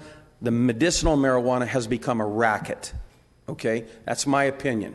Okay? I think medicinal marijuana has been a joke so that people that just want to smoke it recreationally can access a card and start smoking it under the medical banner. For those of you, like the young men and women, there was a young lady up here also today that really talked about needing medicinal marijuana for PTSD. I would love to find a way of helping you get your medicine without helping a doper that just wants to smoke and is using your system as a racket. If we can get past that hurdle, I could see myself someday supporting medicinal marijuana sales in the city of Fresno. I had to visit that because so many of you talked about medicinal marijuana, okay? However, that's really not what we were going to talk about today. We're going to talk about recreational marijuana. I know I'm going long, but I'm getting close to wrapping it up. We were going to talk about recreational marijuana. So people are still going to be able to smoke. Our conversation is, where can it be sold? And that's why I am going to make a motion right now to return to the original argument that we were going to hear today, that I prepared for, that my colleagues prepared for, which was a 2-part ban on recreational marijuana sales, okay? Again, for the lightweights in the crowd, you're still going to be able to smoke dope. You can grow your 6 plants, you can smoke dope. Steve Brandow is not trying to stop you, okay? But when it comes to storefronts, I'm very hesitant to allow us to go forward. So I'm going to make a motion to go back to the original vote that we were here to take, which was about recreational marijuana. Unfortunately, there's already a motion on the floor, and go ahead, City Attorney. We have to address the original, or the motion, the original motion that I made. There is a main motion pending on the floor. Another council member can make a motion to amend the main motion, either by changing the words or substituting another motion. That's what I'm doing. I'm making a motion to amend Councilman Olivier's motion to go back to the original thing that I had prepared about and that we were going to vote on today. Now, that does not mean that conversations about marijuana are done in the city of Fresno. I actually don't mind Councilman Olivier's goal of hearing this out further when we talk about medicinal marijuana, for instance. But today, I think we prepped for recreational marijuana sales and some ordinances that go with that. So my motion is to amend Councilman Olivier's motion to go back to the original documents that we were going to vote on today. All right, you know what? Can we just call the question? No. Well, you're not punched up. Now you're punched up. All right. Just there is a process. The process of Robert's rules and the way that the council rules work allow the council president great discretion and great authority to do that. It wasn't an attempt to pull a fast one or deceive you or torpedo the plans you made. The council president has the authority and the leeway to exercise that power if he so chooses. It's very, very rarely ever used, not since I've been here, but the issue was important enough to me to go ahead and utilize that power. So just so that folks know why I did that. Member Bredefeld and Member Baines. Thank you, Member Brandow. Okay, so before, I want to clarify the city attorney. So after we're done with our remarks, we're going to vote on Councilmember Brandow's amended motion. Yes, you would always take up a motion to amend before the main motion. Okay, thank you. Unfortunately, the mayor had to leave because he had to go to another meeting, and he wanted me to offer a couple of comments on his behalf, which I will do, and also share my own. He and I, Chief Dyer, the city attorney, and the mayor's staff began looking at this in January. He's met with Fresno County officials, with Clovis. He was trying, as we are, to make our ordinances as consistent as possible with other cities. And he and his staff, John Ellis, people on my staff, Danny Guy, Nicole, and others, did a lot of due diligence researching other cities and states that have legalized marijuana to see how their decisions affected their communities. And we looked at recreational marijuana, we looked at Washington, state of Oregon, and what we've seen is there's been a lot of inconsistent results. There are studies that support people who want to ban these dispensaries. There's others who clearly state that these dispensaries create crime, and we wouldn't want to do that. In every case, though, every city that legalized marijuana have had unintended consequences from their actions, whether it's public safety, health, code enforcement issues. That's been clear. For the mayor, he's expressed that this is both a moral issue and a financial issue. And in his mind, the moral issue rises above the financial issue. And for that reason, he clearly doesn't support this. I want to say that, as Councilmember Brandow was saying, Prop 64 passed. And it allows people who want to smoke marijuana to do so. Nothing we do here today changes that. You can grow 6 plants, you can smoke marijuana in your home, and there's nothing we can do to change that. Now, I didn't support Prop 64. My district didn't support Prop 64. I think Prop 64 will create problems, just as Prop 47 and Prop 57 that is sold as something that was going to have safer communities. It's been anything but that. It's made our community safe, and I think Prop 64 will do the same. However, having said that, I respect the fact that Prop 64 passed. Now, for me, looking at what's happened in other states, there's been no doubt that there's been increased drug usage among young people. And for me, that's the biggest concern about this. I have no problem with adults who choose to smoke marijuana, and I want to make it very clear. We're not talking about medicinal marijuana. I think there are clearly medicinal components to marijuana that help people who have illnesses, and I support that. I support people who are truly ill. If medicinal marijuana helps them, I have no problem with that. And that may be something that this council takes up in the future. A couple of years ago, the council banned medicinal dispensaries and operations. That was done several years ago. And we're dealing with the recreational, but I think there's enough of us up here who believe that there is obviously benefit for medicinal marijuana. Now, that doesn't mean that come down the pike, I'm going to support it. Like Councilman Brandow, I'm going to have to take a look at it and see what is brought forward. But today we're dealing with recreational dispensaries. And the passage of marijuana and the usage of marijuana, without any question for me, has created problems in other communities. We've seen highway fatalities increases. We've seen car crashes. In Pueblo, Colorado, they've talked about increased homelessness. We've had pastors who work with young people who have all kinds of problems with marijuana.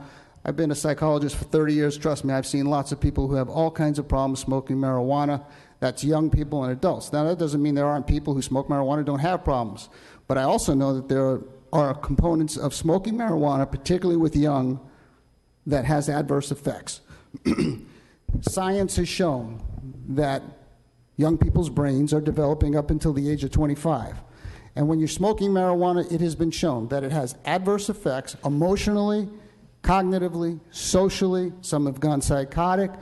These are scientific facts. It's indisputable that young people are adversely affected by smoking marijuana. And anybody who works with the youth and sees them smoking marijuana knows there are problems with it. It's indisputable. It was brought up about these dispensaries going south of Shaw or other areas. I have no doubt that that's going to be the impact. We will see some of these dispensaries, but they will be in poorer neighborhoods, and those poorer neighborhoods will be adversely affected. I have no doubt they will draw crime. And the argument about, well, people use it, so why not legalize it? Well, one can make the argument there are opiates that are illegal, there's heroin that's illegal. Where does it stop? And I know people say, well, marijuana is not opiates, it's not meth. No, it isn't. But to say that it's as simple as taking an aspirin is disingenuous at best. So for me, this dispensary and having recreational dispensaries is a problem because it sends a message to our youth that this is okay. And it isn't okay. I don't think it's okay. I don't think Prop 64, frankly, is okay, but it passed. But Prop 64, as I respect the right of people to smoke because Prop 64 says that you can, Prop 64 also gave municipalities the right to ban dispensaries. They gave every city the right to restrict them. That's Prop 64. And so I think it is wise for us to restrict it. And the mayor has said, let's look at this in 12 months. Let's review it in 12 months. Let's see what impacts we've had. This is something the council can review again. We can make modifications. We can change it. We can see what impacts. And I support that. Let's take a look. But today, we have to make a decision about whether to ban these things or not, because if we don't ban it, as of January 1st, 2018, by right, these dispensaries can come in. So I implore the City Council to support Councilman Brandow's motion that we look at the proposed motion, which is put forward by the mayor and myself, to ban these recreational dispensaries, and we do what's right for our youth, and we send the right message to our community that we don't support these kinds of things. They're a problem in our community, and they're going to just make a problem worse. Thanks. Okay, Member Baines. Thanks, Council President, even though you were trying to silence me a moment ago. I yanked that microphone out of there quicker than you can say. You being a dictator up here. Anyhow, listen, I want to make a couple comments, and in many respects, I think returning the motion back to its original form may make this day easier and quicker. So I think I understand what you were trying to do, Council President, but we may be out of here sooner rather than later. So this has been a bit of a journey for me on this, and I'll tell you why. First of all, I did not support Prop 64 individually, and many of you in here know that for a whole host of reasons that I don't necessarily need to get into. But for me, I was not supportive of recreational use. Just as an individual, I think some of the comments that have been said today about what I think it was a chief that mentioned it. It's one of my strongest arguments for today's strain of marijuana. Is much different than it was in the 60s and the 70s, and I think that there's some truth to that in a lot of ways. I've talked to chemists that verify that. I've read scientific studies that verify that. So I do know from a practical perspective that what What people smoke today is not what they smoked a few years ago. So for that reason, I did not support Proposition 64. Now, the state of California supported Proposition 64, and my district supported Proposition 64, so my personal opinions were inconsistent with those in my district. So I wrestled with that, and as I've known that this item was coming over the last few months, I've been unsettled about how I would approach this.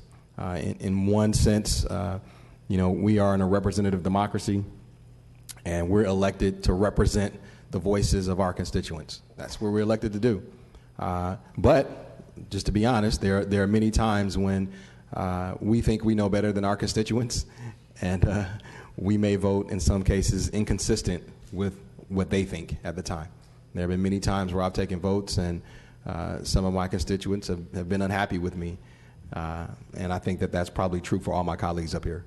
So I want to start by acknowledging that it's a interesting line that we are trying to parse here.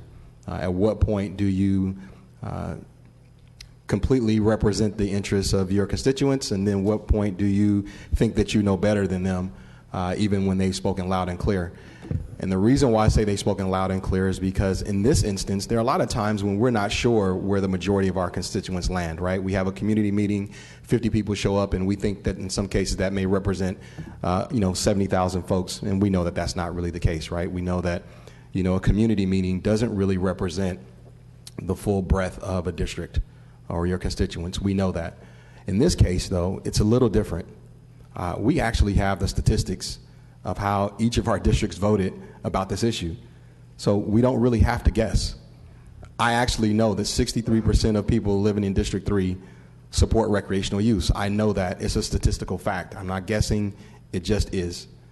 And in this case, so I'm not guessing anymore. I'm not having to hold a community meeting, and I'm not having to read emails or field phone calls. I know where my district stands, and they overwhelmingly supported it. And for that matter, the city of Fresno supported it as well. Not as overwhelmingly. I think it only passed by 51%, but we know that this city supports recreational use. So that has always given me a bit of a conflict. And in some cases, I've been very comfortable with going against you guys, right? And I even think I started there because of my personal and moral convictions about recreational marijuana use. Personally, I am opposed to that.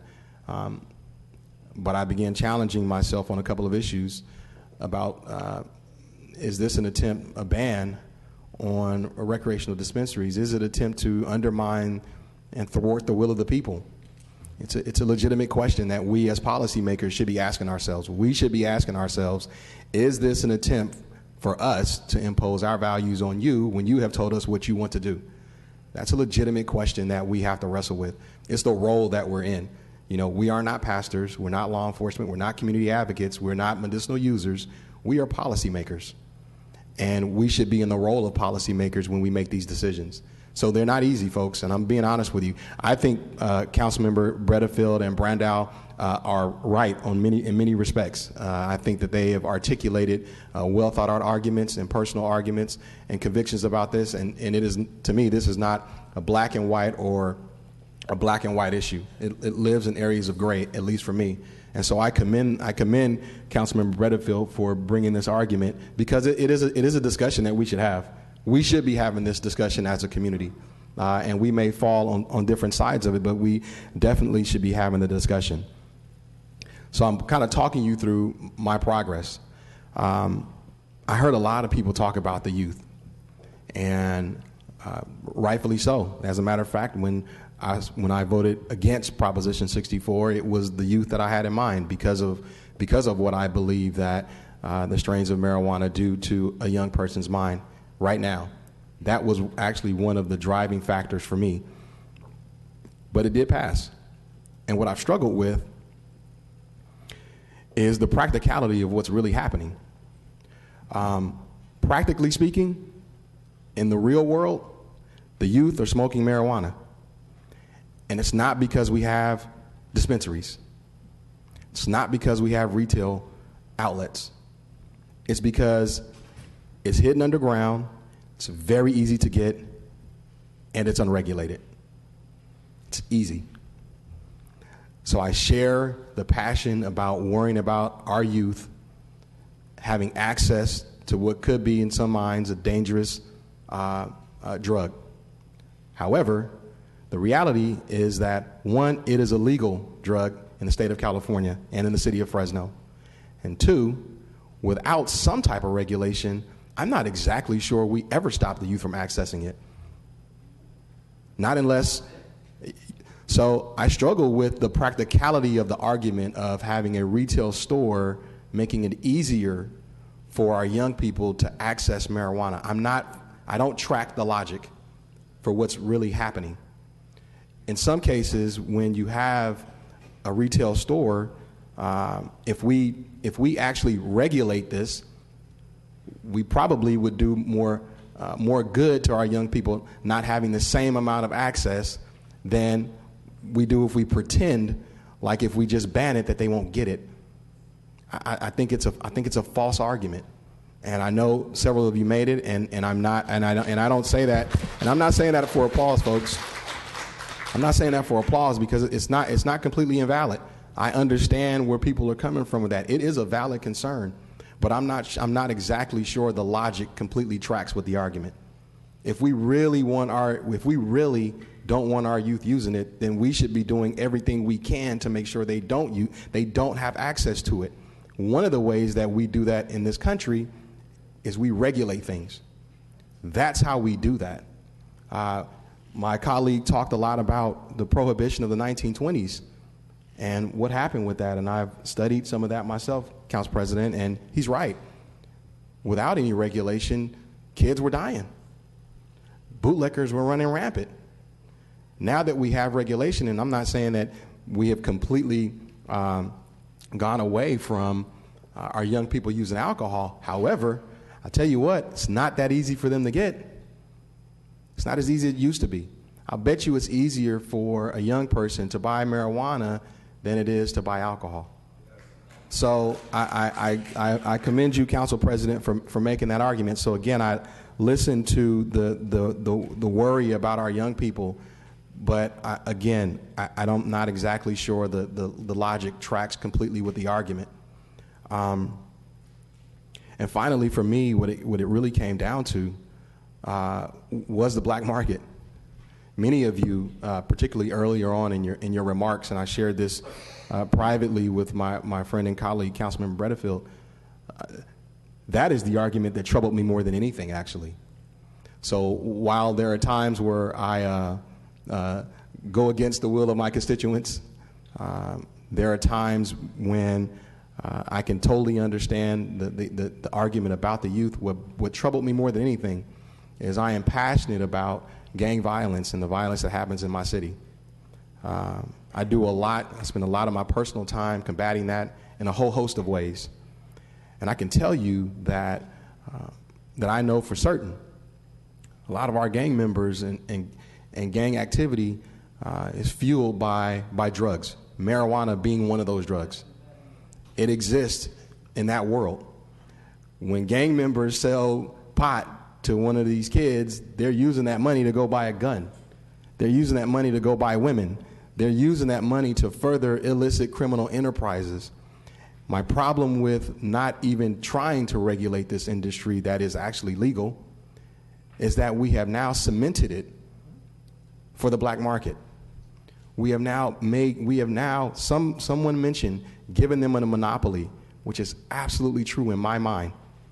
We have ensured that those dollars, because people are going to do it, because it is legal, we have almost ensured that they can capture that the illicit criminal enterprises can capture what would otherwise be legal purchases and further criminal activity. So for me, folks, despite my moral and personal objections to marijuana use, I can't in good conscience do something that I think cements illegal activity. I can't do it. And that's the main reason why. So what I think had some wisdom, Council President, was the fact that what you were trying to do, if I understood your motion correctly, was to at least actually bring this body back the option of what a regulated industry could look like as opposed to a ban. I don't even think we've had that chance as a body to even examine that. We haven't even had that opportunity, and I think the way that the motion was framed, he did that so it was back to us in November, which still gave us plenty of time to ban it if we didn't like what was brought back to us. That's right. But so I think it was a practical approach, and it's a deliberative approach, and I think that you all want that from us. You all want us to be able to weigh options for this community realistically. And we have not, frankly, folks, we have not had that opportunity yet, and a ban removes that from the discussion, where we don't even know what the regulation could look like. I completely agree with my council colleague, Steve Brandow, who so well articulated the ills that happen to my community. Well, there are ways to get around that if we know that up front. There are things that we can drop in policy and legislation that can prevent those very things we don't want to happen because we can call them out beforehand. There are things that we can do. And I think the council president's motion allowed for that very thing.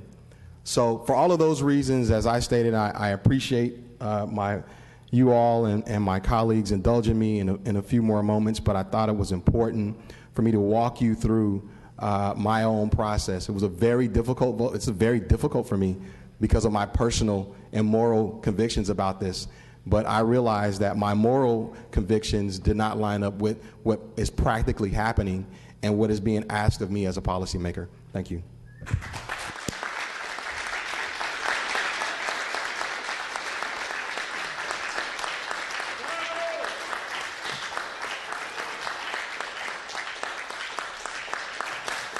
Thank you. Member Soria? Thank you, Council President. So, I echo some of the same words that were just shared by my colleague, by Councilmember Baines. I too, and I just want to be clear, I too voted against Prop 64 when it came up in this last election cycle, but I will say that similar to Oliver Baines, I don't want to let my personal persuasions really trump democracy. I've heard a lot from my constituents, from people that live in my district that overwhelmingly supported this issue. 57% of the voters said that they wanted to allow recreational marijuana. I, as an elected official, took an oath to honor the U.S. Constitution and the Constitution of our state of California. And those constitutional obligations include upholding state laws. And in this case, the law is clear. It allows us to set reasonable regulations. I share the same concerns that many of you have echoed about access for young people and what it can do to young people. I too share those same concerns, and I would want to figure out how is it that we can work together to ensure that we limit the access to young people. I also just want to share, and I'll just keep my remarks very short. I would have liked to have the opportunity, and I would like to have the opportunity to continue to have this discussion about what would be reasonable and what would be helpful to ensure not only safe access for folks that just spoke very clearly about the need that exists here. I know that today my colleague brought forth the recreational ban, but I think that it's important that we're also talking about the medicinal component of cannabis. It's been an issue that for a long time folks have been coming to City Hall and asking for the help to create reasonable and safe access to folks that live here in our community. Our veterans, I think one of the gentlemen a number of the gentlemen that spoke here as veterans, and I think there's a woman veteran as well. Thank you for your service, and it's heart-wrenching to hear the stories about the fact that they went to serve our country, and when they come back with a great need to use cannabis to alleviate some of that pain and suffering and conditions that they've experienced as a result of being in combat, that they don't have a safe way to access cannabis here in our community. And so I would hope that this council would allow us the time. I don't think that we're in a rush. The Prop 64 has allowed us I believe till the end of the year to come up with some sensible regulation or aggressive regulation if that's what we want to do, so that not only do we assure safe access, but that our neighborhoods are safe. I would never support anything that would jeopardize the safety within our neighborhoods. And so I would just like to see if we could continue to have the discussion on this issue before just doing a complete ban. I did notice, in reading through the ordinance, it reads that I believe that even in public, people can't smoke, even though it's legal. I'm just wondering, the ability to enforce that. How is it that, our PD will deal with that? We already know we have limited services. Is it going to be PD? Will it be code enforcement, dealing with, going out to homes and regulating or ensuring that people are following the regulations or the ban that is in writing before us? And so I think that there's still some questions to be answered regarding the process. And today I won't be able to support a complete ban. Member Capriolio. Member Capriolio. Thank you, Council President. This has been, thank you all for being here. This is what makes the democracy and the USA the greatest country in the world, is people like you coming forward and voicing your opinions and participating and voting, and that's what makes us great. So thanks for being here. I'd also like to say, I work with some of the best leaders I've ever come into contact with and I've ever known, and that's the people on this dais. And I'm proud to be part of it, and I want to continue the openness and the ability to discuss things like we're doing here, and being civil about it and analytical about it and digging deep into it. And it's a pleasure and an honor for me to be part of this group. So I've had, like most of us, a lot of struggles with this. And before I go too far, I want to thank all of the veterans, and particularly the young man that had 3 tours. My brother was a combat veteran. And you, sir, I can't thank you enough, really. Round of applause. Can we give him a round of applause, really?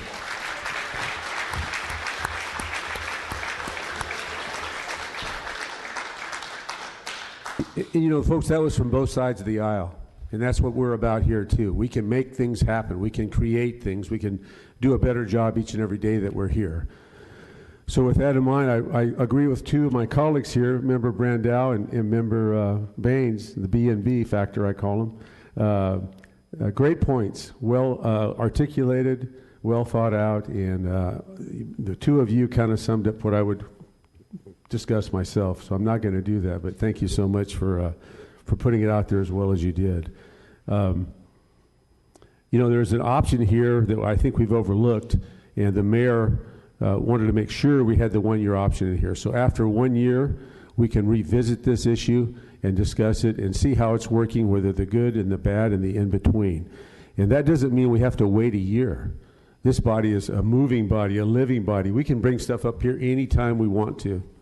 And if you or us or the totality of this room come up with something a little bit bigger, better than what we've discussed today, let's keep this thing going. This isn't the end all. This isn't the final product that you're hearing and seeing today. So keep that in mind, please. So with that in mind, I must say that Member Brandau, I would support your motion. Okay, the screen is clear. Folks, that means we're getting close to a vote. So, City Attorney,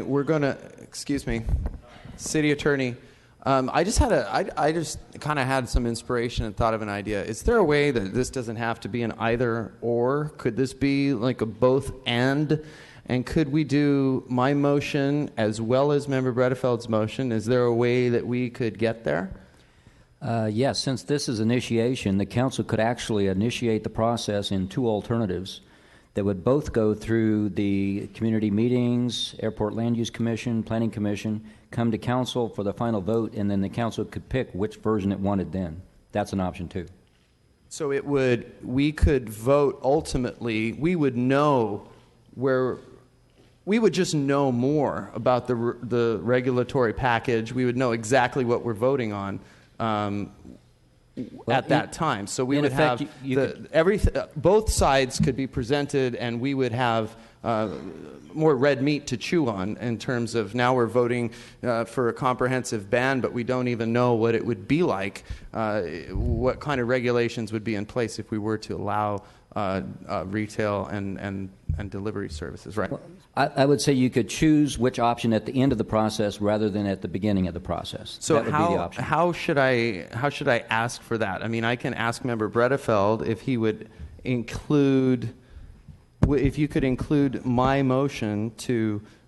Is that how I should do that? Ask for a friend, or it's you who made the motion, Member Brown. I could ask for a friendly amendment, or I could now make another motion to kind of trump his motion. Well, there's a motion to amend pending, so you have to vote on that This is government, folks. Unless both of those are withdrawn, and there's another motion made to start the process for both options. Or you could vote on both of these options. If they both receive a majority, then both would go forward. Might I speak on this? Yeah, please. You're punched up. I think we're confusing the issue. I think we should decide on whether we support this ban on recreational dispensaries or not. As the mayor, Councilman Capriolo, and I have alluded to, this can be reviewed in a year or less.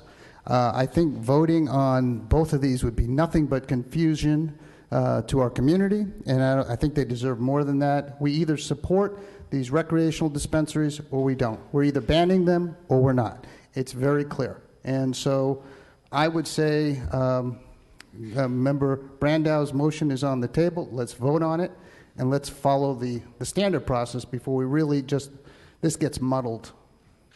All right, let's go ahead and vote. The screen is clear. Please cast your votes. Yes is to... Go ahead. You want to just clarify what the motion is for? Yes is to support what was basically the original package that was brought forward by Member Bredefeld and also Mayor Brand. And no is to reject that. Please cast your votes.